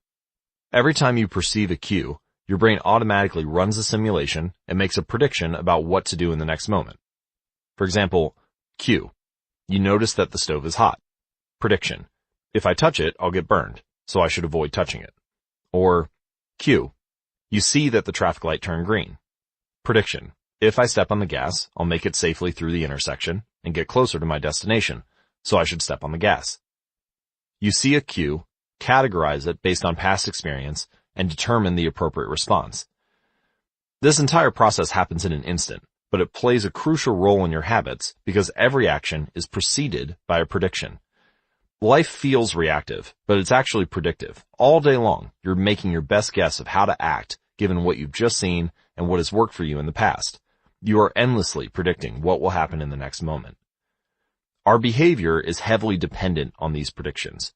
Put another way, our behavior is heavily dependent on how we interpret the events that happen to us, not necessarily the objective reality of the events themselves. Two people can look at the same cigarette, and one feels the urge to smoke, while the other is repulsed by the smell. The same cue can spark a good habit or a bad habit depending on your prediction. The cause of your habits is actually the prediction that precedes them. These predictions lead to feelings, which is how we typically describe a craving. A feeling, a desire, an urge. Feelings and emotions transform the cues we perceive and the predictions we make into a signal that we can apply. They help explain what we are currently sensing. For instance, whether or not you realize it, you are noticing how warm or cold you feel right now. If the temperature drops by 1 degree, you probably won't do anything. If the temperature drops by 10 degrees, however, you'll feel cold and put on another layer of clothing. Feeling cold was the signal that prompted you to act. You have been sensing the cues the entire time, but it is only when you predict that you would be better off in a different state that you take action. A craving is the sense that something is missing. It is the desire to change your internal state. When the temperature falls, there's a gap between what your body is currently sensing and what it wants to be sensing. And this gap between your current state and your desired state provides a reason to act. So desire is the difference between where you are now and where you want to be in the future. Even the tiniest action is tinged with the motivation to feel differently than you do in the moment. When you binge eat or light up or browse social media, what you really want is not a potato chip or a cigarette or a bunch of likes. What you really want is to feel different. Our feelings and emotions tell us whether to hold steady in our current state or to make a change. They help us decide the best course of action.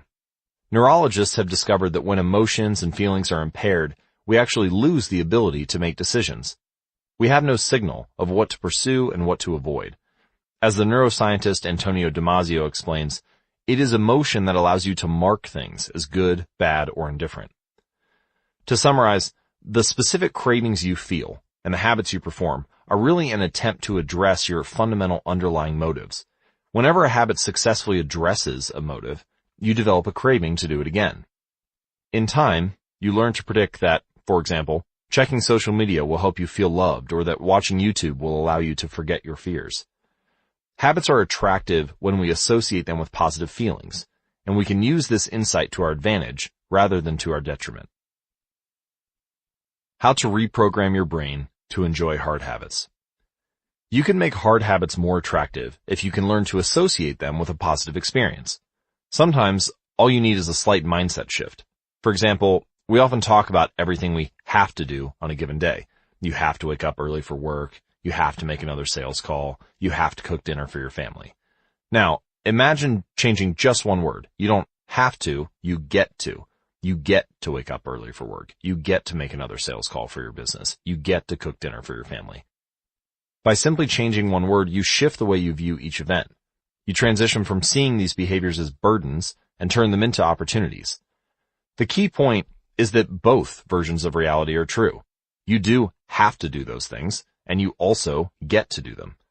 We can find evidence for whatever mindset we choose. I once heard a story about a man who uses a wheelchair. When asked if it was a difficult thing being confined, he responded, "I'm not confined to my wheelchair. I'm liberated by it. If it wasn't for my wheelchair, I would be bedbound and never able to leave the house." This shift in perspective completely transformed how he lived each day. Similarly, reframing your habits to highlight their benefits rather than their drawbacks is a fast and lightweight way to reprogram your mind and make a habit seem more attractive. Here are some examples. Exercise.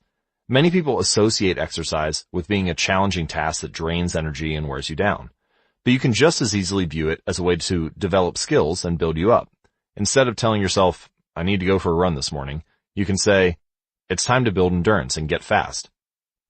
Or finance. Saving money is often associated with sacrifice. However, you can associate it with freedom rather than limitation if you realize one simple truth.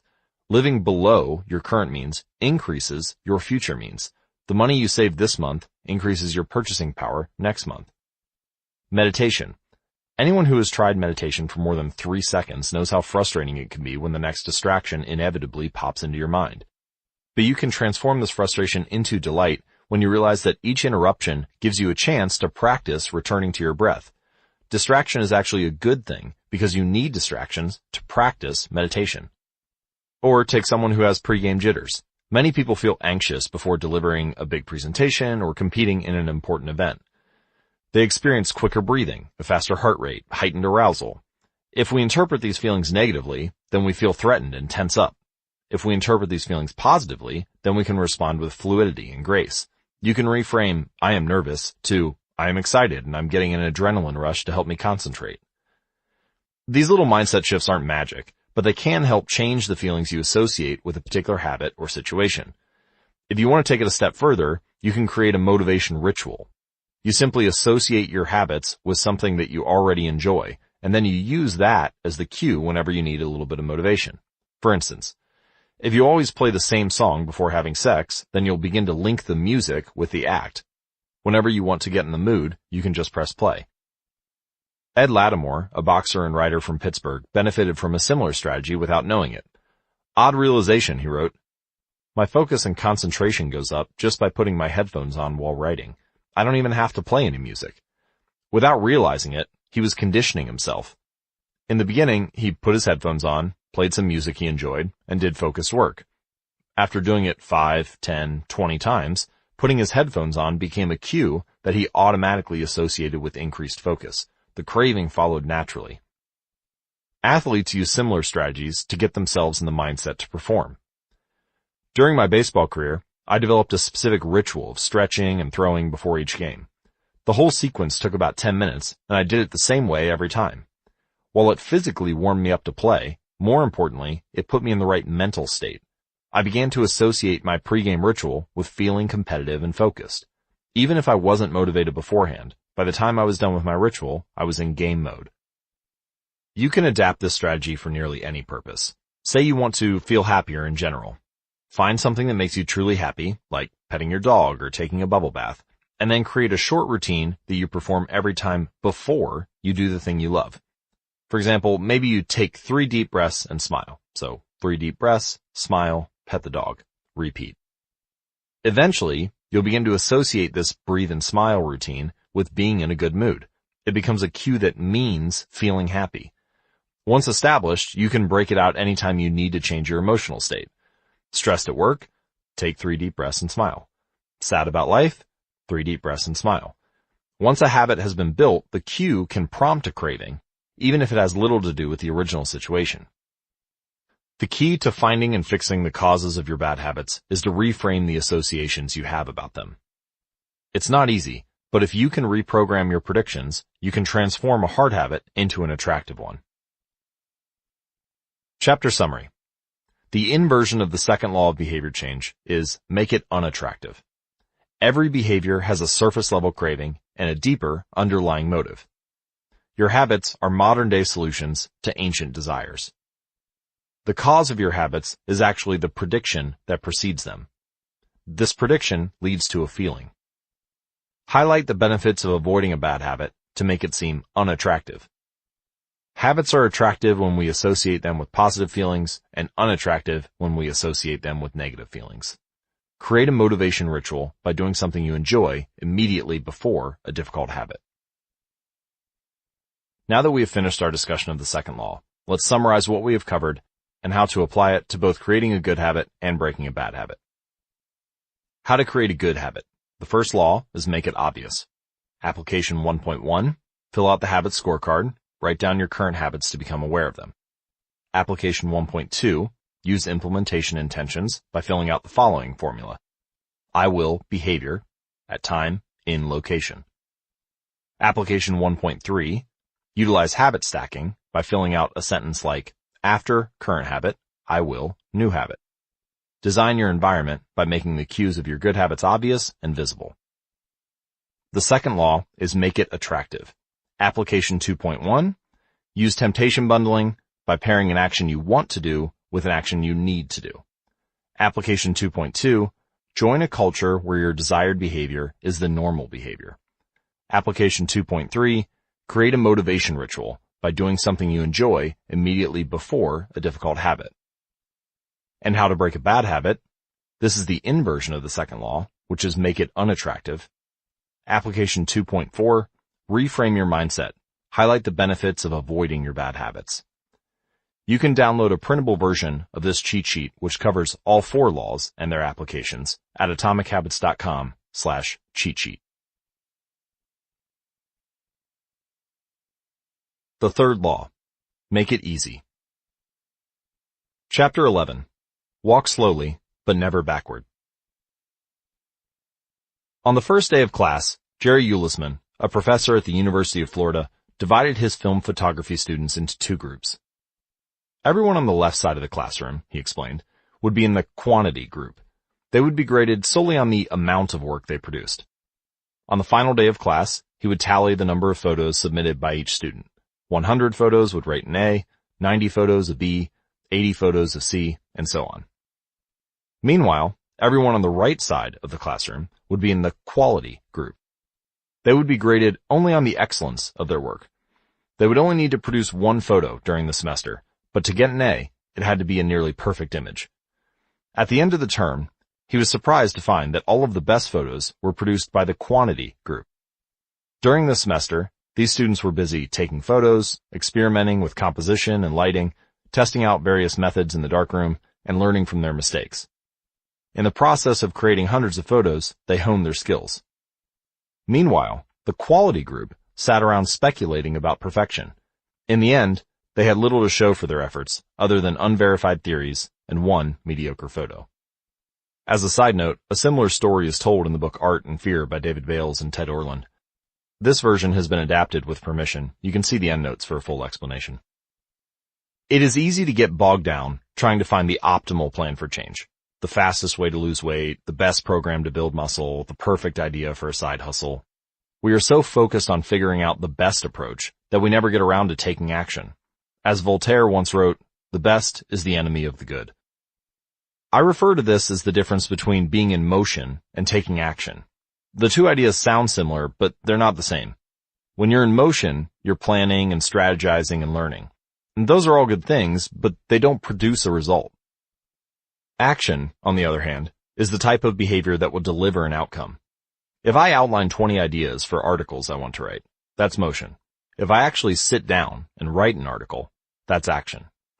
If I search for a better diet plan and read a few books on the topic, that's motion. If I actually eat a healthy meal, that's action. Sometimes motion is useful, but it will never produce an outcome by itself. It doesn't matter how many times you go to talk to the personal trainer at the gym. That motion will never get you in shape. Only the action of stepping under the bar and working out will lead to the results you're looking to achieve. If motion doesn't lead to results, then why do we do it? Well, sometimes we do it because we actually need to plan and learn more. But more often than not, we do it because motion allows us to feel like we're making progress without running the risk of failure. Most of us are experts at avoiding criticism. It doesn't feel good to fail or to be judged publicly, so we tend to avoid situations where that might happen. And that's the biggest reason why you may slip into motion rather than take action. You want to delay failure. It's easy to be in motion and convince yourself that you're still making progress. You think, I've got conversations going with 4 potential clients right now. This is good. We're moving in the right direction. Or I brainstormed some ideas for that book I want to write. This is coming together. Motion makes you feel like you're getting things done, but really you're just preparing to get something done. And when preparation becomes a form of procrastination, you need to change something. You don't want to be merely planning. You want to be practicing. If you want to master a habit, the key is to start with repetition, not perfection. You don't need to map out every feature of a new habit. You just need to practice it. This is the first takeaway of the third law of behavior change. You just need to get your reps in. How long does it actually take to form a new habit? Habit formation is the process by which a behavior becomes progressively more automatic through repetition. The more you repeat an activity, the more the structure of your brain changes to become efficient at that activity. Neuroscientists call this long-term potentiation, which refers to the strengthening of connections between neurons in the brain based on recent patterns of activity. With each repetition, cell-to-cell signaling improves and the neural connections tighten. This was first described by neuropsychologist Donald Hebb in 1949, and the phenomenon is commonly known as Hebb's law. Neurons that fire together wire together. Repeating a habit leads to clear physical changes in the brain. In musicians, the cerebellum, a brain region critical for physical movements like plucking a guitar string or pulling a violin bow, is larger than in non-musicians. Mathematicians, meanwhile, have increased gray matter in the inferior parietal lobule, which plays a key role in computation and calculation. Its size is directly correlated with the amount of time spent in the field. The older and more experienced the mathematician, the greater the increase in gray matter. When scientists analyzed the brains of taxi drivers in London, they found that the hippocampus, a region of the brain involved in spatial memory, was significantly larger in their subjects than in non-taxi drivers. Even more fascinating, the hippocampus decreased in size when a driver retired. Like the muscles of the body responding to regular weight training, particular regions of the brain adapt as they are used and atrophy as they are abandoned. Of course, the importance of repetition in establishing habits was recognized long before neuroscientists began poking around. In 1860, the English philosopher George H. Lewis noted, "In learning to speak a new language, to play on a musical instrument, or to perform unaccustomed movements, great difficulty is felt, because the channels through which each sensation has to pass have not become established. But no sooner has frequent repetition cut a pathway than this difficulty vanishes. The actions become so automatic that they can be performed while the mind is otherwise engaged." So, both common sense and scientific evidence agree, repetition is actually a form of change. Every time you repeat an action, you are activating a particular neural circuit associated with that habit. And this means simply putting in your reps is one of the most critical steps you can take to encoding a new habit. It is why the students who took tons of photos improved their skills, while those who merely theorized about perfect photos did not. One group engaged in active practice, the other in passive learning. One in action, the other in motion. All habits follow a similar trajectory, from effortful practice to automatic behavior, a process known as automaticity. Automaticity is the ability to perform a behavior without thinking about each step, which occurs when the non-conscious mind takes over. You can see a few graphical representations of what this looks like at atomichabits.com/media. As a habit is repeated, it gradually becomes more and more automatic, and the shape of these charts, the shape of this curve, is what scientists call learning curves. These learning curves reveal an important truth about behavior change. Habits form based on frequency, not time. One of the most common questions I hear is, how long does it take to build a new habit? But what people really should be asking is, how many does it take to form a new habit? That is, how many repetitions are required to make a habit automatic? There's nothing magical about time passing with regard to habit formation.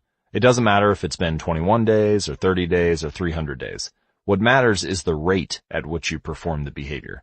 You could do something twice in 30 days or 200 times, and it's the frequency that makes the difference. Your current habits have been internalized over the course of hundreds, if not thousands, of repetitions. New habits require the same level of frequency. You need to string together enough successful attempts until the behavior is firmly embedded in your mind. In practice, it doesn't really matter how long it takes for a habit to become automatic. What matters is that you take the actions you need to take to make progress. Whether an action is fully automatic is of less importance. The key point is that to build a habit, you need to practice it. And the most effective way to make practice happen is to adhere to the third law of behavior change. Make it easy. The chapters that follow will show you how to do exactly that. Chapter summary. The third law of behavior change is make it easy. The most effective form of learning is practice, not planning. Focus on taking action, not being in motion. Habit formation is the process by which a behavior becomes progressively more automatic through repetition.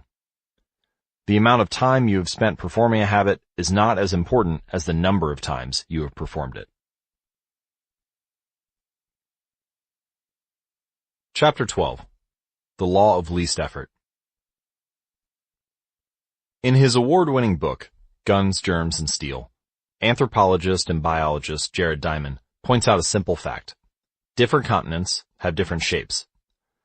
At first glance, this statement seems rather obvious and unimportant, but it turns out to have a profound impact on human behavior. The primary axis of the Americas runs from north to south.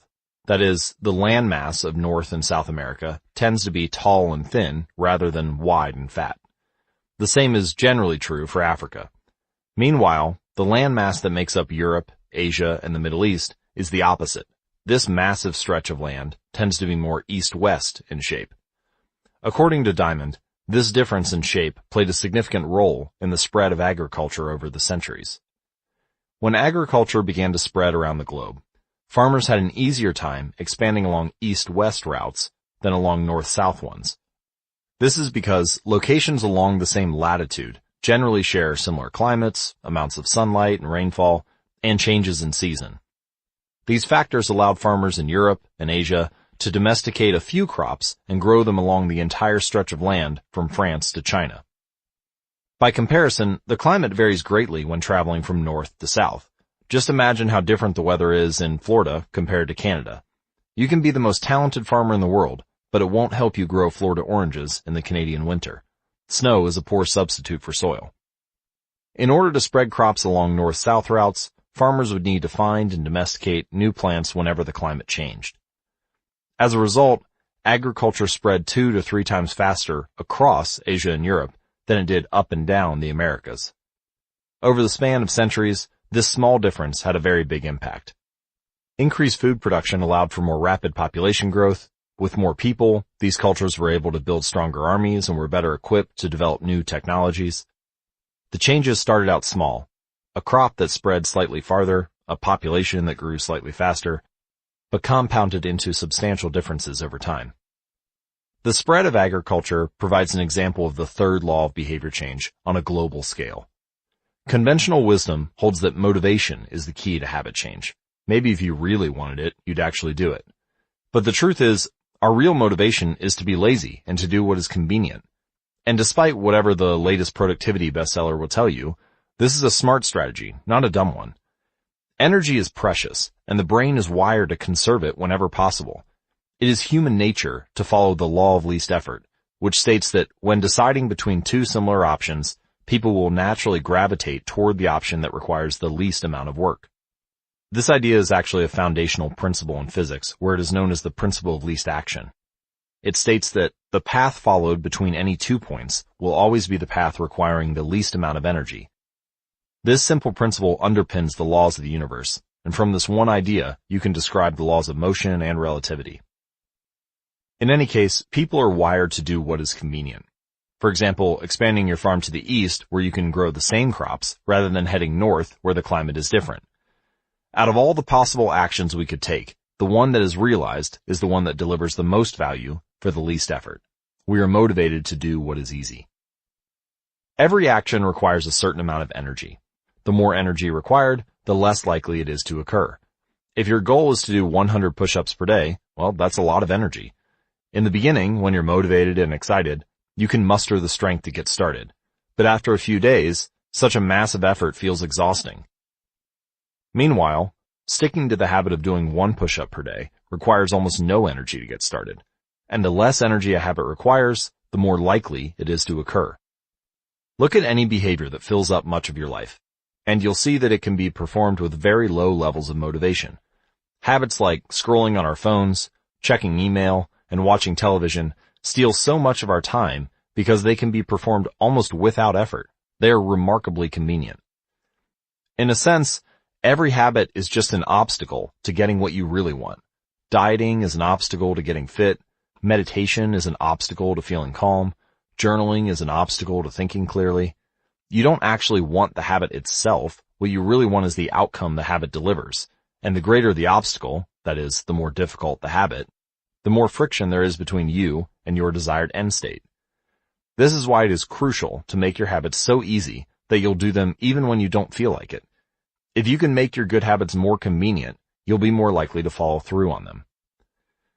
Alright, but what about all the moments when we seem to do the opposite? If we're all so lazy, then how do you explain accomplishing hard things like raising a child or starting a business or climbing Mount Everest? Look, certainly you are capable of doing very hard things. The problem is that some days you feel like doing the hard work and some days you feel like giving in. On the tough days, it's crucial to have as many things working in your favor as possible so that you can overcome the challenges life naturally throws your way. The less friction you face, the easier it is for your stronger self to emerge. The idea behind make it easy is not to only do easy things. The idea is to make it as easy as possible in the moment to do the things that pay off in the long run. How to achieve more with less effort. Imagine you are holding a garden hose that is bent in the middle. Some water can flow through, but not very much. If you want to increase the rate at which water passes through the hose, you have 2 options. The first option is to crank up the valve and force more water out. The second option is to simply remove the bend in the hose and let water flow through naturally. Trying to pump up your motivation to stick with a hard habit is like trying to force water through a bent hose. You can do it, but it requires a lot of effort and it increases the tension in your life. Meanwhile, making your habits simple and easy is like removing the bend in the hose. Rather than trying to overcome the friction in your life, you simply reduce it. One of the most effective ways to reduce the friction associated with your habits is to practice environment design. In Chapter 6, we discussed environment design as a method for making cues more obvious, but you can also optimize your environment to make actions easier.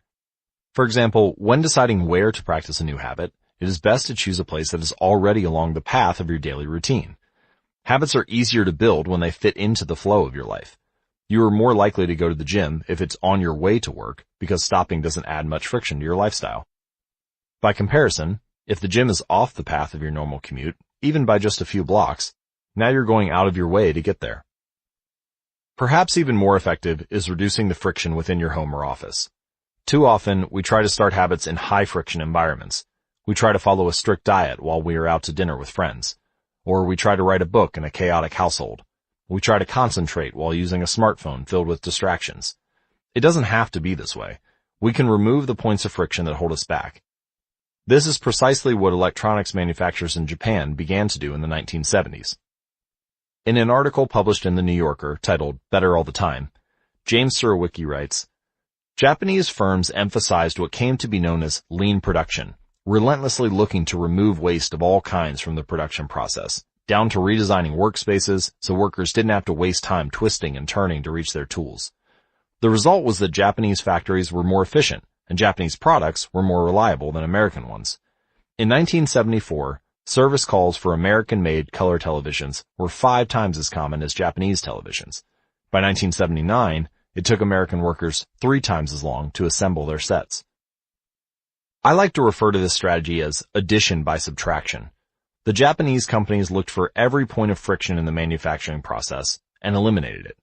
As they subtracted wasted effort, they added customers and revenue. Similarly, when we remove the points of friction that sap our time and energy, we can achieve more with less effort. This is one reason tidying up can feel so good. We are simultaneously moving forward and lightening the cognitive load our environment places on us. If you look at the most habit-forming products, you'll notice that one of the things these goods and services do best is remove little points of friction from your life. Meal delivery services reduce the friction of shopping for groceries. Dating apps reduce the friction of making social introductions. Ride-sharing services reduce the friction of getting across town. Text messaging reduces the friction of sending a letter in the mail. Like a Japanese television manufacturer redesigning their workspace to reduce wasted motion, successful companies design their products to automate, eliminate, or simplify as many steps as possible. They reduce the number of fields on each form. They pare down the number of clicks required to create an account. They deliver their products with easy-to-understand directions or ask their customers to make fewer choices. When the first voice-activated speakers were released, products like Google Home, Amazon Echo, and Apple HomePod, I asked a friend what he liked about the product he had purchased.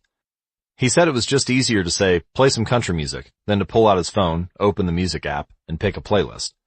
Of course, just a few years earlier, having unlimited access to music in your pocket was a remarkably frictionless behavior compared to driving to the store and buying a CD.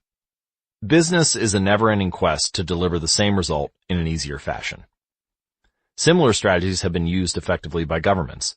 When the British government wanted to increase tax collection rates, they switched from sending citizens to a web page where the tax form could be downloaded to linking directly to the form. Reducing that one step in the process increased the response rate from 19.2% to 23.4%. For a country like the United Kingdom, those percentage points represent millions in tax revenue.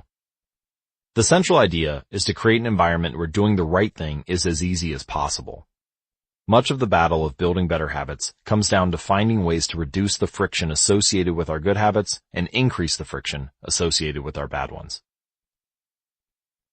Prime the environment for future use. Oswald Knuckles is an IT developer from Natchez, Mississippi. He is also someone who understands the power of priming his environment. Knuckles dialed in his cleaning habits by following a simple strategy he referred to as resetting the room. For instance, when he finishes watching television, he places the remote back on the TV stand, arranges the pillows on the couch, and folds the blanket. When he leaves his car, he throws any trash away. Whenever he takes a shower, he wipes down the toilet while the shower is warming up. As he notes, the perfect time to clean the toilet is right before you wash yourself in the shower anyway. The purpose of resetting each room is not simply to clean up after the last action, but to prepare for the next action. When I walk into a room, everything is in its right place, Knuckles wrote. Because I do this every day, in every room, stuff always stays in good shape. People think I work hard, but I'm actually really lazy. I'm just proactively lazy. It gives you so much time back. Whenever you organize a space for its intended purpose, you are priming it to make the next action easy. For instance, my wife keeps a box of greeting cards that are pre-sorted by occasion: birthday, sympathy, wedding, graduation, and more. Whenever necessary, she grabs the appropriate card and sends it off. She is incredibly good at remembering to send cards because she has reduced the friction of doing so. For years, I was the opposite. Someone would have a baby and I would think, I should send a card. But then weeks would pass, and by the time I remembered to pick one up at the store, it was too late. The habit wasn't easy. There are many ways to prime your environment so it's ready for immediate use. If you want to cook a healthy breakfast, place the skillet on the stove, set out the cooking spray on the counter, and lay out any plates and utensils you need the night before. When you wake up, making breakfast will be easy. Want to draw more? Put your pencils, pens, notebooks, and drawing tools on top of your desk, within easy reach. Want to exercise? Set out your workout clothes, shoes, gym bag, and water bottle ahead of time. Want to improve your diet? Chop up a ton of fruits and vegetables on weekends and pack them in containers, so you have easy access to healthy, ready-to-eat options during the week. These are simple ways to make the good habit the path of least resistance. You can also invert this principle and prime the environment to make bad behaviors difficult. If you find yourself watching too much television, for example, then unplug it after each use. Only plug it back in if you can say out loud the name of the show you want to watch. This setup creates just enough friction to prevent mindless viewing. And if that doesn't do it, you can take it a step further. Unplug the television and take the batteries out of the remote after each use, so it takes an extra 10 seconds to turn it back on. And if you're really hardcore, you could move the television out of the living room and into a closet after each use. You can be sure you'll only take it out when you really want to watch something. The greater the friction, the less likely the habit. Whenever possible, I leave my phone in a different room until lunch. When it's right next to me, I'll check it all morning for no reason at all. But when it's in another room, I rarely think about it. And the friction is high enough that I won't go get it without a reason. As a result, I get 3 to 4 hours each morning when I can work without interruption. If sticking your phone in another room doesn't seem like enough, tell a friend or a family member to hide it from you for a few hours. Ask a coworker to keep it at their desk for the morning and give it back to you at lunch. It is remarkable how little friction is required to prevent unwanted behavior. When I hide beer in the back of the fridge where I can't see it, I drink less. When I delete social media apps from my phone, it can be weeks before I download them again and log in. These tricks are unlikely to curb a true addiction, but for many of us, a little bit of friction can be the difference between sticking with a good habit or sliding into a bad one. Imagine the cumulative impact of making dozens of these changes and living in an environment designed to make the good behaviors easier and the bad behaviors harder. Whether we are approaching behavior change as an individual, a parent, a coach, or a leader, we should ask ourselves the same question. How can we design a world where it is easy to do what is right? Redesign your life so the actions that matter most are also the actions that are easiest to do. Chapter summary. Human behavior follows the law of least effort. We will naturally gravitate toward the option that requires the least amount of work. Create an environment where doing the right thing is as easy as possible. Reduce the friction associated with good behaviors. When friction is low, habits are easy. Increase the friction associated with bad behaviors. When friction is high, habits are difficult. Prime your environment to make future actions easier. Chapter 13. How to stop procrastinating by using the 2-minute rule. Twyla Tharp is widely regarded as one of the greatest dancers and choreographers of the modern era. In 1992, she was awarded a MacArthur Fellowship, often referred to as the Genius Grant, and she has spent the bulk of her career touring the globe to perform her original works. She also credits much of her success to simple daily habits. I begin each day of my life with a ritual, she writes. I wake up at 5:30 a.m., put on my workout clothes, my leg warmers, my sweatshirt, and my hat.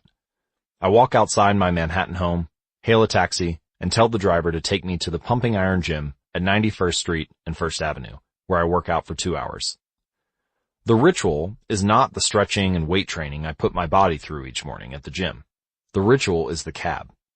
The moment I tell the driver where to go, I have completed the ritual.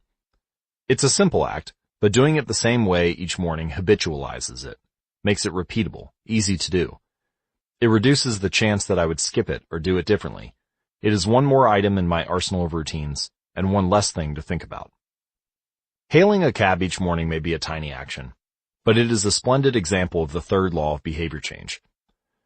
Researchers estimate that 40 to 50% of our actions on any given day are done out of habit.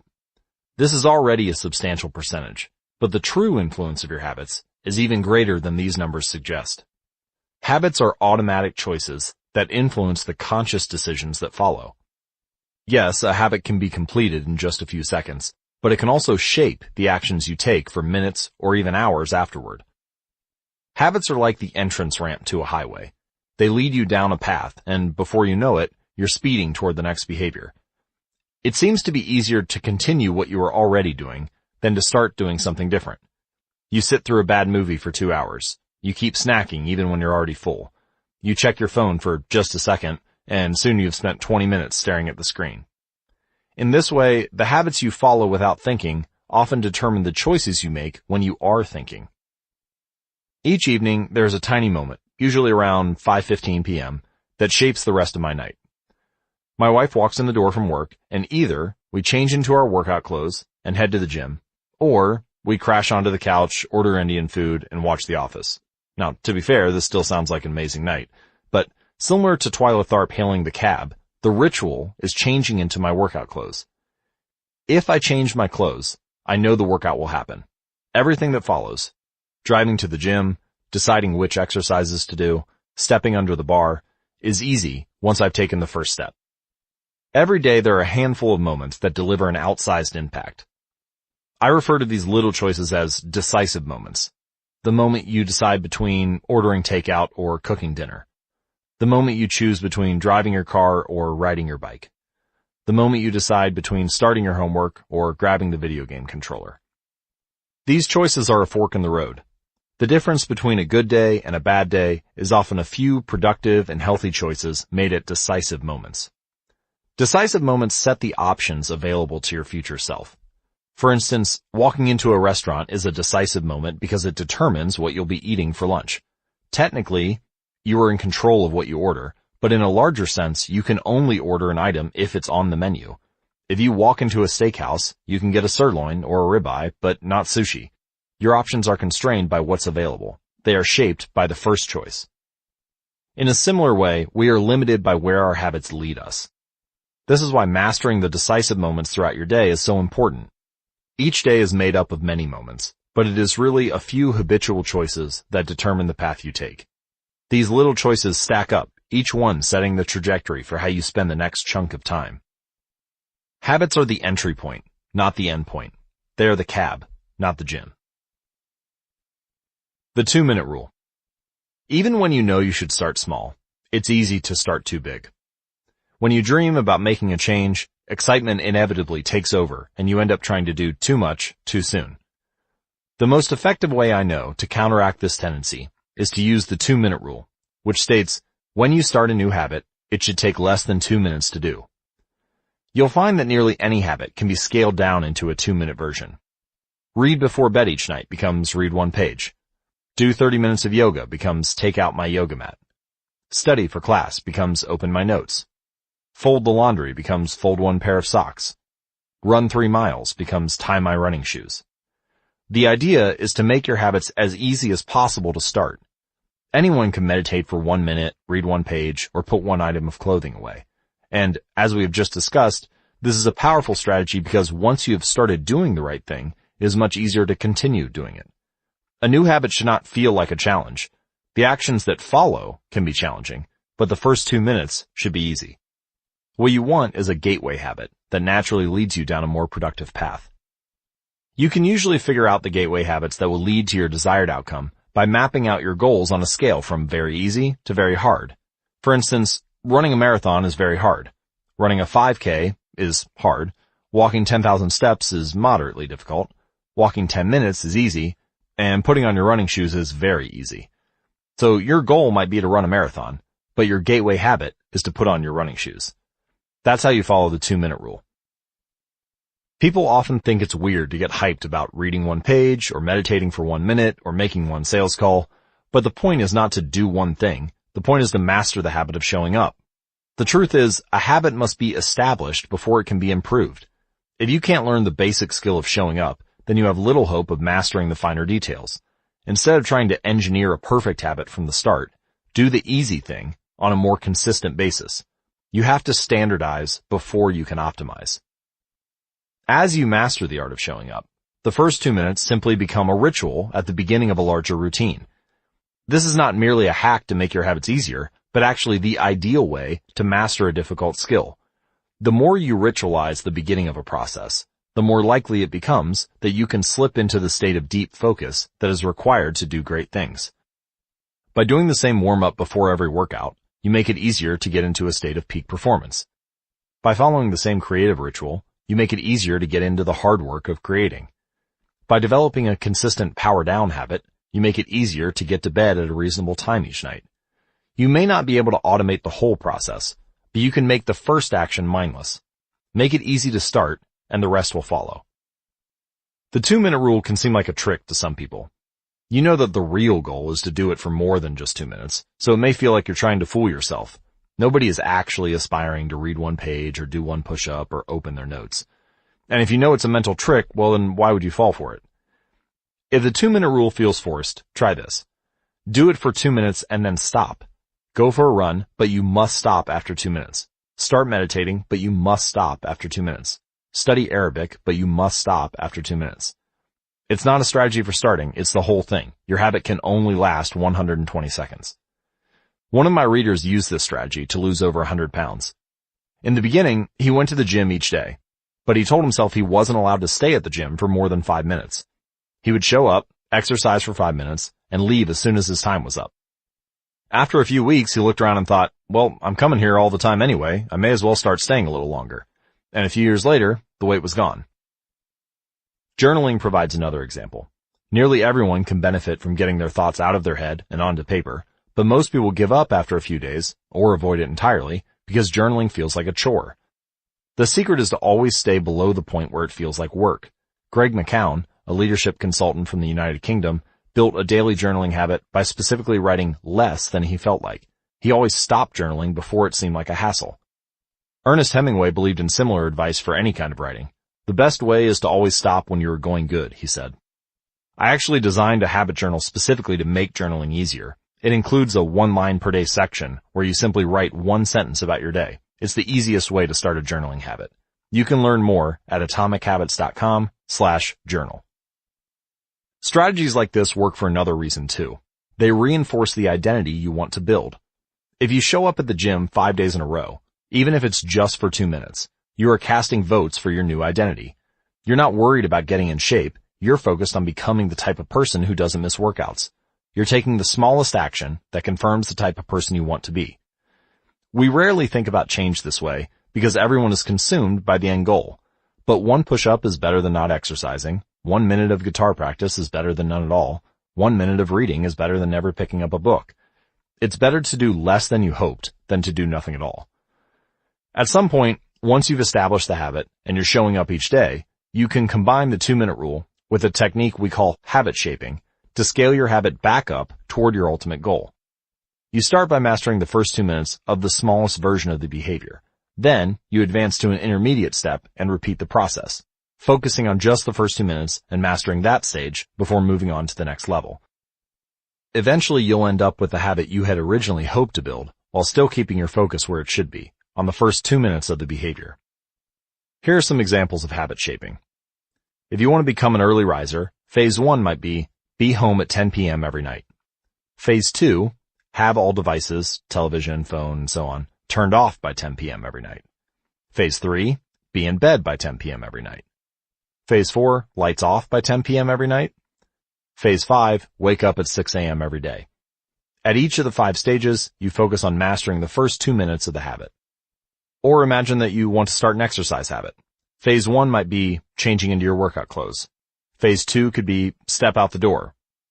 Phase 3 could be driving to the gym and exercising for 5 minutes. Phase 4, exercise for 15 minutes at least once a week. And finally, phase 5, exercise 3 times a week. Nearly any larger life goal can be transformed into a 2-minute behavior.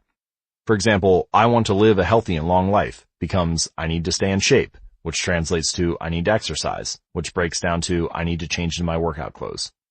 Or I want to have a happy marriage becomes I need to be a good partner, which translates to I should do something each day to make my partner's life easier, which leads to I should meal plan for next week. Whenever you're struggling to stick with a habit, you can employ the 2-minute rule. It is a simple way to make your habits easy. Chapter summary. Habits can be completed in a few seconds, but continue to impact your behavior for minutes or hours afterward. Many habits occur at decisive moments, choices that are like a fork in the road, and either send you in the direction of a productive day or an unproductive one. The 2-minute rule states, when you start a new habit, it should take less than 2 minutes to do. The more you ritualize the beginning of a process, the more likely it becomes that you can slip into the state of deep focus that is required to do great things. Standardize before you optimize. You can't improve a habit that doesn't exist. Chapter 14. How to make good habits inevitable and bad habits impossible. In the summer of 1830, Victor Hugo was facing an impossible deadline. 12 months earlier, the French author had promised his publisher a new book. But instead of writing, he spent that year pursuing other projects, entertaining guests, and delaying his work. Frustrated, Hugo's publisher responded by setting a deadline less than 6 months away. The book had to be finished by February of 1831. Hugo concocted a strange plan to beat his procrastination. He collected all of his clothes and asked an assistant to lock them away in a large chest. He was left with nothing to wear except a large shawl. Lacking any suitable clothing to go outdoors, he remained in his study and wrote furiously during the fall and winter of 1830. The Hunchback of Notre Dame was published 2 weeks early, on January 14, 1831. The irony of how closely the story matches my process for writing this book is not lost on me. Although my publisher was much more accommodating and my closet remained full, I did feel like I had to place myself on house arrest to finish the manuscript. Sometimes success is less about making good habits easy and more about making bad habits hard. This is an inversion of the third law of behavior change. Make it difficult. If you find yourself continually struggling to follow through on your plans, then you can take a page from Victor Hugo and make your bad habits more difficult by creating what psychologists call a commitment device. A commitment device is a choice you make in the present that controls your actions in the future. It is a way to lock in future behavior, bind you to good habits, and restrict you from bad ones. When Victor Hugo shut his clothes away so he could focus on writing, he was creating a commitment device. This is also referred to as a Ulysses Pact or Ulysses Contract, named after Ulysses, the hero of the Odyssey, who told his sailors to tie him to the mast of the ship so he could hear the enchanting songs of the sirens, but wouldn't be able to steer the ship toward them and crash on the rocks. Ulysses realized the benefits of locking in your future actions while your mind is in the right place, rather than waiting to see where your desires will take you in the moment. There are many ways to create a commitment device. You can reduce overeating by purchasing food in individual packages rather than in bulk size. You can voluntarily ask to be added to the banned list at casinos and online poker sites to prevent future gambling sprees. I've even heard of athletes who have to make weight for a competition, choosing to leave their wallets at home during the week before weigh-in so they won't be tempted to buy fast food. As another example, my friend and fellow habits expert Nir Eyal purchased an outlet timer, which is an adapter that he plugged in between his internet router and the power outlet. At 10 p.m. each night, the outlet timer cuts off the power to the router, and when the internet goes off, everyone knows it's time to go to bed. Commitment devices are useful because they enable you to take advantage of your good intentions before you can fall victim to temptation. Whenever I'm looking to cut calories, for example, I will ask the waiter to split my meal and box it in half before the meal is served. If I waited until the meal came out and told myself, I'll just eat half, it would never work.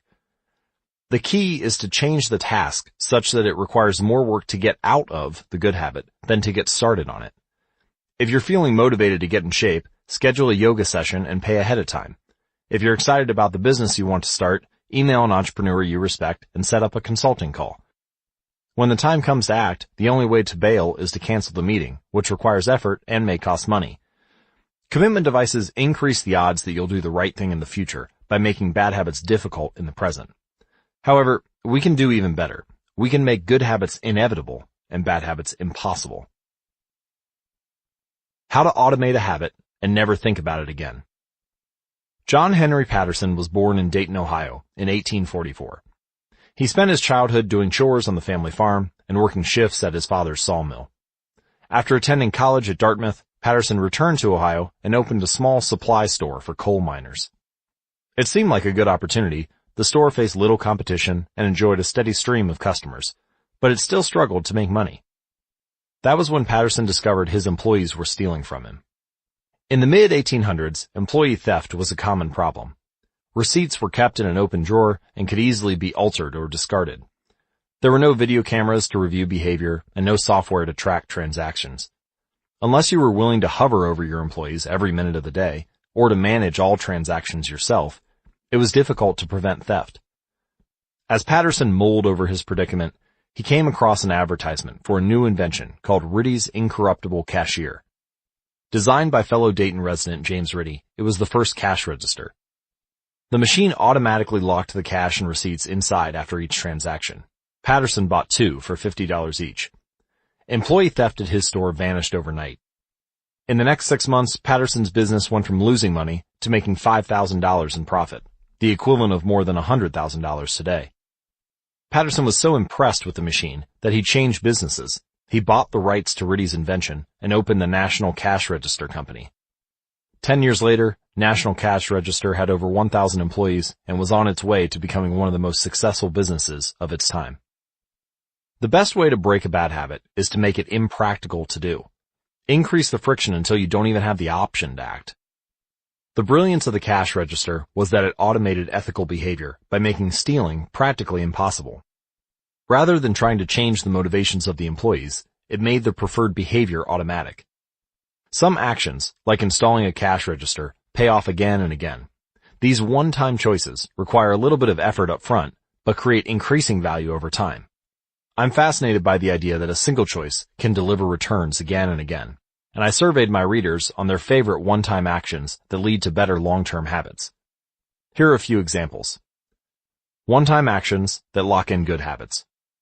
Nutrition. Buy a water filter to clean your drinking water. Use smaller plates to reduce caloric intake. Sleep. Buy a good mattress. Get blackout curtains. Remove your television from your bedroom. Productivity. Unsubscribe from emails. Turn off notifications and mute group chats. Set your phone to silent. Use email filters to clear up your inbox. Delete games and social media apps from your phone. Happiness. Get a dog. Move to a friendly social neighborhood. General health. Get vaccinated. Buy good shoes to avoid back pain. Buy a supportive chair or a standing desk. Finance. Enroll in an automatic savings plan. Set up automatic bill pay. Cut cable service. Call up service providers and ask to lower your bills. I'd wager that if the average person were to simply do half of the one-time actions on this list, even if they didn't give another thought to their habits, most would find themselves living a better life a year from now. These one-time actions are a straightforward way to employ the third law of behavior change. They make it easier to sleep well or eat healthy or be productive, to save money, and generally live better. Of course, there are many ways to automate good habits and eliminate bad ones. Typically, they involve putting technology to work for you. Technology can transform actions that were once hard, annoying, and complicated into behaviors that are easy, painless, and simple. It is the most reliable and effective way to guarantee the right behavior. This is particularly useful for behaviors that happen too infrequently to become habitual. Things you have to do monthly or yearly, like rebalancing your investment portfolio, are never repeated frequently enough to become a habit, so they benefit in particular from technology remembering to do them for you. Other examples include medicine. Prescriptions can be automatically refilled. Or personal finance. Employees can save for retirement with an automatic wage deduction. Cooking. Meal delivery services can do your grocery shopping. Productivity. Social media browsing can be cut off with a website blocker. When you automate as much of your life as possible, you can spend your effort on the tasks machines cannot do yet. Each habit that we hand over to the authority of technology frees up time and energy to pour into the next stage of growth. As mathematician and philosopher Alfred North Whitehead wrote, Civilization advances by extending the number of operations we can perform without thinking about them. Of course, the power of technology can work against us as well. Binge watching becomes a habit because you have to put more effort into stop looking at the screen than to continue doing so. Instead of pressing a button to advance to the next episode, Netflix or YouTube will autoplay it for you. All you have to do is keep your eyes open. Technology creates a level of convenience that enables you to act on your smallest whims and desires. At the mere suggestion of hunger, you can have food delivered to your door. At the slightest hint of boredom, you can get lost in the vast expanse of social media. When the effort required to act on your desires becomes effectively zero, you can find yourself slipping into whatever impulse arises at the moment. The downside of automation is that we can find ourselves jumping from easy task to easy task without making time for more difficult, but ultimately more rewarding work. I often find myself gravitating towards social media during any downtime. If I feel bored for just a fraction of a second, I reach for my phone. It's easy to write off these minor distractions as just taking a break, but over time they can accumulate into a serious issue. The constant tug of just one more minute can prevent me from doing anything of consequence. I'm not the only one. The average person spends over 2 hours per day on social media. What could you do with an extra 600 hours per year? During the year I was writing this book, I experimented with a new time management strategy. Every Monday, my assistant would reset the passwords on all my social media accounts, which logged me out on each device. All week, I worked without distraction. On Friday, she would send me the new passwords. I had the entire weekend to enjoy what social media had to offer until Monday morning when she would do it again. If you don't have an assistant, you can team up with a friend or family member and reset each other's passwords each week. One of the biggest surprises was how quickly I adapted. Within the first week of locking myself out of social media, I realized that I didn't need to check it nearly as often as I had been, and I certainly didn't need it each day. It had simply been so easy that it had become the default. Once my bad habit became impossible, I discovered that I did actually have the motivation to work on more meaningful tasks. After I removed the mental candy from my environment, it became much easier to eat the healthy stuff. When working in your favor, automation can make your good habits inevitable and your bad habits impossible. It is the ultimate way to lock in future behavior rather than relying on willpower in the moment. By utilizing commitment devices, strategic one-time decisions, and technology, you can create an environment of inevitability, a space where good habits are not just an outcome you hope for, but an outcome that is virtually guaranteed. Chapter Summary. The inversion of the third law of behavior change is make it difficult. A commitment device is a choice you make in the present that locks in better behavior in the future. The ultimate way to lock in future behavior is to automate your habits. One-time choices, like buying a better mattress or enrolling in an automatic savings plan, are single actions that automate your future habits and deliver increasing returns over time. Using technology to automate your habits is the most reliable and effective way to guarantee the right behavior. Now that we have concluded our discussion of the third law of behavior change, let me summarize how to create a good habit and how to create a bad one. The third law of behavior change is make it easy. Application 3.1, reduce friction. Decrease the number of steps between you and your good habits. Application 3.2, prime the environment. Prepare your environment to make future actions easier. Application 3.3, master the decisive moment. Optimize the small choices that deliver outsized impact. Application 3.4, use the 2-minute rule. Downscale your habits until they can be done in 2 minutes or less. Application 3.5, automate your habits. Invest in technology and one-time purchases that lock in future behavior. And we can invert the third law of behavior change to discuss how to break a bad habit. The inversion of the third law is make it difficult. Application 3.6, increase friction. Increase the number of steps between you and your bad habits. Application 3.7, use a commitment device. Restrict your future choices to the ones that benefit you. You can download a complete version of this cheat sheet on how to create a good habit and how to break a bad habit at atomichabits.com/cheat sheet. The fourth law, make it satisfying. Chapter 15, the cardinal rule of behavior change. In the late 1990s, A public health worker named Stephen Luby left his hometown of Omaha, Nebraska, and bought a one-way ticket to Karachi, Pakistan. Karachi was one of the most populous cities in the world. By 1998, over 9 million people called it home. It was the economic center of Pakistan and a transportation hub, with some of the most active airports and seaports in the region. In the commercial parts of town, you could find all of the standard urban amenities and bustling downtown streets. But Karachi was also one of the least livable cities in the world. Over 60% of Karachi's residents lived in squatter settlements and slums. These densely packed neighborhoods were filled with makeshift houses, cobbled together with old boards, cinder blocks, and other discarded materials. There was no waste removal system, no electricity grid, no clean water supply. When dry, the streets were a combination of dust and trash. When wet, they became the muddy pit of sewage. Mosquito colonies thrived in pools of stagnant water, and children played among the garbage. The unsanitary conditions led to widespread illness and disease. Contaminated water sources caused epidemics of diarrhea, vomiting, and abdominal pain. Nearly 1/3 of the children living there were malnourished. With so many people crammed into such a small space, viruses and bacterial infections spread rapidly. It was this public health crisis that had brought Stephen Luby to Pakistan. Luby and his team realized that in an environment with poor sanitation, the simple habit of washing your hands could make a real difference in the health of the residents. But they soon discovered that many people were already aware that hand washing was important. And yet, despite this knowledge, many residents were washing their hands in a haphazard fashion. Some people would just run their hands under the water quickly.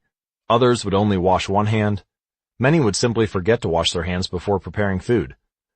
Everyone said hand washing was important, but few people made a habit out of it. The problem wasn't knowledge. The problem was consistency.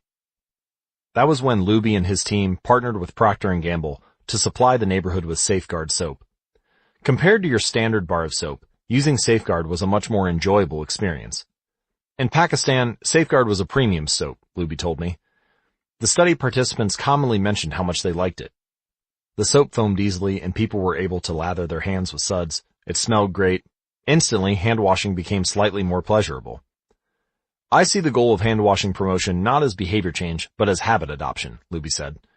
It is a lot easier for people to adopt a product that provides a strong positive sensory signal, for example, the mint of toothpaste, than it is to adopt a habit that does not provide pleasurable sensory feedback, like flossing one's teeth.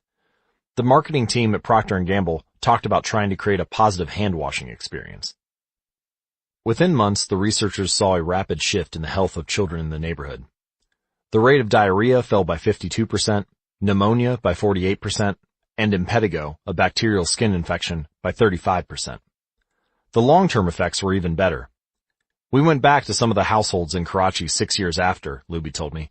Over 95% of households who had been given the soap for free and encouraged to wash their hands had a hand-washing station with soap and water available when our study team visited. We had not given any soap to the intervention group for over 5 years, but during the trial, they had become so habituated to wash their hands that they had maintained the practice. It was a powerful example of the fourth and final law of behavior change. Make it satisfying. We are more likely to repeat a behavior when the experience is satisfying. This is entirely logical. Feelings of pleasure, even minor ones like washing your hands with soap that smells nice and lathers well, are signals that tell the brain, this feels good, do this again next time. Pleasure teaches your brain that a behavior is worth remembering and repeating. Take the story of chewing gum. Chewing gum had been sold commercially throughout the 1800s, but it wasn't until Wrigley launched in 1891 that it became a worldwide habit. Early versions were made from relatively bland resins, chewy but not tasty. Wrigley revolutionized the industry by adding flavors like spearmint and juicy fruit, which made the product flavorful and fun to use. Then they went a step further and began pushing chewing gum as a pathway to a clean mouth. Advertisements told readers to, quote, refresh your taste. Tasty flavors and the feeling of a fresh mouth provided little bits of immediate reinforcement and made the product satisfying to use. Consumption skyrocketed, and Wrigley became the largest chewing gum company in the world. Toothpaste had a similar trajectory. Manufacturers enjoyed great success when they added flavors like spearmint, peppermint, and cinnamon to their products. These flavors don't improve the effectiveness of toothpaste. They simply create a clean mouth feel and make the experience of brushing your teeth more pleasurable. My wife actually stopped using Sensodyne because she didn't like the aftertaste. She switched to a brand with a stronger mint flavor, which proved to be more satisfying. Conversely, if an experience is not satisfying, we have little reason to repeat it. In my research, I came across the story of a woman who had a narcissistic relative that drove her nuts. In an attempt to spend less time with this egomaniac, she acted as dull and as boring as possible whenever he was around. Within a few encounters, he started avoiding her because he found her so uninteresting. Stories like these are evidence of the cardinal rule of behavior change. What is rewarded is repeated. What is punished is avoided. You learn what to do in the future based on what you were rewarded for doing or punished for doing in the past. Positive emotions cultivate habits, negative emotions destroy them. The first 3 laws of behavior change, make it obvious, make it attractive, and make it easy, increase the odds that a behavior will be performed this time. The 4th law of behavior change, make it satisfying, increases the odds that a behavior will be repeated next time. It completes the habit loop. However, there is a trick. We are not looking just for any type of satisfaction. We are looking for immediate satisfaction. The mismatch between immediate and delayed rewards.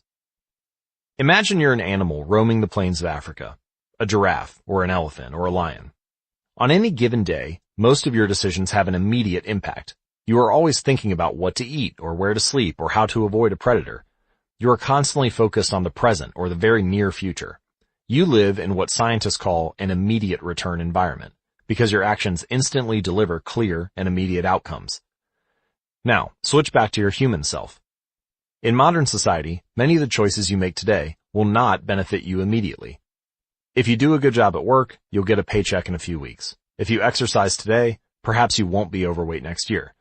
If you save money now, maybe you'll have enough for retirement decades from now.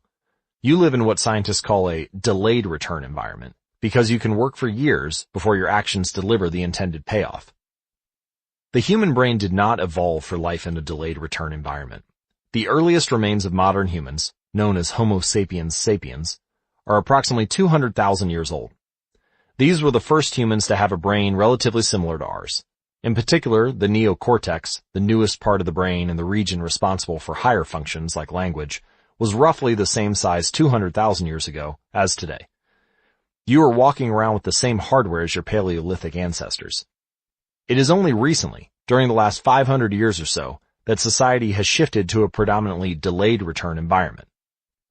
Compared to the age of the brain, modern society is brand new. In the last 100 years, we have seen the rise of the car, the airplane, the television, the personal computer, the internet, the smartphone, and Beyoncé. The world has changed much in recent years, but human nature has changed little. Similar to other animals on the African savanna, our ancestors spent their days responding to grave threats, securing the next meal, and taking shelter from a storm. It made sense to place a high value on instant gratification. The distant future was less of a concern. And after thousands of generations in an immediate return environment, our brains evolved to prefer quick payoffs to long-term ones. Behavioral economists refer to this tendency as time inconsistency. That is, the way your brain evaluates rewards is inconsistent across time. You value the present more than the future. Usually, this tendency serves us well. A reward that is certain right now is typically worth more than one that is merely possible in the future. But occasionally, our bias toward instant gratification causes problems. Why would someone smoke if they know it increases the risk of lung cancer? Why would someone overeat if they know it increases their risk of obesity? Why would someone have unsafe sex if they know it can result in sexually transmitted disease? Once you understand how the brain prioritizes rewards, the answers become clear. The consequences of bad habits are delayed, while the rewards are immediate. Smoking might kill you in 10 years, but it reduces stress and eases your nicotine cravings now. Overeating is harmful in the long run, but appetizing in the moment. Sex, safe or not, provides pleasure right away. Disease and infection won't show up for days or weeks, even years. Every habit produces multiple outcomes across time. Unfortunately, these outcomes are often misaligned. With our bad habits, the immediate outcome usually feels good, but the ultimate outcome feels bad. With good habits, it is the reverse. The immediate outcome is unenjoyable, but the ultimate outcome feels good. The French economist Frédéric Bastiat explained the problem clearly when he wrote, "It almost always happens that when the immediate consequence is favorable, the later consequences are disastrous, and vice versa." Often, the sweeter the first fruit of a habit, the more bitter are its later fruits. Put another way, the cost of your good habits are in the present. The cost of your bad habits are in the future. The brain's tendency to prioritize the present moment means you can't rely on good intentions. When you make a plan to lose weight, write a book, or learn a language, you are actually making plans for your future self. And when you envision what you want your life to be like, it is easy to see the value in taking actions with long-term benefits. We all want better lives for our future selves. However, when the moment of decision arrives, instant gratification usually wins. You are no longer making a choice for future you, who dreams of being fitter or wealthier or happier. You are choosing for present you, who wants to be full or pampered or entertained. As a general rule, the more immediate pleasure you get from an action, the more strongly you should question whether it aligns with your long-term goals. This mental setup can derail our decision-making as well. The brain overestimates the danger of anything that seems like an immediate threat, but has almost no likelihood of actually occurring. Your plane crashing during a bit of turbulence, a burglar breaking in while you're home alone, a terrorist blowing up the bus you're on. Meanwhile, it underestimates what appears to be a distant threat, but is actually very likely. The steady accumulation of fat from eating unhealthy food, the gradual decay of your muscles from sitting at a desk all day, the slow creep of clutter when you fail to tidy up. With a fuller understanding of what causes our brain to repeat some behaviors and avoid others, let's update the cardinal rule of behavior change. What is immediately rewarded is repeated. What is immediately punished is avoided. Our preference for instant gratification reveals an important truth about success. Because of how we are wired, most people will spend all day chasing quick hits of satisfaction. The road less traveled is the road of delayed gratification. If you're willing to wait for the rewards, you'll face less competition and often get a bigger payoff. As the saying goes, the last mile is always the least crowded. This is precisely what research has shown. People who are better at delaying gratification have higher SAT scores, lower levels of substance abuse, lower likelihood of obesity, better responses to stress, and superior social skills. We've all seen this play out in our own lives. If you delay watching television and get your homework done, you'll generally learn more and get better grades. If you don't buy desserts and chips at the store, you'll often eat healthier food when you get home. At some point, success in nearly every field requires you to ignore the immediate reward in favor of a delayed reward. Here's the problem. Most people know that delaying gratification is the wise approach. They want the benefits of good habits, to be healthy, productive, and at peace, but these outcomes are seldom top of mind at the decisive moment. Thankfully, it's possible to train yourself to delay gratification, but you need to work with the grain of human nature, not against it. The best way to do this is to add a little bit of immediate pleasure to the habits that pay off in the long run, and a little bit of immediate pain to the ones that don't. How to turn instant gratification to your advantage. The vital thing in getting a habit to stick is to feel successful, even if it's in a small way. The feeling of success is a signal that your habit paid off and that the work was worth the effort. In a perfect world, the reward for a good habit is the habit itself. But in the real world, good habits tend to feel worthwhile only after they have provided you with something. Early on, it's all sacrifice. You've gone to the gym a few times, but you're not stronger or fitter or faster, at least not in any noticeable sense. It's only months later, once you shed a few pounds or your arms gain some definition, that it becomes easier to exercise for its own sake. In the beginning, you need a reason to stay on track. This is why immediate rewards are essential. They keep you excited while the delayed rewards accumulate in the background. What we're really talking about here, when we're discussing immediate rewards, is the ending of a behavior. The ending of any experience is vital because we tend to remember it more than the other phases. You want the ending of your habit to be satisfying. The best approach is to use reinforcement, which refers to the process of using an immediate reward to increase the rate of the behavior. Habit stacking, which we covered in Chapter 5, ties your habit to an immediate cue, which makes it obvious when to start. Reinforcement ties your habit to an immediate reward, which makes it satisfying when you finish. Immediate reinforcement can be especially helpful when dealing with habits of avoidance, which are behaviors you want to stop doing. It can be challenging to stick with habits like no frivolous purchases or no alcohol this month, because nothing happens when you skip happy hour drinks or don't buy that pair of shoes. It can be hard to feel satisfied when there is no action in the first place. All you're doing is resisting temptation, and there isn't much satisfying about that. One solution is to turn this situation on its head. You want to find a way to make avoidance visible. Open a savings account and label it for something you want, maybe leather jacket. Whenever you pass on a purchase, put the same amount of money in the account.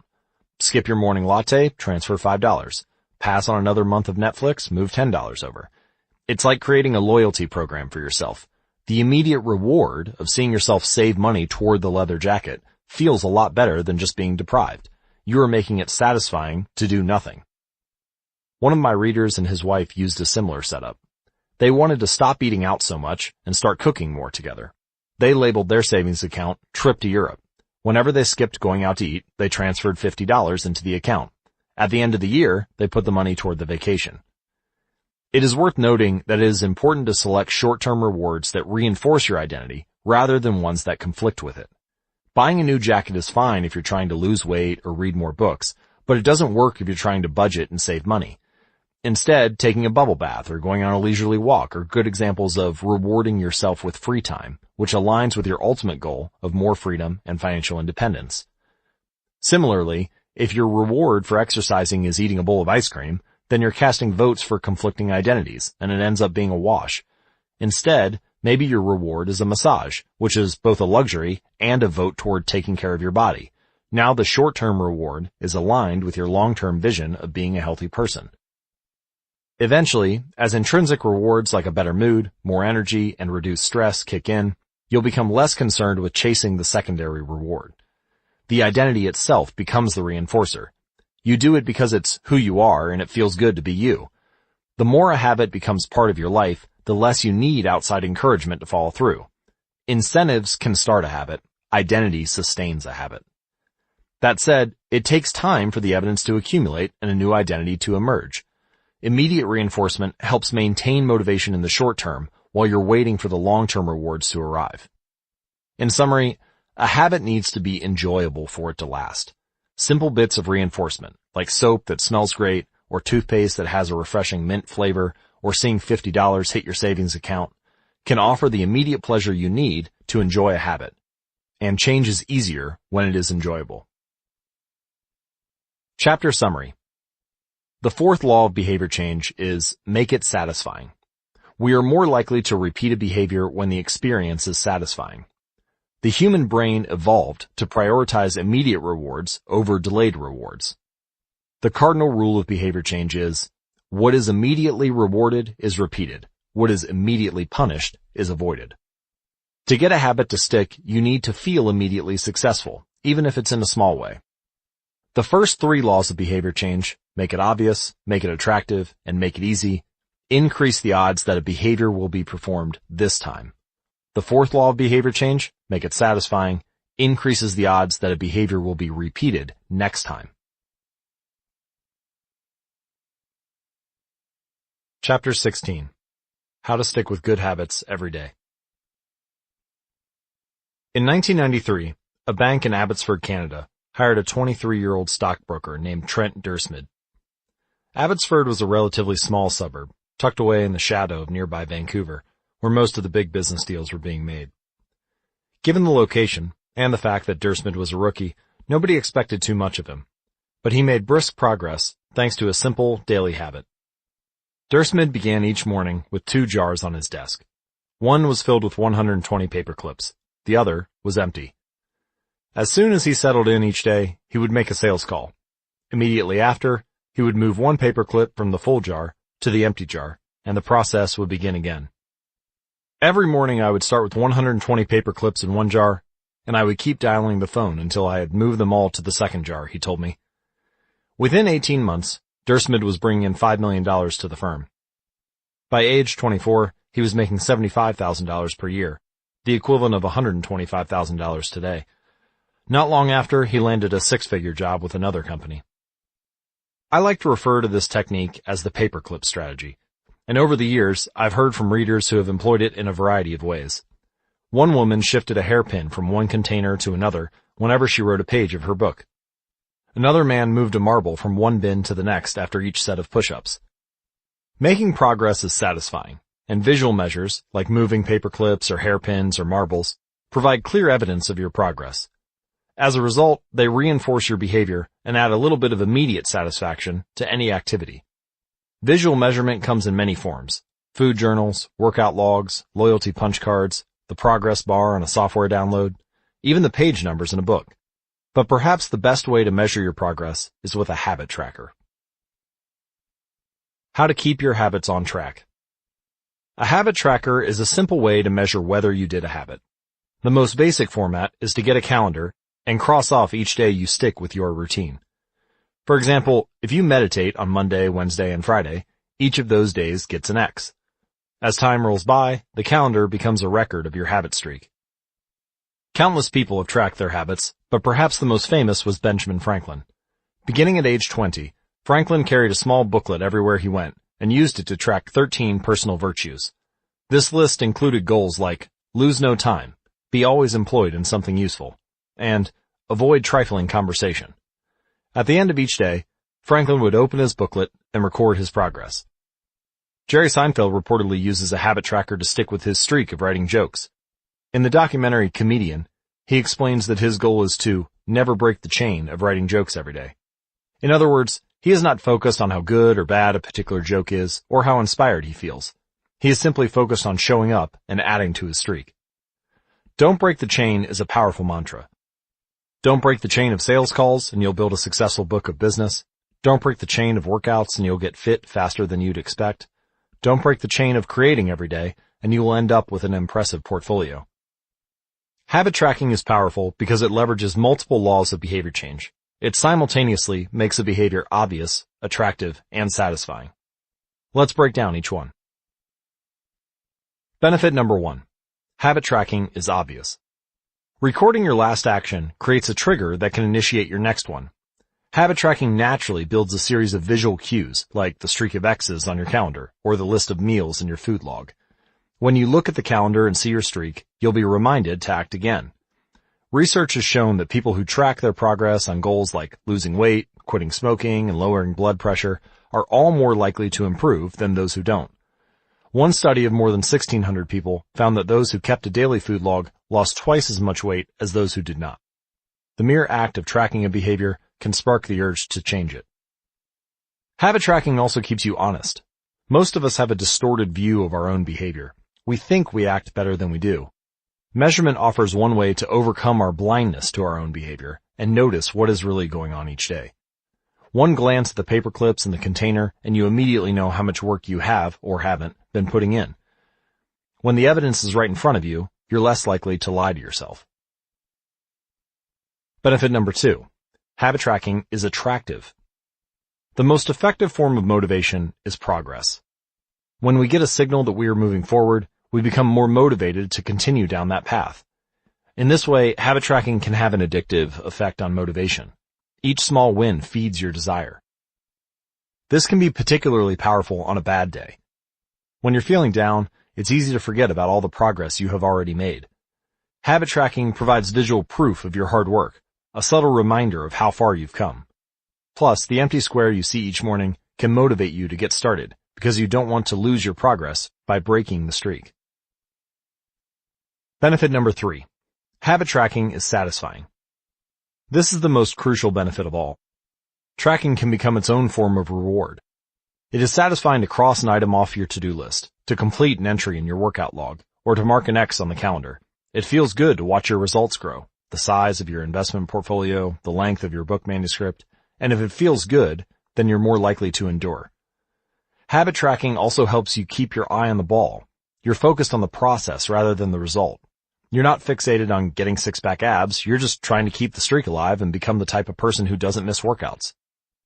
In summary, habit tracking, 1, creates a visual cue that can remind you to act. 2, is inherently motivating because you see the progress you are making and don't want to lose it. And 3, feels satisfying whenever you record another successful instance of your habit. Furthermore, habit tracking provides visual proof that you are casting votes for the type of person you wish to become, which is a delightful form of immediate and intrinsic gratification. If you're interested in tracking your own habits, you can find a template to download at atomichabits.com/tracker. Now, you may be wondering, if habit tracking is so useful, why have I waited so long to talk about it? Despite all the benefits, I've left this discussion until now for a simple reason. Many people resist the idea of tracking and measuring. It can feel like a burden because it forces you into two habits, the habit you're trying to build and the habit of tracking it. Counting calories sounds like a hassle when you're already struggling to follow a diet. Writing down every sales call seems tedious when you've got work to do. It feels easier to say, I'll just eat less, or I'll try harder, or I'll remember to do it. People inevitably tell me things like, I have a decision journal, but I wish I used it more, or I recorded my workouts for a week, but then quit. I get it, I've been there myself. I once made a food log to track my calories. I managed to do it for one meal and then gave up. Tracking isn't for everyone, and there is no need to measure your entire life. But nearly anyone can benefit from it in some form, even if it's only temporary. So what can we do to make tracking easier? Well, first, whenever possible, measurement should be automated. You'll probably be surprised by how much you're already tracking without knowing it. Your credit card statement tracks how often you go out to eat. Your Fitbit registers how many steps you take and how long you sleep. Your calendar records how many new places you travel to each year. Once you know where to get the data, add a note to your calendar to review it each week or each month, which is more practical than having to track it every day. Second, manual tracking should be limited to your most important habits. It's better to consistently track one habit than to sporadically track 10. And finally, record each measurement immediately after the habit occurs. The completion of the behavior is the cue to write it down. This approach allows you to combine the habit stacking method mentioned in Chapter 5 with the action of habit tracking. So the habit stacking plus habit tracking formula is, after current habit, I will track my habit. So for example, after I hang up the phone from a sales call, I will move one paperclip over. After I finish each set at the gym, I will record it in my workout journal. After I put my plate in the dishwasher, I will write down what I ate. These tactics can make tracking your habits easier. Even if you aren't the type of person who enjoys recording your behavior, I think you'll find a few weeks of measurements to be insightful. It's always interesting to see how you've actually been spending your time. That said, every habit streak ends at some point, and more important than any single measurement is having a good plan for when your habits slide off track. How to recover quickly when your habits break down. No matter how consistent you are with your habits, it is inevitable that life will interrupt you at some point. Perfection is not possible. Before long, an emergency will pop up. You will get sick, or you have to travel for work, or your family needs a little more of your time. Whenever this happens to me, I try to remind myself of a simple rule: never miss twice. If I miss one day, I try to get back into it as quickly as possible. Missing one workout happens, but I'm not going to miss 2 in a row. Maybe I'll eat an entire pizza, but I'll follow it up with a healthy meal. I can't be perfect, but I can avoid a second lapse. As soon as one streak ends, I get started on the next one. The first mistake is never the one that ruins you. It's the spiral of repeated mistakes that follows. Missing once is an accident. Missing twice is the start of a new habit. This is a distinguishing feature between winners and losers. Anyone can have a bad performance, a bad workout, or a bad day at work. But when successful people fail, they rebound quickly. The breaking of a habit doesn't matter if the reclaiming of it is fast.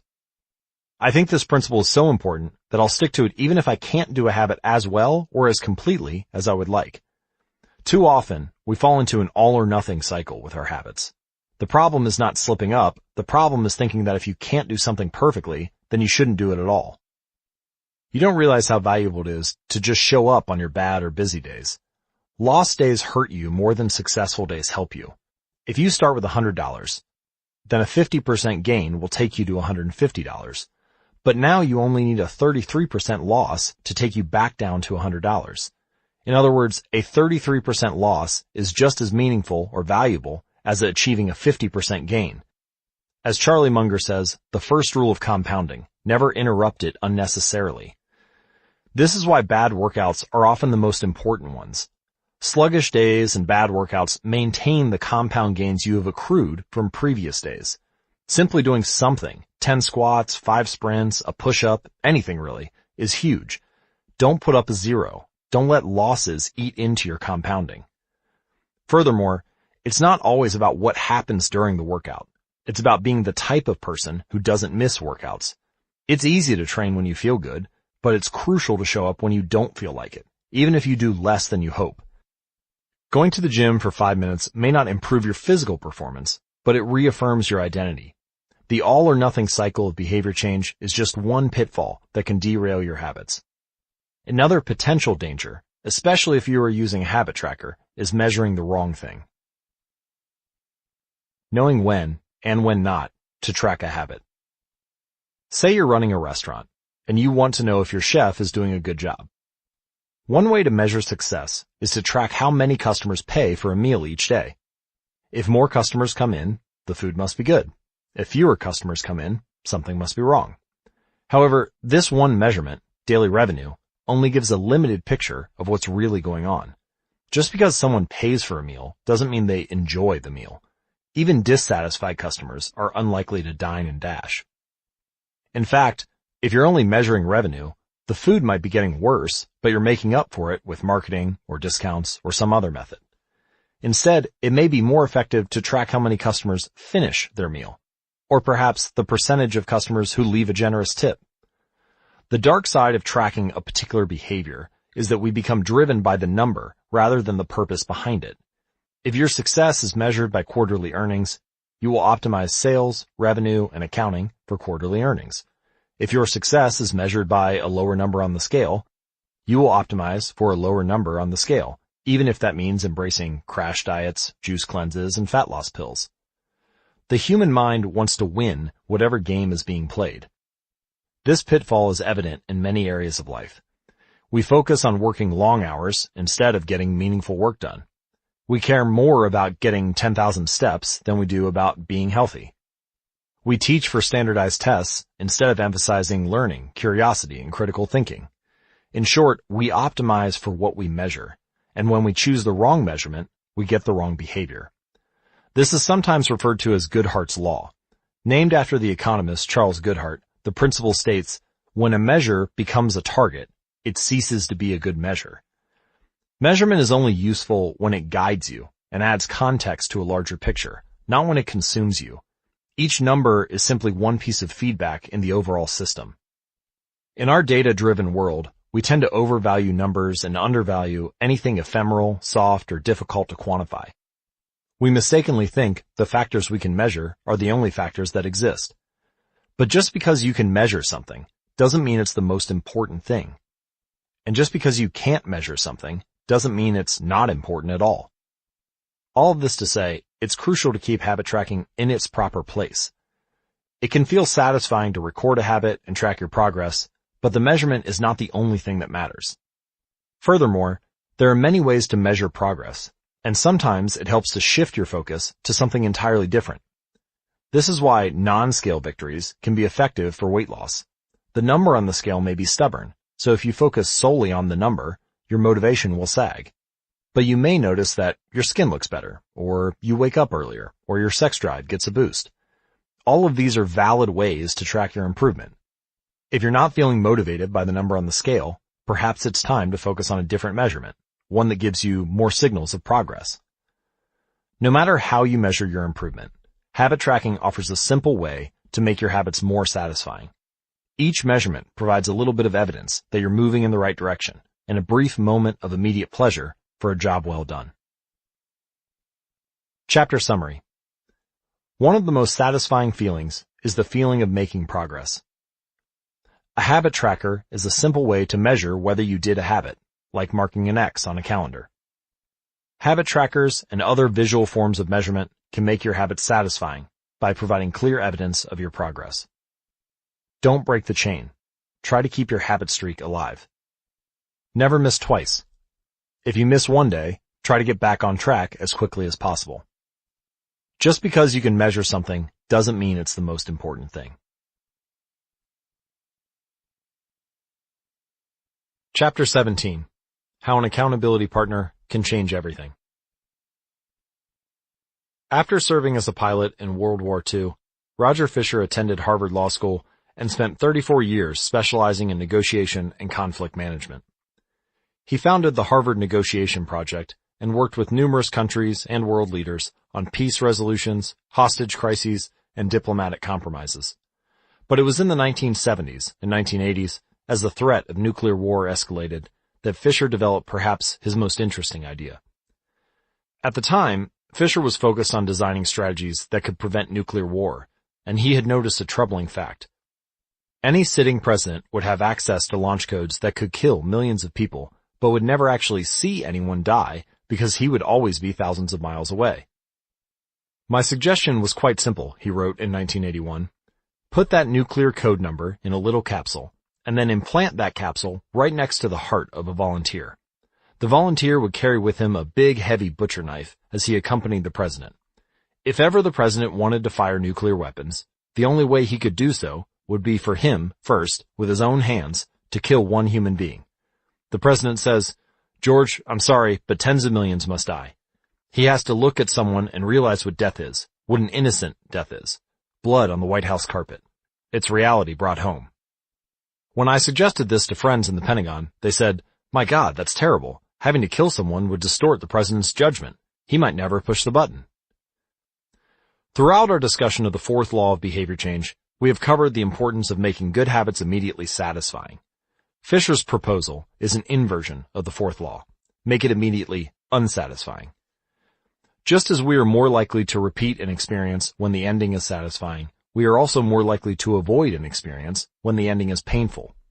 Pain is an effective teacher. If a failure is painful, it gets fixed. If a failure is relatively painless, it gets ignored. The more immediate and more costly a mistake is, the faster you will learn from it. The threat of a bad review forces a plumber to be good at his job. The possibility of a customer never returning makes restaurants create good food. The cost of cutting the wrong blood vessel makes a surgeon master human anatomy and cut carefully. When the consequences are severe, people learn quickly. The more immediate the pain, the less likely the behavior. If you want to prevent bad habits and eliminate unhealthy behaviors, then adding an instant cost to the action is a great way to reduce their odds. We repeat bad habits because they serve us in some way, and that makes them hard to abandon. The best way I know to overcome this predicament is to increase the speed of the punishment associated with the behavior. There can't be a gap between the action and the consequences. As soon as actions incur an immediate consequence, behavior begins to change. Customers pay their bills on time when they are charged a late fee. Students show up to class when their grade is linked to attendance. We will jump through a lot of hoops to avoid a little bit of immediate pain. There is, of course, a limit to this.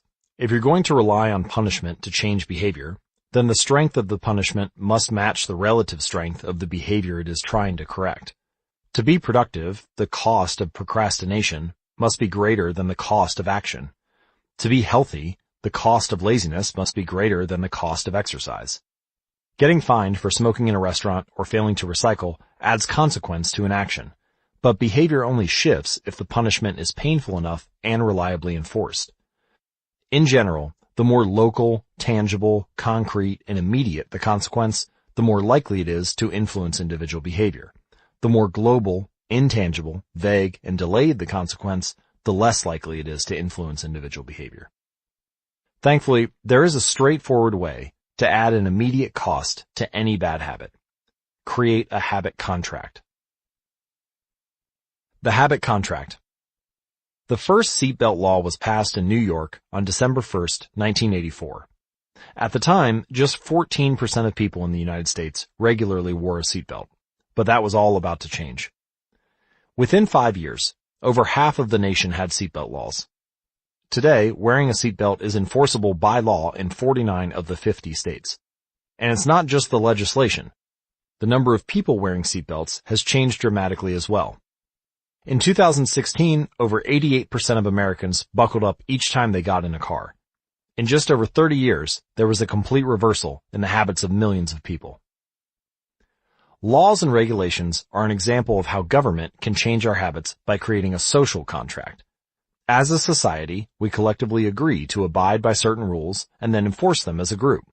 Whenever a new piece of legislation impacts behavior, seatbelt laws, banning smoking inside restaurants, mandatory recycling, it is an example of a social contract shaping our habits. The group agrees to act in a certain way, and if you don't follow along, you'll be punished. Just as governments use laws to hold citizens accountable, you can create a habit contract to hold yourself accountable. A habit contract is a verbal or written agreement in which you state your commitment to a particular habit and the punishment that will occur if you don't follow through. Then, you find 1 or 2 people to act as your accountability partners and sign off on the contract with you. Brian Harris, an entrepreneur from Nashville, Tennessee, was the first person I saw put this strategy into action. Shortly after the birth of his son, Harris realized he wanted to shed a few pounds. He wrote up a habit contract between himself, his wife, and his personal trainer. The first version read, Brian's number 1 objective for Q1 of 2017 is to start eating correctly again so he feels better, looks better, and is able to hit his long-term goal of 200 pounds at 10% body fat. Below that statement, Harris laid out a roadmap for achieving his ideal outcome. Phase 1. Get back to a strict, slow-carb diet in Q1. Phase 2. Start a strict macronutrient tracking program in Q2. Phase 3. Refine and maintain the details of his diet and workout program in Q3. Finally, he wrote out each of the daily habits that would get him to his goal. For example, write down all food that he consumes each day and weigh himself each day. Then he listed the punishment he would suffer if he failed. For example, if Brian doesn't do these 2 items, then the following consequence will be enforced. He will have to dress up each workday and each Sunday morning for the rest of the quarter. Dress up is defined as not wearing jeans, t-shirts, hoodies, or shorts. He will also give Joey, his trainer, $200 to use as he sees fit if he misses 1 day of logging food. Finally, at the bottom of the page, Harris, his wife, and his trainer all signed the contract. My initial reaction was that a contract like this seemed overly formal and unnecessary, especially the signatures. But Harris convinced me that signing the contract was an indication of seriousness. Anytime I skip this part, he said, I start slacking almost immediately. 3 months later, after hitting his targets for Q1, Harris upgraded his goals. The consequences escalated too. If he missed his carbohydrate and protein targets, he had to pay his trainer $100. If he failed to weigh himself, he had to give his wife $500 to use as she saw fit. Perhaps most painfully, if he forgot to run sprints, he had to dress up for work every day and wear an Alabama hat the rest of the quarter, the bitter rival of his beloved Auburn team. The strategy worked, with his wife and trainer acting as accountability partners, and with the habit contract clarifying exactly what to do each day, Harris lost the weight.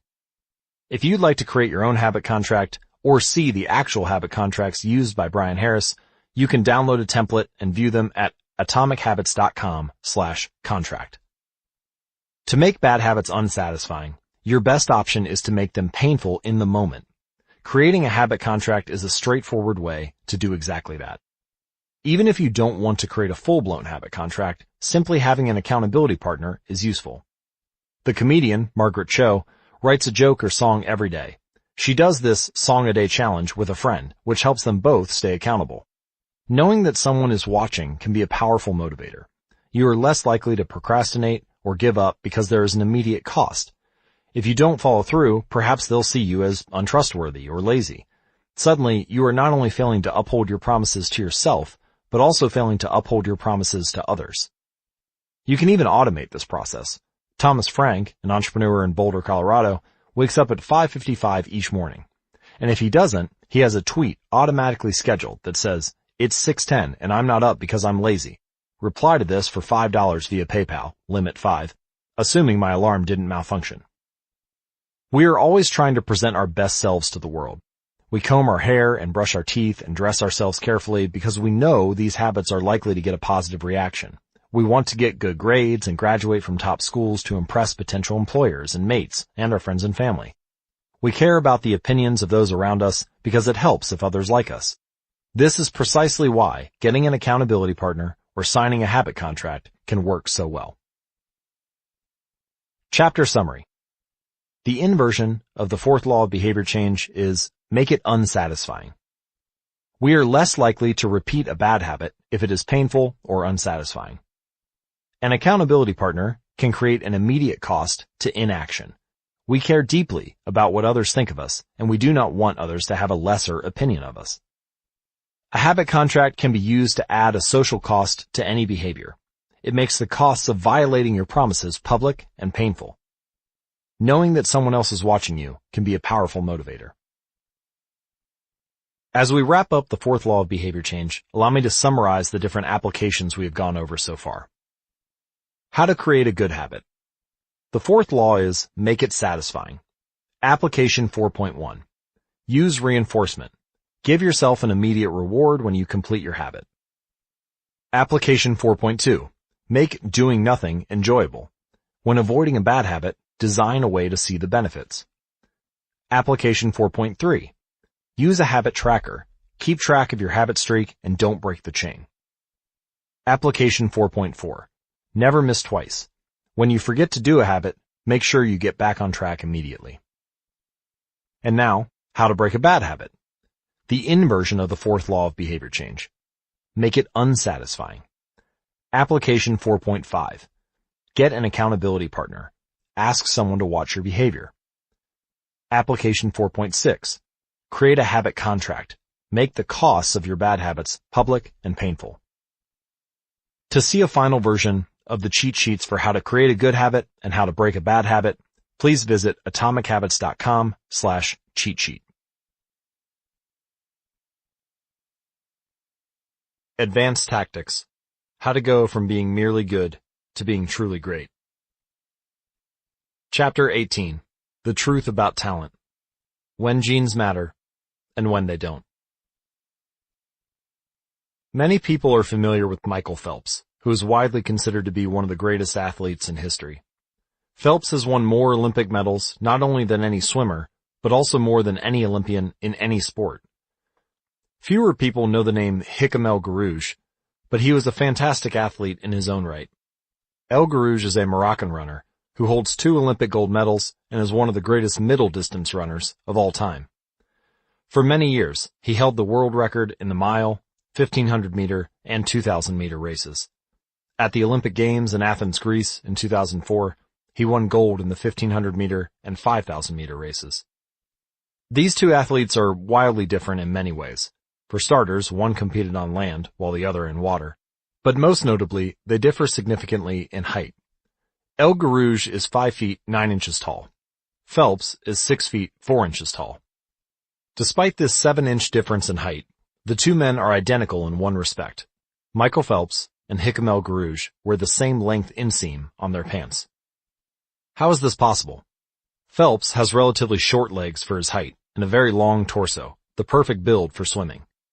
El Guerrouj has incredibly long legs and a short upper body, an ideal frame for distance running. Now imagine if these world-class athletes were to switch sports. Given his remarkable athleticism, could Michael Phelps become an Olympic-caliber distance runner with enough training? It's unlikely. At peak fitness, Phelps weighed 194 pounds, which is 40% heavier than El Guerrouj, who competed at an ultralight 138 pounds.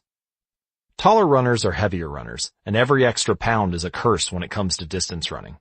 Against elite competition, Phelps would be doomed from the start. Similarly, El Guerrouj might be one of the best runners in history, but it's doubtful he would ever qualify for the Olympics as a swimmer. Since 1976, the average height of Olympic gold medalists in the men's 1500-meter run is 5 feet 10 inches. In comparison, the average height of Olympic gold medalists in the men's 100-meter freestyle swim is 6 feet 4 inches. Swimmers tend to be tall and have long backs and arms, which are ideal for pulling through the water. El Guerrouj would be at a severe disadvantage before he ever touched the pool. The secret to maximizing your odds of success is to choose the right field of competition. This is just as true with habit change as it is with sports and business. Habits are easier to perform and more satisfying to stick with when they align with your natural inclinations and abilities. Like Michael Phelps in the pool or Hicham El Guerrouj on the track, you want to play a game where the odds are in your favor. Embracing this strategy requires the acceptance of the simple truth that people are born with different abilities. Some people don't like to discuss this fact. On the surface, your genes seem fixed, and it's no fun to talk about things you cannot control. Plus, phrases like biological determinism make it sound like certain individuals are destined for success and others are doomed to failure. But this is a short-sighted view of the influence of genes on behavior. The strength of genetics is also their weakness. Genes cannot be easily changed, which means they provide a powerful advantage in favorable circumstances and a serious disadvantage in unfavorable circumstances. If you want to dunk a basketball, being 7 feet tall is very useful. If you want to perform a gymnastics routine, being 7 feet tall is a great hindrance. Our environment determines the suitability of our genes and the utility of our natural talents. When our environment changes, so do the qualities that determine success. This is true not just for physical characteristics, but for mental ones as well.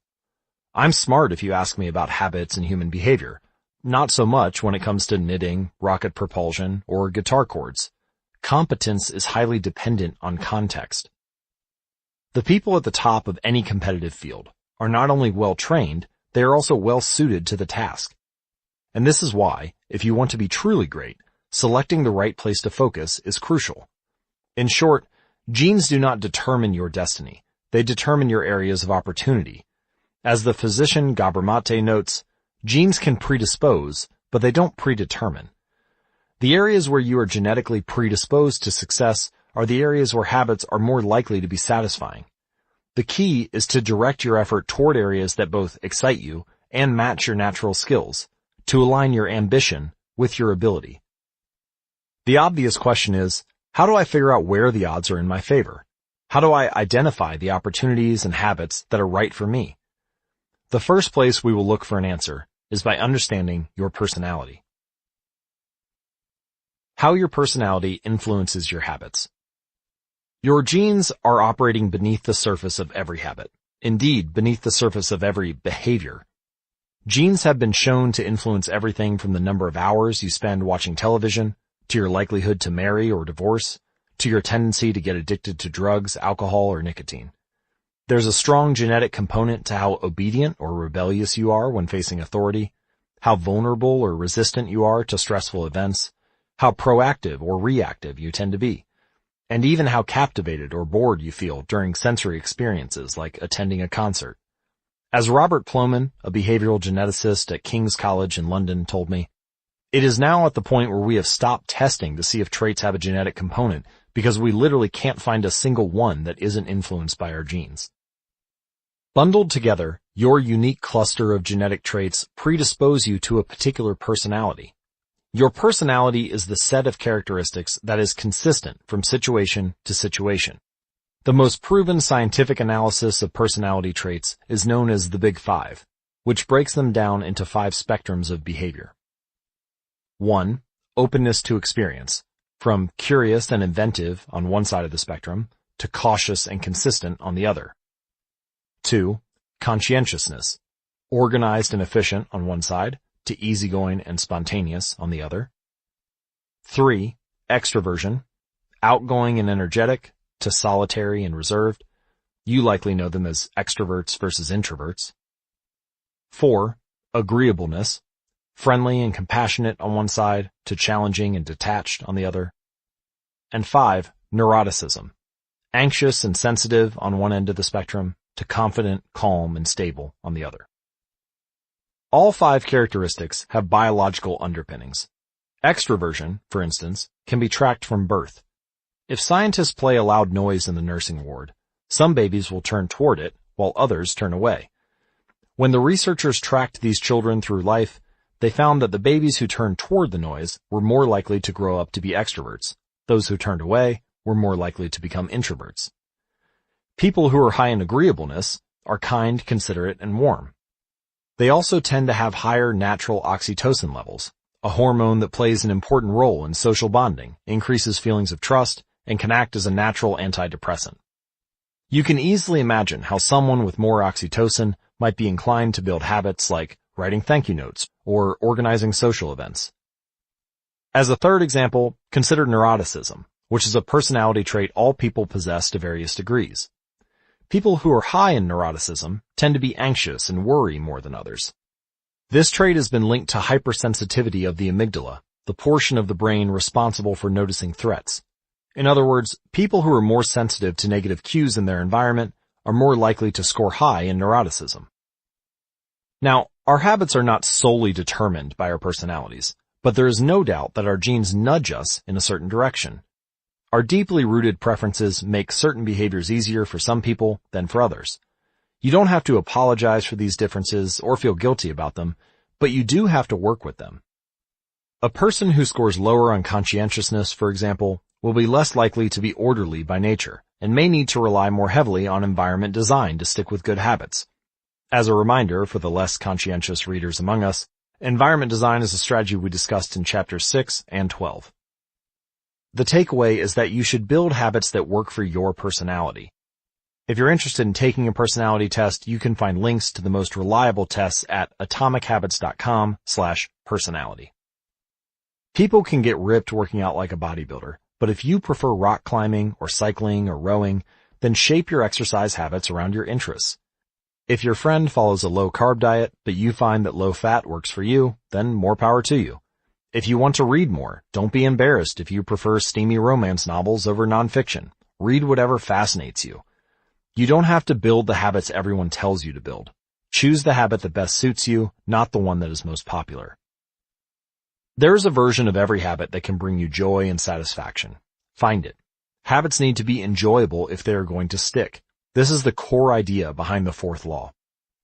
Tailoring your habits to your personality is a good start, but this is not the end of the story. Let's turn our attention to finding and designing situations where you are at a natural advantage.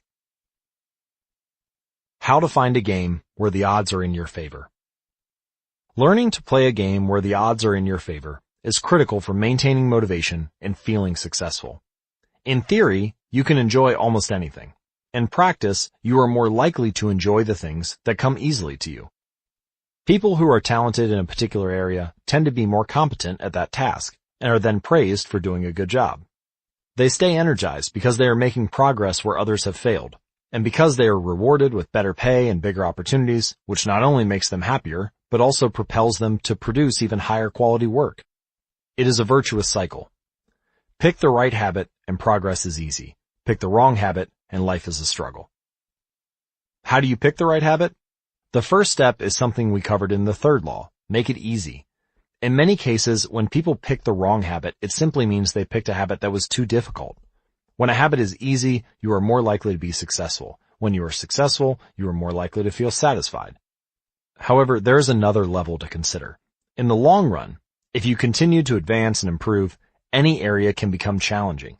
At some point, you need to make sure you're playing the right game for your skill set. How do you figure that out? The most common approach is trial and error. Of course, there's a problem with this strategy, which is life is short. You don't have time to try every career, date every eligible bachelor, or play every musical instrument.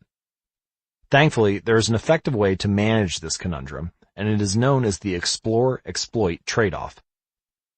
In the beginning of a new activity, there should be a period of exploration. In relationships, it's called dating. In college, it's called the liberal arts. In business, it's called split testing. The goal is to try out many possibilities, research a broad range of ideas, and cast a wide net.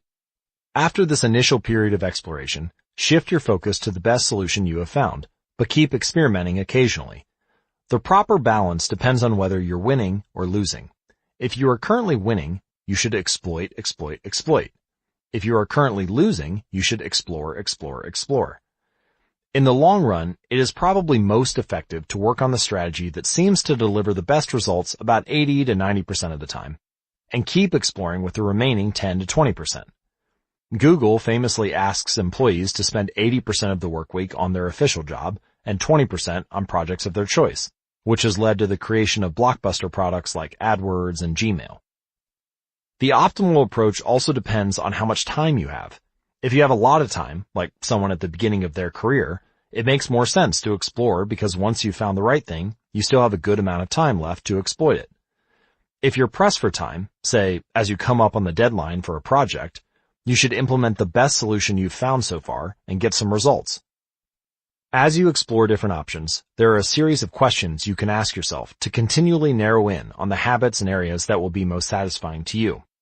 For example, what feels like fun to me, but work to others? The mark of whether you are made for a task is not whether you love it, but whether you can handle the pain of the task easier than most people. When are you enjoying yourself while other people are complaining? The work that hurts you less than it hurts others is the work you are made to do. What makes me lose track of time? Flow is the mental state you enter when you are so focused on the task at hand that the rest of the world fades away. This blend of happiness and peak performance is what athletes and performers experience when they are in the zone. It is nearly impossible to experience a flow state and not find the task satisfying, at least to some degree. Where do I get greater returns than the average person? We are continually comparing ourselves to those around us, and a behavior is more likely to be satisfying when the comparison is in our favor. When I started writing at jamesclear.com, my email list grew very quickly. I wasn't quite sure what I was doing well, but I knew that results seemed to be coming faster for me than for some of my colleagues, which motivated me to keep writing. What comes naturally to me? For just a moment, ignore what you have been taught, ignore what society has told you, ignore what others expect of you. Look inside yourself and ask, what feels natural to me? When have I felt alive? When have I felt like the real me? No internal judgments or people-pleasing, no second-guessing or self-criticism, just feelings of engagement and enjoyment. Whenever you feel authentic and genuine, you are headed in the right direction. To be honest, some of this process is just luck. Michael Phelps and Hicham El Guerrouj were lucky to be born with a rare set of abilities that are highly valued by society and to be placed in the ideal environment for those abilities. We all have limited time on this planet, and the truly great among us are the ones who not only work hard, but also have the good fortune to be exposed to opportunities that favor them. But what if you don't want to leave it up to luck? If you can't find a game where the odds are stacked in your favor, you can create one. Scott Adams, the cartoonist behind Dilbert, says, everyone has at least a few areas in which they could be in the top 25% with some effort. In my case, I can draw better than most people, but I'm hardly an artist. And I'm not any funnier than the average stand-up comedian who never makes it big, but I'm funnier than most people.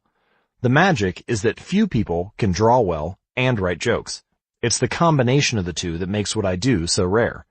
And when you add in my business background, suddenly I had a topic that few cartoonists could hope to understand without living it. When you can't win by being better, you can win by being different. By combining your skills, you reduce the level of competition, which makes it easier to stand out. You can shortcut the need for a genetic advantage, or for years of practice, by rewriting the rules. A good player works hard to win the game everyone else is playing. A great player creates a new game that favors their strengths and avoids their weaknesses.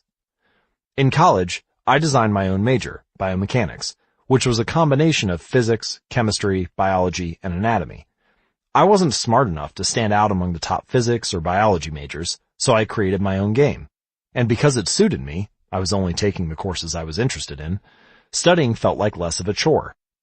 It was also easier to avoid the trap of comparing myself to everyone else. After all, nobody else was taking the same combination of classes, so who could say if they were better or worse? Specialization is a powerful way to overcome the accident of bad genetics. The more you master a specific skill, the harder it becomes for others to compete with you. Many bodybuilders are stronger than the average arm wrestler, but even a massive bodybuilder may lose at arm wrestling because the arm wrestling champ has a very specific strength. Even if you're not the most naturally gifted, you can often win by being the best in a very narrow category. Boiling water will soften a potato but harden an egg. You can't control whether you're a potato or an egg, but you can decide to play a game where it's better to be hard or soft. If you can find a more favorable environment, you can transform the situation from one where the odds are against you to one where the odds are in your favor. How to get the most out of your genes.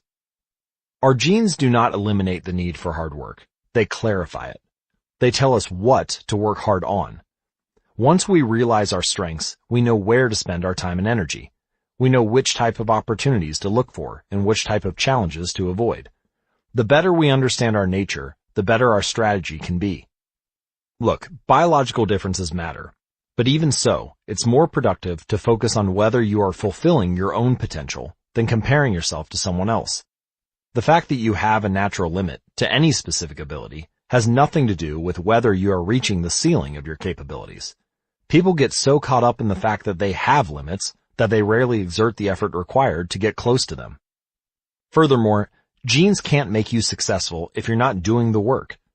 Yes, it's possible that the ripped trainer at the gym has better genes than you, but if you haven't put in the same reps, it's impossible to say if you've been dealt a better or worse genetic hand. Until you work as hard as those you admire, don't explain away their success as luck.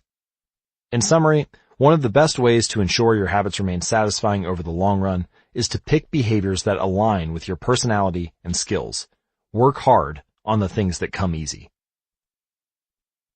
Chapter Summary. The secret to maximizing your odds of success is to choose the right field of competition. Pick the right habit and progress is easy. Pick the wrong habit and life is a struggle. Genes cannot be easily changed, which means they provide a powerful advantage in favorable circumstances and a serious disadvantage in unfavorable circumstances. Habits are easier when they align with your natural abilities. Choose the habits that best suit you. Play a game that favors your strengths. If you can't find a game that favors you, create one. Genes do not eliminate the need for hard work. They clarify it. They tell us what to work hard on.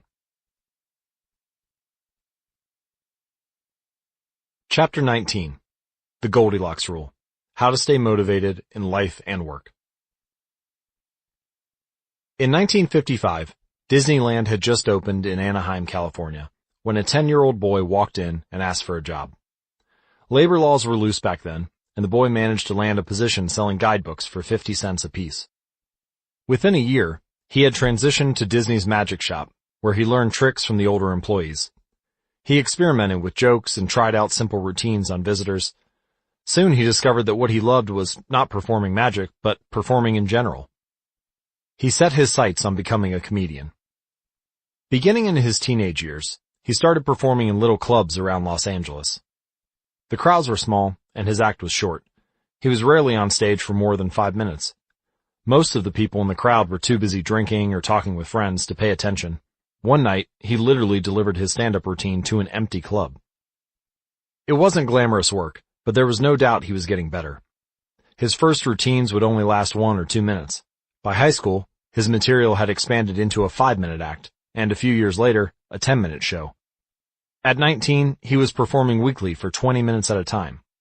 He had to read 3 poems during the show just to make the routine long enough, but his skills continued to progress.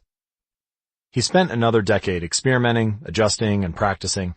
He took a job as a television writer, and gradually, he was able to land his own appearances on talk shows. By the mid-1970s, he had worked his way into being a regular guest on The Tonight Show and Saturday Night Live. Finally, after 15 years of work, the young man rose to fame. He toured 60 cities in 63 days, then 72 cities in 80 days, then 85 cities in 90 days. He had 18,695 people attend one show in Ohio. Another 45,000 tickets were sold for his 3-day show in New York. He catapulted to the top of his genre and became one of the most successful comedians of his time. His name is Steve Martin. Martin's story offers a fascinating perspective on what it takes to stick with habits for the long run. Comedy is not for the timid. It is hard to imagine a situation that would strike fear into the hearts of more people than performing alone on stage and failing to get a single laugh. And yet, Steve Martin faced this fear every week for 18 years. In his words, 10 years spent learning, 4 years spent refining, and 4 years as a wild success. Why is it that some people, like Martin, stick with their habits, whether practicing jokes or drawing cartoons or playing guitar, while most of us struggle to stay motivated? How do we design habits that pull us in rather than ones that fade away? Scientists have been studying this question for many years. While there is still much to learn, one of the most consistent findings is that the way to maintain motivation and achieve peak levels of desire is to work on tasks of just manageable difficulty. The human brain loves a challenge, but only if it is within an optimal zone of difficulty. If you love tennis and try to play a serious match against a 4-year-old, you will quickly become bored. It's too easy. You'll win every point. In contrast, if you play a professional tennis player like Roger Federer or Serena Williams, you will quickly lose motivation because the match is too difficult. Now, consider playing tennis against someone who is your equal. As the game progresses, you win a few points and you lose a few. You have a good chance of winning, but only if you really try. Your focus narrows, distractions fade away, and you find yourself fully invested in the task at hand. This is a challenge of just manageable difficulty, and it is a prime example of the Goldilocks rule. The Goldilocks rule states that humans experience peak motivation when working on tasks that are right on the edge of their current abilities. Not too hard, not too easy, just right. Martin's comedy career is an excellent example of the Goldilocks rule in practice. Each year, he expanded his comedy routine, but only by a minute or two. He was always adding new material, but he also kept a few jokes that were guaranteed to get laughs. There were just enough victories to keep him motivated, and just enough mistakes to keep him working hard. When you're starting a new habit, it's important to keep the behavior as easy as possible so you can stick with it even when the conditions aren't perfect. This is an idea we covered in detail while discussing the third law of behavior change. Once a habit has been established, however, it's important to continue to advance in small ways. These little improvements and new challenges keep you engaged, and if you hit the Goldilocks zone just right, you can achieve a flow state. A flow state is the experience of being in the zone and fully immersed in an activity. Scientists have tried to quantify this feeling.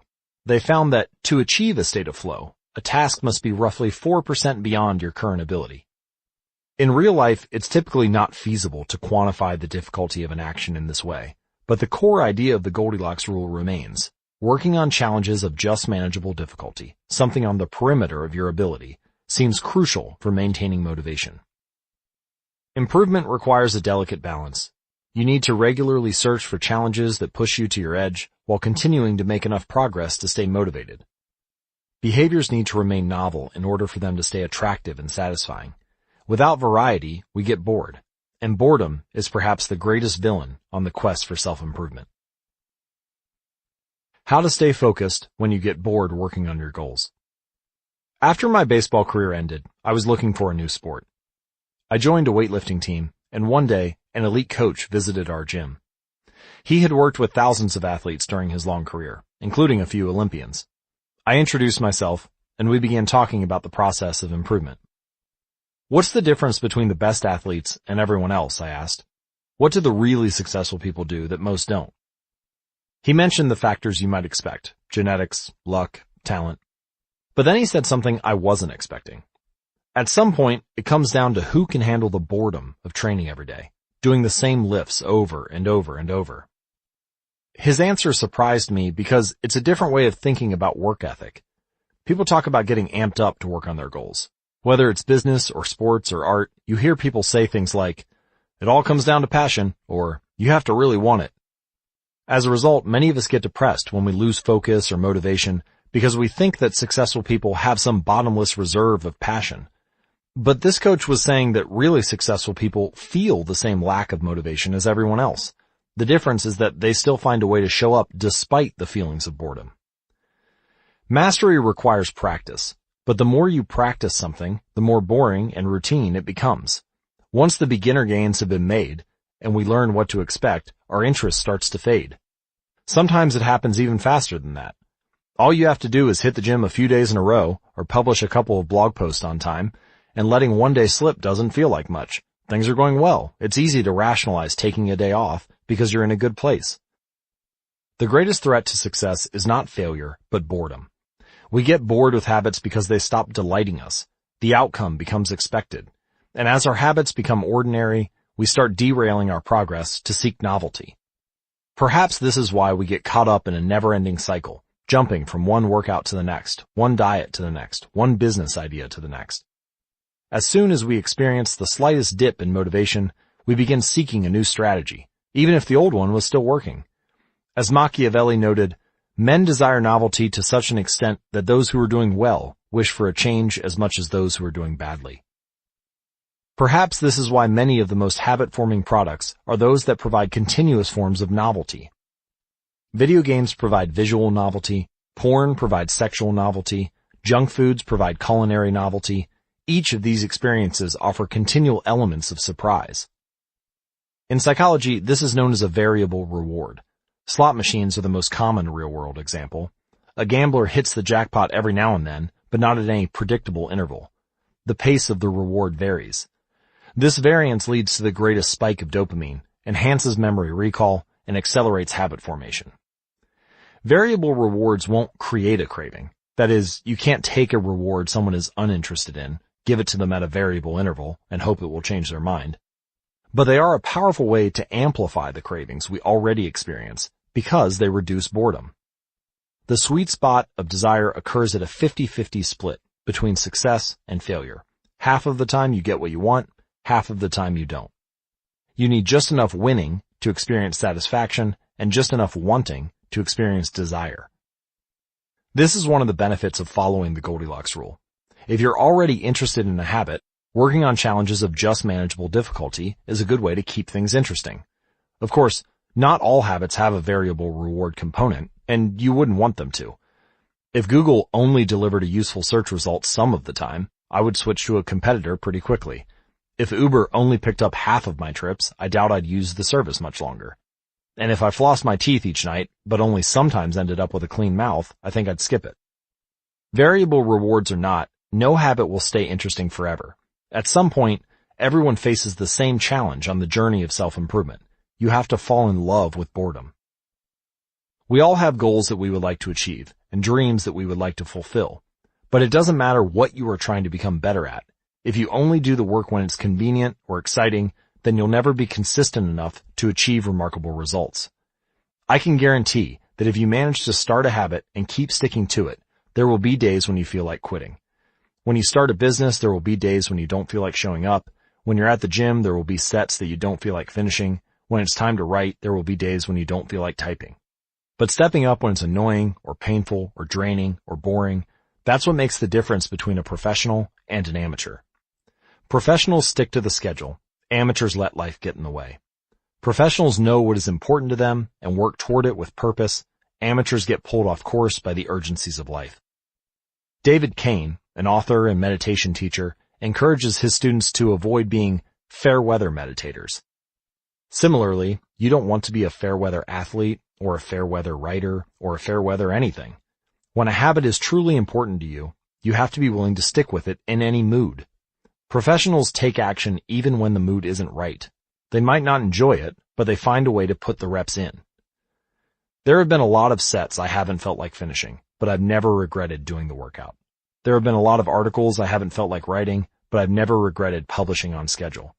There have been a lot of days I felt like relaxing, but I've never regretted showing up and working on something that was important to me. The only way to become excellent is to be endlessly fascinated by doing the same thing over and over. You have to fall in love with boredom. Chapter summary. The Goldilocks rule states that humans experience peak motivation when working on tasks that are right on the edge of their current abilities. The greatest threat to success is not failure, but boredom. As habits become routine, they become less interesting and less satisfying. We get bored. Anyone can work hard when they feel motivated. It's the ability to keep going when work isn't exciting that makes the difference. Professionals stick to the schedule. Amateurs let life get in the way. Chapter 20. The downside of creating good habits. Habits create the foundation for mastery. In chess, it is only after the basic movements of the pieces have become automatic that a player can focus on the next level of the game. Each chunk of information that is memorized opens up the mental space for more effortful thinking. This is true for any endeavor. When you know the simple movements so well that you can perform them without thinking, you are free to pay attention to more advanced details. In this way, habits are the backbone of any pursuit of excellence. However, the benefits of habits come at a cost. At first, each repetition develops fluency, speed, and skill. But then, as a habit becomes automatic, you become less sensitive to feedback. You fall into mindless repetition. It becomes easier to let mistakes slide. When you can do it good enough on autopilot, you stop thinking about how to do it better. The upside of habits is that we can do things without thinking. The downside of habits is that you get used to doing things a certain way and stop paying attention to little errors. You assume you're getting better because you're gaining experience. In reality, you are merely reinforcing your current habits, not improving them. In fact, some research has shown that once a skill has been mastered, there is usually a slight decline in performance. Usually, this minor dip in performance is no cause for worry. You don't need a system to continuously improve how well you brush your teeth or tie your shoes or make your morning cup of tea. With habits like these, good enough is usually good enough. The less energy you spend on trivial choices, the more you can spend it on what really matters. However, when you want to maximize your potential, and achieve elite levels of performance, you need a more nuanced approach. You can't repeat the same things blindly and expect to become exceptional. Habits are necessary, but not sufficient for mastery. What you need is a combination of automatic habits and deliberate practice. Habits plus deliberate practice equal mastery. To become great, certain skills do need to become automatic. Basketball players need to be able to dribble without thinking before they can move on to mastering layups with their non-dominant hand. Surgeons need to repeat the first incision so many times that they could do it with their eyes closed, so they can focus on the hundreds of other variables that arise during surgery. But after one habit has been mastered, you have to return to the effortful part of the work and begin building the next habit. Mastery is the process of narrowing your focus to a tiny element of success, repeating it until you have internalized the skill, and then using this new habit as the foundation to advance to the next frontier of your development.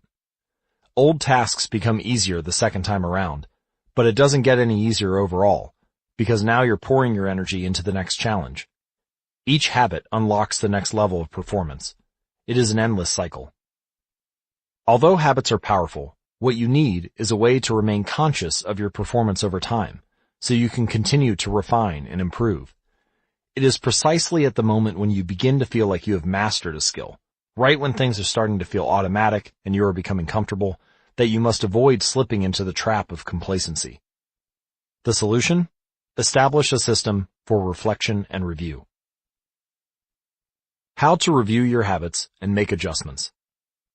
In 1986, the Los Angeles Lakers had one of the most talented basketball teams ever assembled, but they are rarely remembered that way. The team started the 1985-1986 NBA season with an astounding 29-5 record. The pundits were saying that we might be the best team in the history of basketball, head coach Pat Riley said after the season. Surprisingly, the Lakers stumbled in the 1986 playoffs and suffered a season-ending defeat in the Western Conference Finals. The best team in the history of basketball didn't even play for the NBA championship. After that blow, Riley was tired of hearing about how much talent his players had and about how much promise his team held. He didn't want to see flashes of brilliance followed by a gradual fade in performance. He wanted the Lakers to play up to their potential, night after night. In the summer of 1986, he created a plan to do exactly that. A system that he called the Career Best Effort Program, or CBE. When players first joined the Lakers, Riley explained, we track their basketball statistics all the way back to high school. I call this taking their number. We look for an accurate gauge of what a player can do, then build him into our plan for the team based on the notion that he will maintain and then improve upon his averages. After determining a player's baseline level of performance, Riley added a key step. He asked each player to improve their output by at least 1% over the course of the season. If they succeeded, it would be a CBE, or Career Best Effort. Similar to the British cycling team that we discussed in Chapter 1, the Lakers sought peak performance by getting slightly better each day. Riley was careful to point out that CBE was not merely about points or statistics, but about giving your best effort spiritually, mentally, and physically.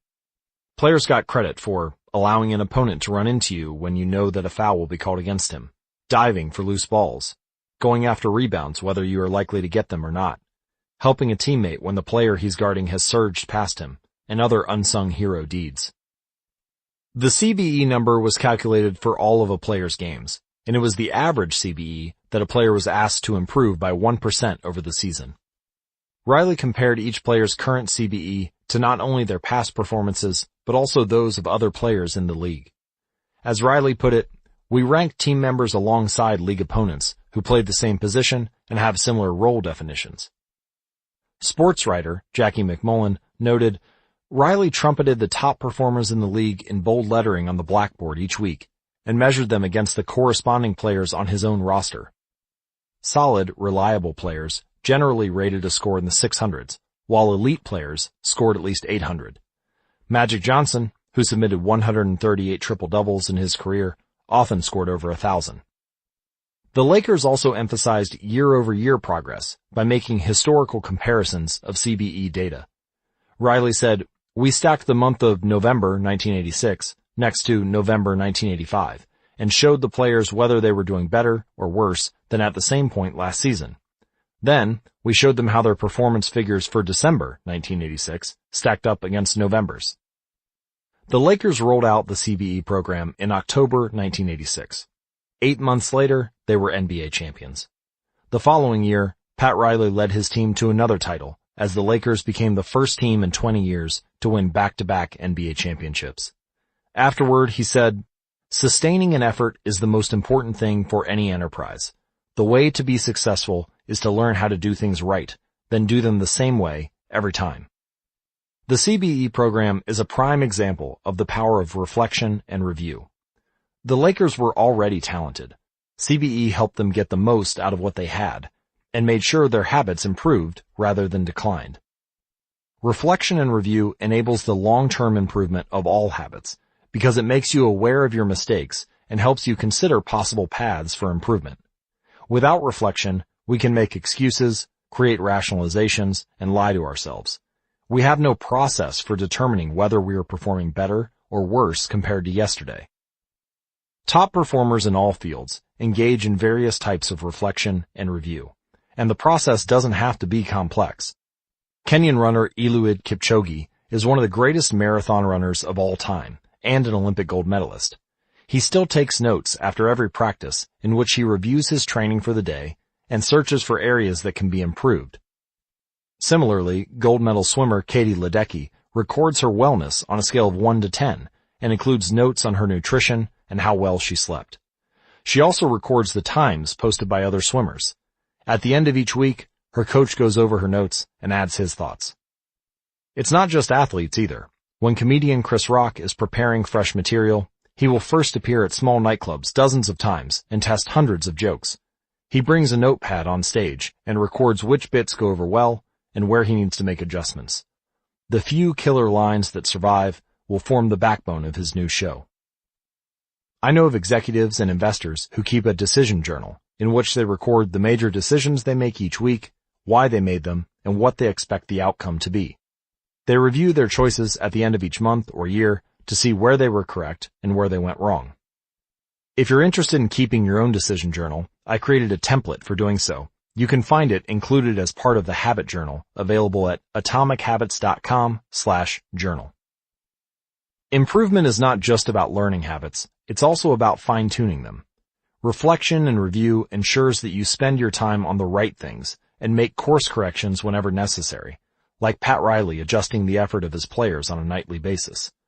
You don't want to keep practicing a habit if it becomes ineffective. Personally, I employ 2 modes of reflection and review. Each December, I perform an annual review, in which I reflect on the previous year. I tally my habits for the year by counting up how many articles I published, how many workouts I put in, how many new places I visited, and more. You can see my previous annual reviews at jamesclear.com/annual-review. Finally, I reflect on my progress, or lack thereof, by answering 3 questions. 1. What went well this year? 2. What didn't go so well this year? 3. What did I learn? 6 months later, when summer rolls around, I conduct an integrity report. Like everyone, I make a lot of mistakes. My integrity report helps me realize where I went wrong and motivates me to get back on course. I use it as a time to revisit my core values and consider whether I have been living in accordance with them. This is when I reflect on my identity and how I can work toward being the type of person I wish to become. You can see my previous integrity reports at jamesclear.com/integrity. My yearly integrity report answers 3 questions. 1. What are the core values that drive my life and work? 2. How am I living and working with integrity right now? 3. How can I set a higher standard in the future? These 2 reports, the annual review and the integrity report, don't take very long. It's just a few hours a year. But they are crucial periods of refinement. They prevent the gradual slide that happens when I don't pay close attention. They provide an annual reminder to revisit my desired identity and consider how my habits are helping me become the type of person I wish to be. They indicate when I should upgrade my habits and take on new challenges, and when I should dial my efforts back and focus on the fundamentals. Reflection can also bring a sense of perspective. Daily habits are powerful because of how they compound, But worrying too much about every daily choice is like looking at yourself in the mirror from an inch away. You can see every imperfection and lose sight of the bigger picture. There is too much feedback. Conversely, never reviewing your habits is like never looking in the mirror. You aren't aware of easily fixable flaws, a spot on your shirt, a bit of food in your teeth. There is too little feedback. But periodic reflection and review is like viewing yourself in the mirror from a conversational distance. You can see the important changes you should make without losing sight of the bigger picture. You want to view the entire mountain range, not obsess over each peak and valley. Finally, reflection and review offers an ideal time to revisit one of the most important aspects of behavior change: identity. How to break the beliefs that hold you back. In the beginning, repeating a habit is essential to build up evidence of your desired identity. As you latch on to that new identity, however, those same beliefs can hold you back from the next level of growth. When working against you, your identity creates a kind of pride that encourages you to deny your weak spots and prevents you from truly growing. This is one of the greatest downsides of building habits. The more sacred an idea is to us, that is, the more deeply it is tied to our identity, the more strongly we will defend it against criticism. You see this in every industry. The school teacher who ignores innovative teaching methods and sticks with her tried and true lesson plans. The veteran manager who is committed to doing things his way. The surgeon who dismisses the ideas of her younger colleagues. The band who produces a mind-blowing first album and then gets stuck in a rut. The tighter we cling to an identity, the harder it becomes to grow beyond it. One solution is to avoid making any single aspect of your identity an overwhelming portion of who you are. In the words of investor Paul Graham, keep your identity small. The more you let a single belief define you, the less capable you are of adapting when life challenges you. If you tie up everything in being the point guard or the partner at the firm or whatever else, then the loss of that facet of your life will wreck you. If you're a vegan and then develop a health condition that forces you to change your diet, you'll have an identity crisis on your hands. When you cling too tightly to one identity, you become brittle. Lose that one thing, and you lose yourself. For most of my young life, being an athlete was a major part of my identity. After my baseball career ended, I struggled to find myself. When you spend your whole life defining yourself in one way, and that disappears, who are you now? Military veterans and former entrepreneurs report similar feelings. If your identity is wrapped up in a belief like, I'm a great soldier, what happens after your period of service ends? For many business owners, their identity is something along the lines of, I'm the CEO, or I'm the founder. If you have spent every waking moment working on your business, how will you feel after you sell the company? The key to mitigating these losses of identity is to redefine yourself such that you get to keep important aspects of your identity even if your particular role changes. So, I am an athlete becomes, I'm the type of person who is mentally tough and loves a physical challenge. Or, I'm a great soldier transforms into, I'm the type of person who is disciplined, reliable, and great on a team. I'm the CEO translates to, I'm the type of person who builds and creates things. When chosen effectively, an identity can be flexible rather than brittle. Like water flowing around an obstacle, your identity works with the changing circumstances rather than against them. The following quote from the Tao Te Ching encapsulates these ideas perfectly. Men are born soft and supple. Dead, they are stiff and hard. Plants are born tender and pliant. Dead, they are brittle and dry. Thus, whoever is stiff and inflexible is a disciple of death. Whoever is soft and yielding is a disciple of life. The hard and the stiff will be broken. The soft and the supple will prevail. Lao Tzu. Habits deliver numerous benefits, but the downside is that they can lock us into our previous patterns of thinking and acting, even when the world is shifting around us. Everything is impermanent. Life is constantly changing, so you need to periodically check in to see if your old habits and beliefs are still serving you. A lack of self-awareness is poison. Reflection and review is the antidote. Chapter summary. The upside of habits is that we can do things without thinking. The downside is that we stop paying attention to little errors. Habits plus deliberate practice equal mastery. Reflection and review is a process that allows you to remain conscious of your performance over time. The tighter we cling to an identity, the harder it becomes to grow beyond it. Conclusion. The secret to results that last. There is an ancient Greek parable known as the Socrates paradox, which talks about the effect one small action can have when repeated enough times. One formulation of the paradox goes as follows. Can one coin make a person rich? If you give a person a pile of 10 coins, you wouldn't claim that he or she is rich. But what if you add another, and another, and another? At some point, you will have to admit that no one can be rich unless one coin can make him or her so. We can say the same about atomic habits. Can one tiny change transform your life? It is unlikely that you would say so. But what if you made another, and another, and another? At some point, you will have to admit that your life was transformed by one small change. The holy grail of habit change is not a single 1% improvement, but 1,000 of them. It's a bunch of atomic habits stacking up, each one a fundamental unit of the overall system. In the beginning, small improvements can often seem meaningless because they get washed away by the weight of the system. Just as one coin won't make you rich, one positive change, like meditating for 1 minute or reading 1 page each day, is unlikely to deliver a noticeable difference.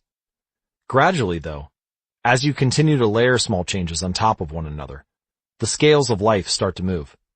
Each improvement is like adding a grain of sand to the positive side of the scale, slowly tilting things in your favor. Eventually, if you stick with it, you hit a tipping point. Suddenly, it feels easier to stick with good habits. The weight of the system is working for you rather than against you. Over the course of this book, we've looked at dozens of stories about top performers. We've heard about Olympic gold medalists, award-winning artists, business leaders, life-saving physicians, and star comedians who have all used the science of small habits to master their craft and vault to the top of their fields. Each of the people, teams, and companies we have covered has faced different circumstances, but ultimately progressed in the same way, through a commitment to tiny, sustainable, unrelenting improvements. Success is not a goal to reach or a finish line to cross. It is a system to improve, an endless process to refine.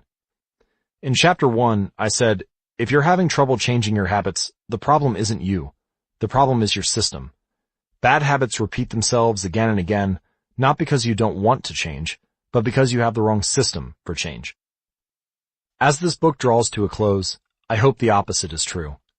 With the 4 laws of behavior change, you have a set of tools and strategies that you can use to build better systems and shape better habits. Sometimes a habit will be hard to remember, and you'll need to make it obvious. Other times, you won't feel like starting, and you'll need to make it attractive. In many cases, you may find that a habit will be too difficult, and you'll need to make it easy. And sometimes, you won't feel like sticking with it, and you'll need to make it satisfying. This is a continuous process. There is no finish line. There is no permanent solution. Whenever you're looking to improve, you can rotate through the 4 laws of behavior change until you find the next bottleneck. Make it obvious, make it attractive, make it easy, make it satisfying. Round and round, always looking for the next way to get 1% better. The secret to getting results that last is to never stop making improvements. It's remarkable what you can build if you just don't stop. It's remarkable the business you can build if you don't stop working. It's remarkable the body you can build if you don't stop training.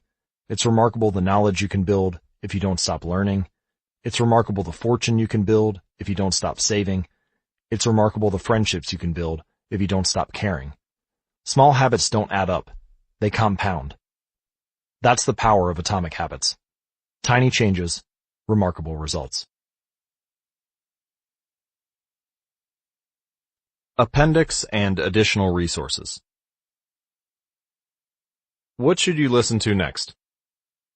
Thank you so much for taking the time to listen to this book. It has been a pleasure sharing my work with you. If you are looking for something to listen to or read next, allow me to offer a suggestion. If you enjoyed Atomic Habits, then you may like my other writing as well. My latest articles are sent out in my free weekly newsletter. Subscribers are also the first to hear about my newest books and projects. Finally, in addition to my own work, each year I send out a reading list of my favorite books from other authors on a wide range of subjects. You can sign up at atomichabits.com/newsletter. How to apply these ideas to business. Over the years, I've spoken at Fortune 500 companies and growing startups about how to apply the science of small habits to run more effective businesses and build better products. I've compiled many of the most practical strategies into a short bonus chapter. I think you'll find it to be an incredibly useful addition to the main ideas mentioned in Atomic Habits. You can download this chapter at atomichabits.com/business. How to apply these ideas to parenting. One of the most common questions I hear from listeners is something along the lines of, how can I get my kids to do this stuff? The ideas in Atomic Habits are intended to apply broadly to all of human behavior. Teenagers are humans too, which means you should find plenty of useful strategies in the main text. That said, parenting does face its own set of challenges. As a bonus chapter, I've put together a brief guide on how to apply these ideas specifically to parenting. You can download this chapter at atomichabits.com/parenting. This is James Clear. We hope you have enjoyed this unabridged production of Atomic Habits, an easy and proven way to build good habits and break bad ones. Tiny changes, remarkable results. This program was produced by Robert Kessler, executive producer Laura Wilson. Text copyright 2018 by James Clear. Production copyright 2018, Penguin Random House LLC. All rights reserved. Audible hopes you've enjoyed this program.